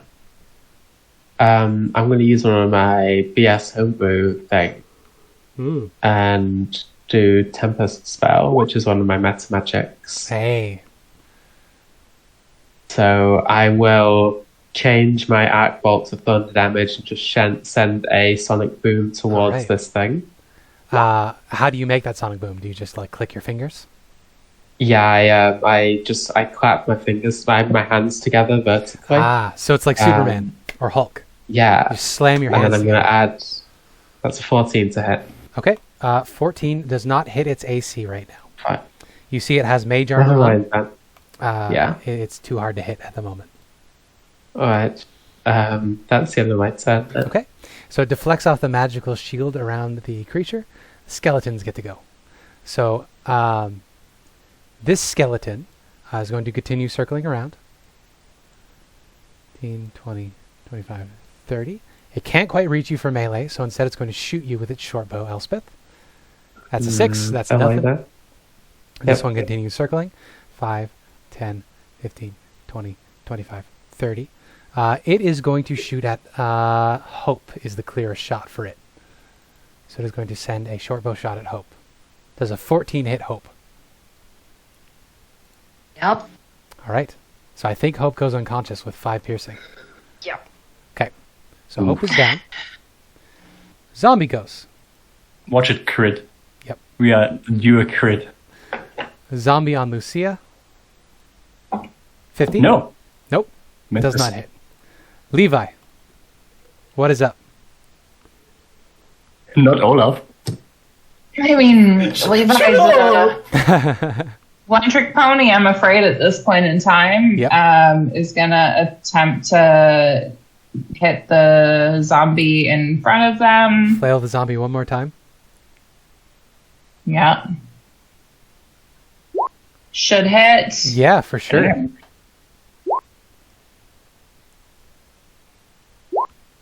Eight points of damage. Yep. Let's see if it saves. Oh, Cedric. Cedric! Remain standing. I'm sorry, I'm just a fan of zombies who refuse to die. Yep. Anything else on your turn? It can't do anything else. Okay. So Lucia. I stepped a thing. Yep. For 8. Yep. So give me another DC yeah. 13. That's not a Cedric. There can only be Nope. one, yeah. Dead. And then I move over here. Sadly, I don't get flanking because the person that would give me flanking is currently not conscious. Unconscious, But I yeah. smack it hard Oh, yeah. You hit it. for some bludgeoning. Yeah. Let's see. Yep. There it goes. And survive. Can survive. I would like to point out that Lucia is cleaning house. I think Yes. she killed like 4 enemies or something already. Yep. This is insane. End of your turn? Yeah. Okay. Yeah, Olaf. she's fragile, but she's also very powerful. You are unconscious but stable. I would like you to make me a perception check, please. Unconscious perception. An unconscious perception check. Or for me? Yeah. Oh, okay. If I start smelling rotten flesh, I guess. That wakes me up. Yeah, that's just a straight perception, right? Perception, yeah. Unless you have any As bonus to opposed- your eyes. As opposed to a gay perception. 8. 8. So you don't notice anything in particular. What you can tell, though, is you are unconscious. You can tell that you're asleep, basically. And you can tell that where you're asleep, you're dreaming. But you don't remember anything that you see in your dream. For now. Wait, what? Huh? You see something in your dream, but it will not carry into your waking world. I'm fucking concerned. So am I conscious now? I'm like up and at him. No, you're still Okay. unconscious. This is to see like if what you see If I'll would carry remember. over when you wake up. Okay. So I won't describe the scene because you won't remember when you wake up. Maybe next time if I dream again and have the same dream. I am concerned as fuck, but yeah, I believe that'll be my turn as I'm not going to be able to get conscious of my own turn. This gas is going to go. Seeing that as hope is down, it is going to race forward. Seeing that what it perceived as the main threat is gone, it is going to come for Lucia. 5, 10, 15, 20, 25, 30. Can't quite reach you, and I believe it is out of spell slots now. Nice. It is out of spell slots. So what it is going to do instead, I think it's going to dash and get right up in your face, slobbering, dripping. As I said, its jaw is broken, its tongue sort of just hangs out limply, dragging spit everywhere. When it tries to talk in Abyssal, it comes out all garbled. Hope. Spit in my face. Exactly. Could I get a death save from you, Riley, for Hope? You come back up with 1 HP. That's a natural That's a fucking clutch 20. natural 20. Hell yeah. You do it at the start of turn, so you get your turn. You do. Beardsley rolling there. You wake up with a gasp. You are not stabilized, which means you don't have any dreams to remember. But yes, you come to life with 1 hit point. Big gasp. Terrified.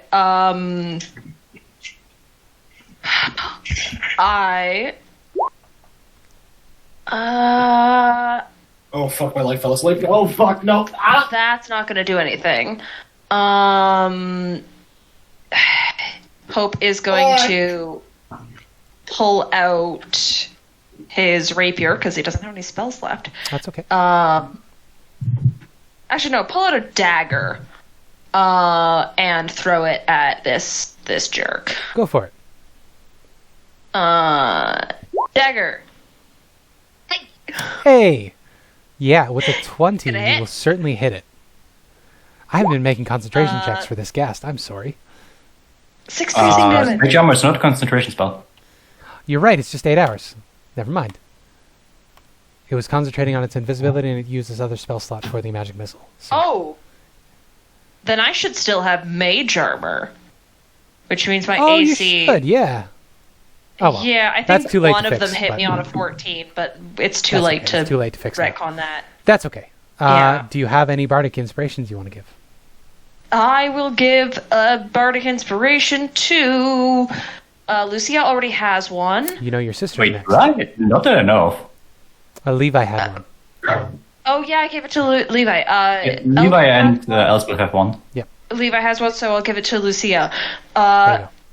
She I did sees the use mine. dagger, like, fly past her head. Very inspirational. There you go. I hit it! That is the inspiring word you hear. So, Elspeth, you are not inspired this time, but you do see Yeah. that Lucia is about to take a pummeling from this creature with the weird drippy fingers and the long I tongue. can see. I'm going to move back over here. Actually, but I will cast Arc Bolt and then I will move back so I have a good view on it. Yeah. Oh, my God. It is deflected off of the magical armor of this Yep. creature. I'm very unlucky. Yes. That's the end of my turn. Yeah. Elspeth, not the greatest at range attacks, it seems. I can kill a guy in close range, but Yep. It still can't reach you in melee, so it will just shoot you with its short bow. Does a 16 hit your AC? yes. it Does a will. 3 piercing knock you unconscious? No, I'm on 7 hit points. Okay.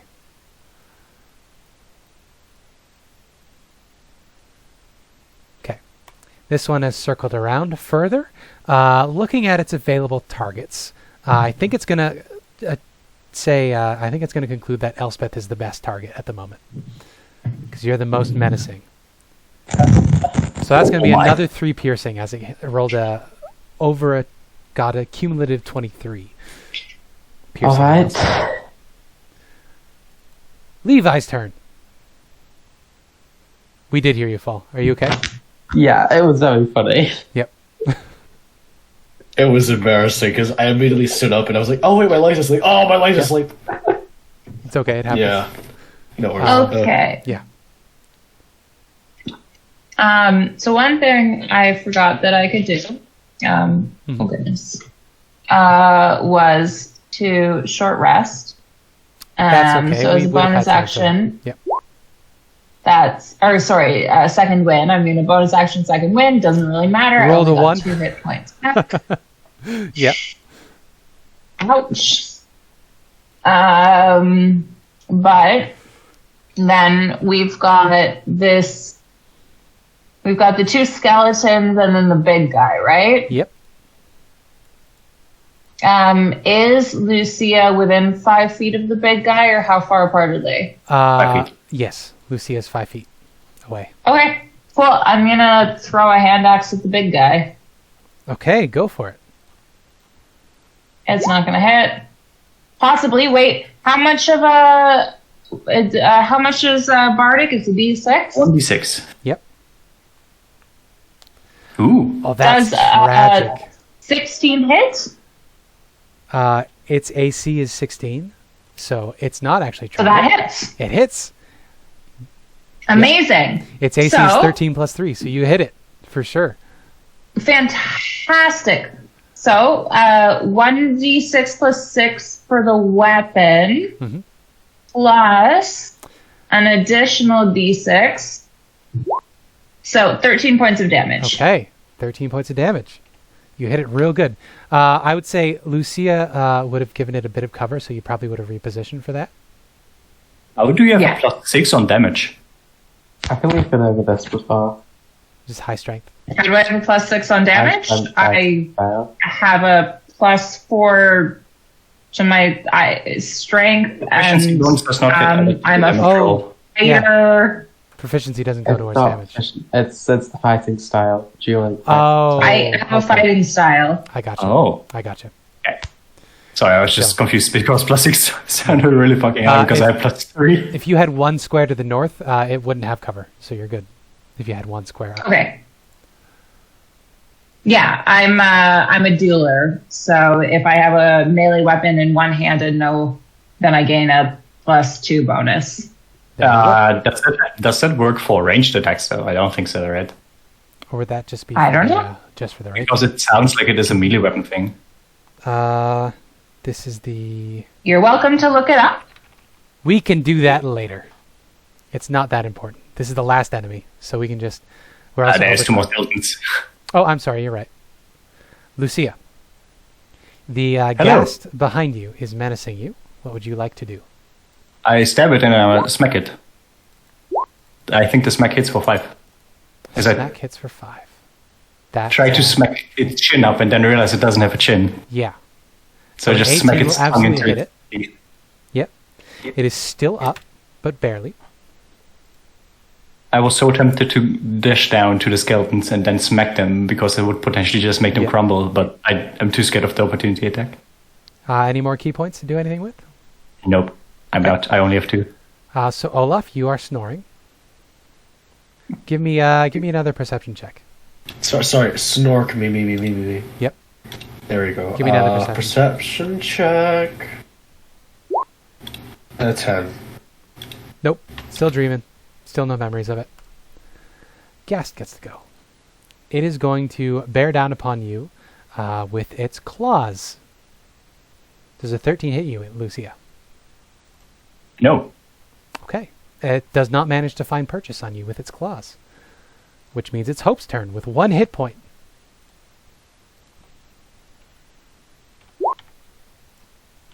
You're muted, by the way. I'm Nope, there you go. gonna throw another dagger at it. Okay. Good plan. I think that'll hit. +3. Yeah. Or sorry, 23, not +3. Words. Yeah. Yeah, with that, its 1 hit point is gone. The ghast Yes! expires. You see it crumples to the ground and begins burning up, although the symbol on its forehead remains on the scrap of flesh as it burns up on the ground. That's terrifying. And I hate it. Thank you. I- I'm gonna run over and grab my 2 daggers. So that I still have them, and that is all. Okay. So it sounds like it works out for hand axes. Because hand axes count as ranged weapons, if I'm understanding this correctly? Or And count as also melee, when melee they're thrown? weapons. It sounds like the thing where its rules is written, it applies and rules is intended. It makes no sense. Yeah.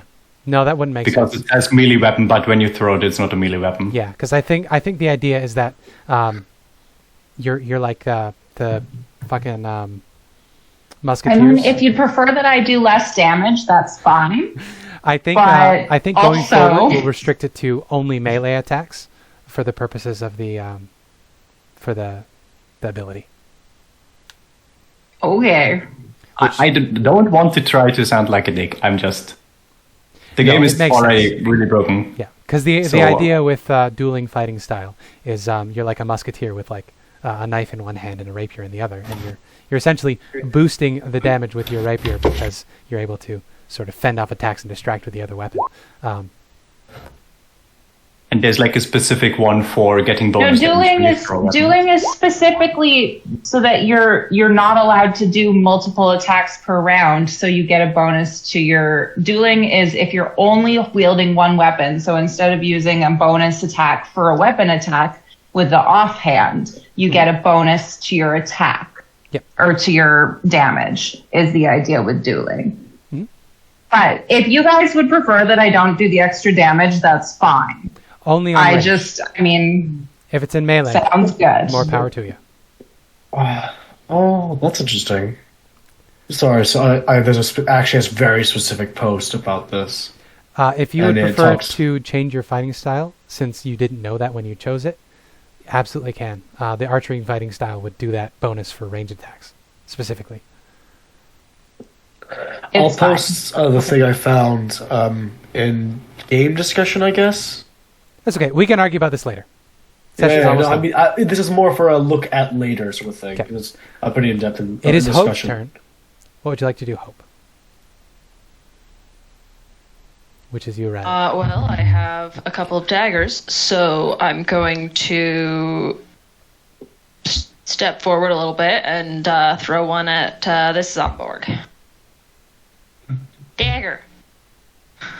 Does not hit the skeleton, unfortunately. It goes wide. It goes It through clatters it. at its feet. No, that's so silly. It literally just passes through. Yep. Through the I rib love cage, how doesn't I hit hit anything. the big guy with a higher AC, but I can't hit the little guy.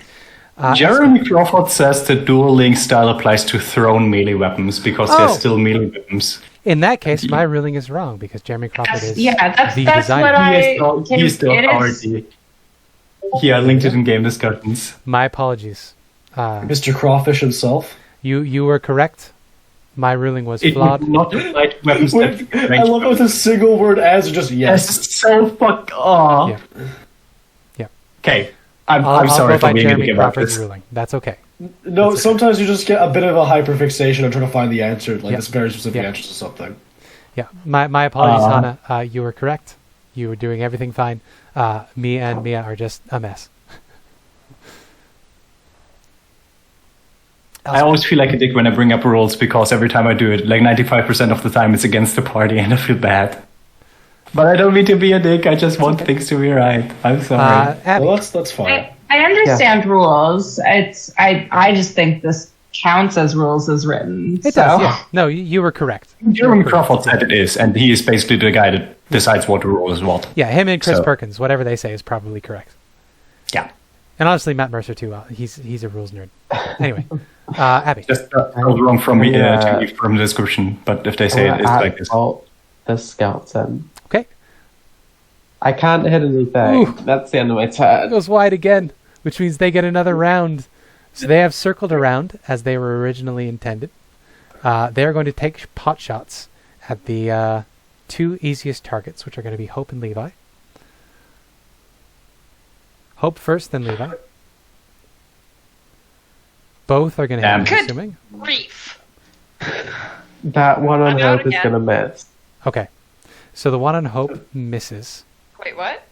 I have the fool thing. The tragedy. Oh. Thank you. I have the, one. Oh, I have the comedy, don't I? Yeah. Oh, I could have the, hit that guy.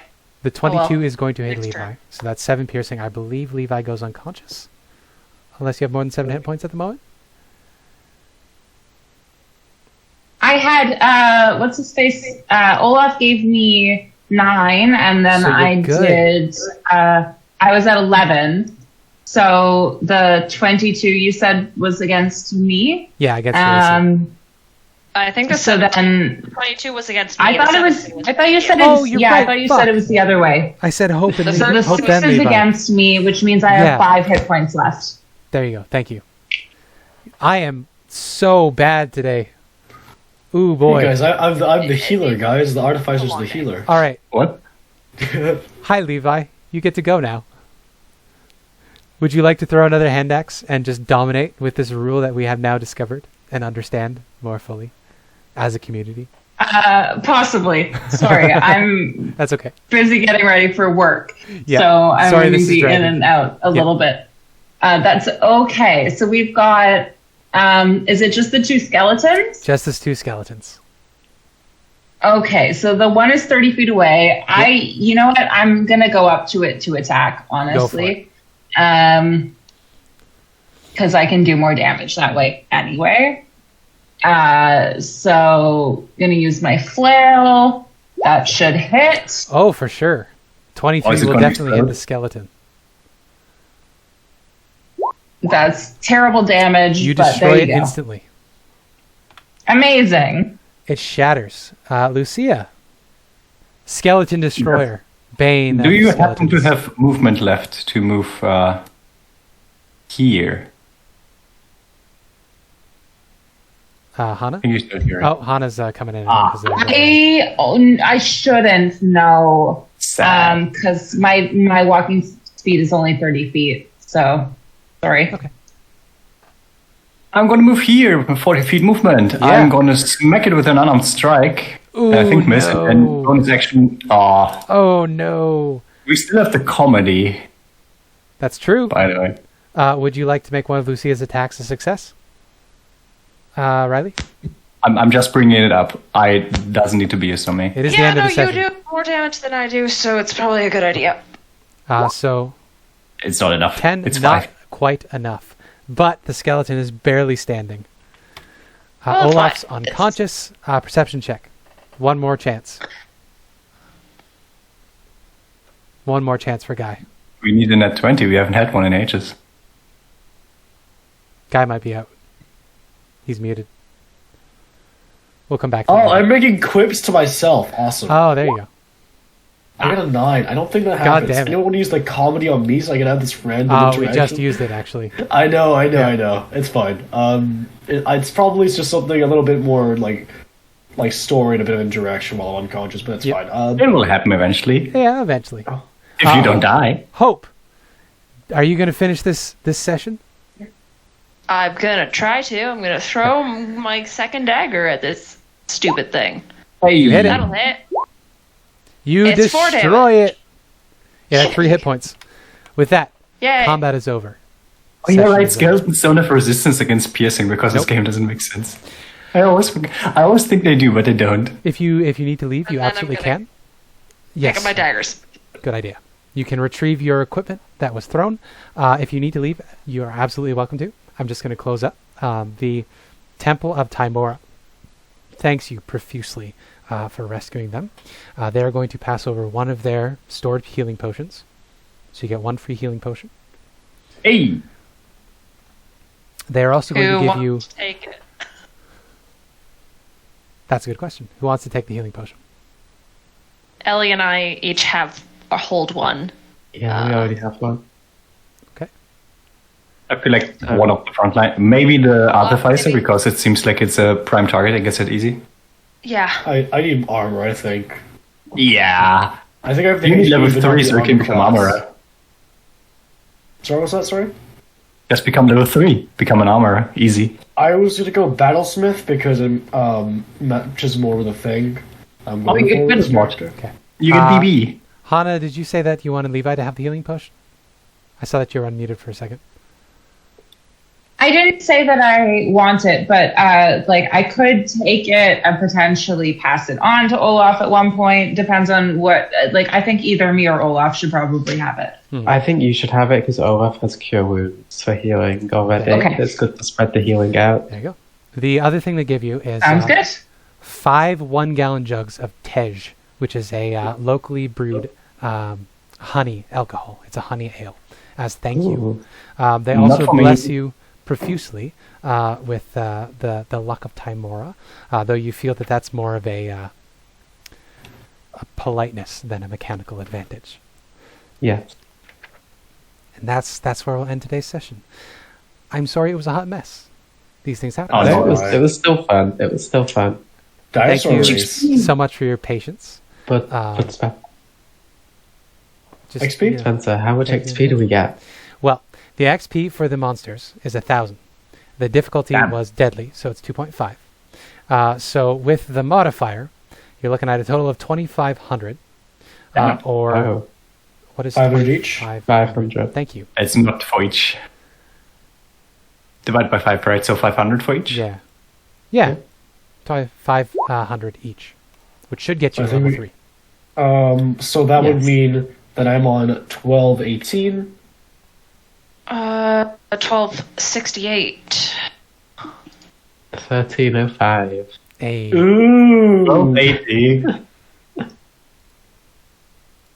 2,700 for level 4, by the way. Yep. I will, just because we, I think, have not done it, put that in game discussions.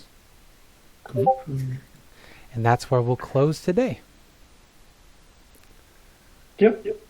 I am guessing there will be a long rest shortly after, so we can this time prepare stuff for level 3. Yes, it is nighttime. Yeah, I won't give you any encounters tonight. So feel free to level up to level 3 by the next beginning of next session, where we will jump into the jungle, and I will prepare better things this time. Could you contact me at some point during the week if anything with my flash crafting changes as I reach level 3? Sure, I will. It's like you don't have to decide now, just like as I said during the week. That's more of a that's a specific Yes. thing. It's not a class-based thing. It's an item-based thing. Okay, so Probably it'll not. be a different line of progression. Okay, understood. I think that's everything. Any other questions, comments, or concerns? Nope. Well, then, thank you very much, everybody. No, everything's fine. Thank you for your patience. All right, I I changed love my you very subject. much. Thank you for the session. Thank you. It was a mess, but it was a good mess, and I like good messes. Shoot me any questions. Yeah. I didn't mean to make this all scatological and horny, but it's funny. Was it scatological and honey? I mean, there's a Triceratops with indigestion. Oh, well, was it honey then? I mean, everybody else is horny. We need to see the was a good classic session. Elspeth Thank you. bisexual Anyway, lust this bye-bye. session.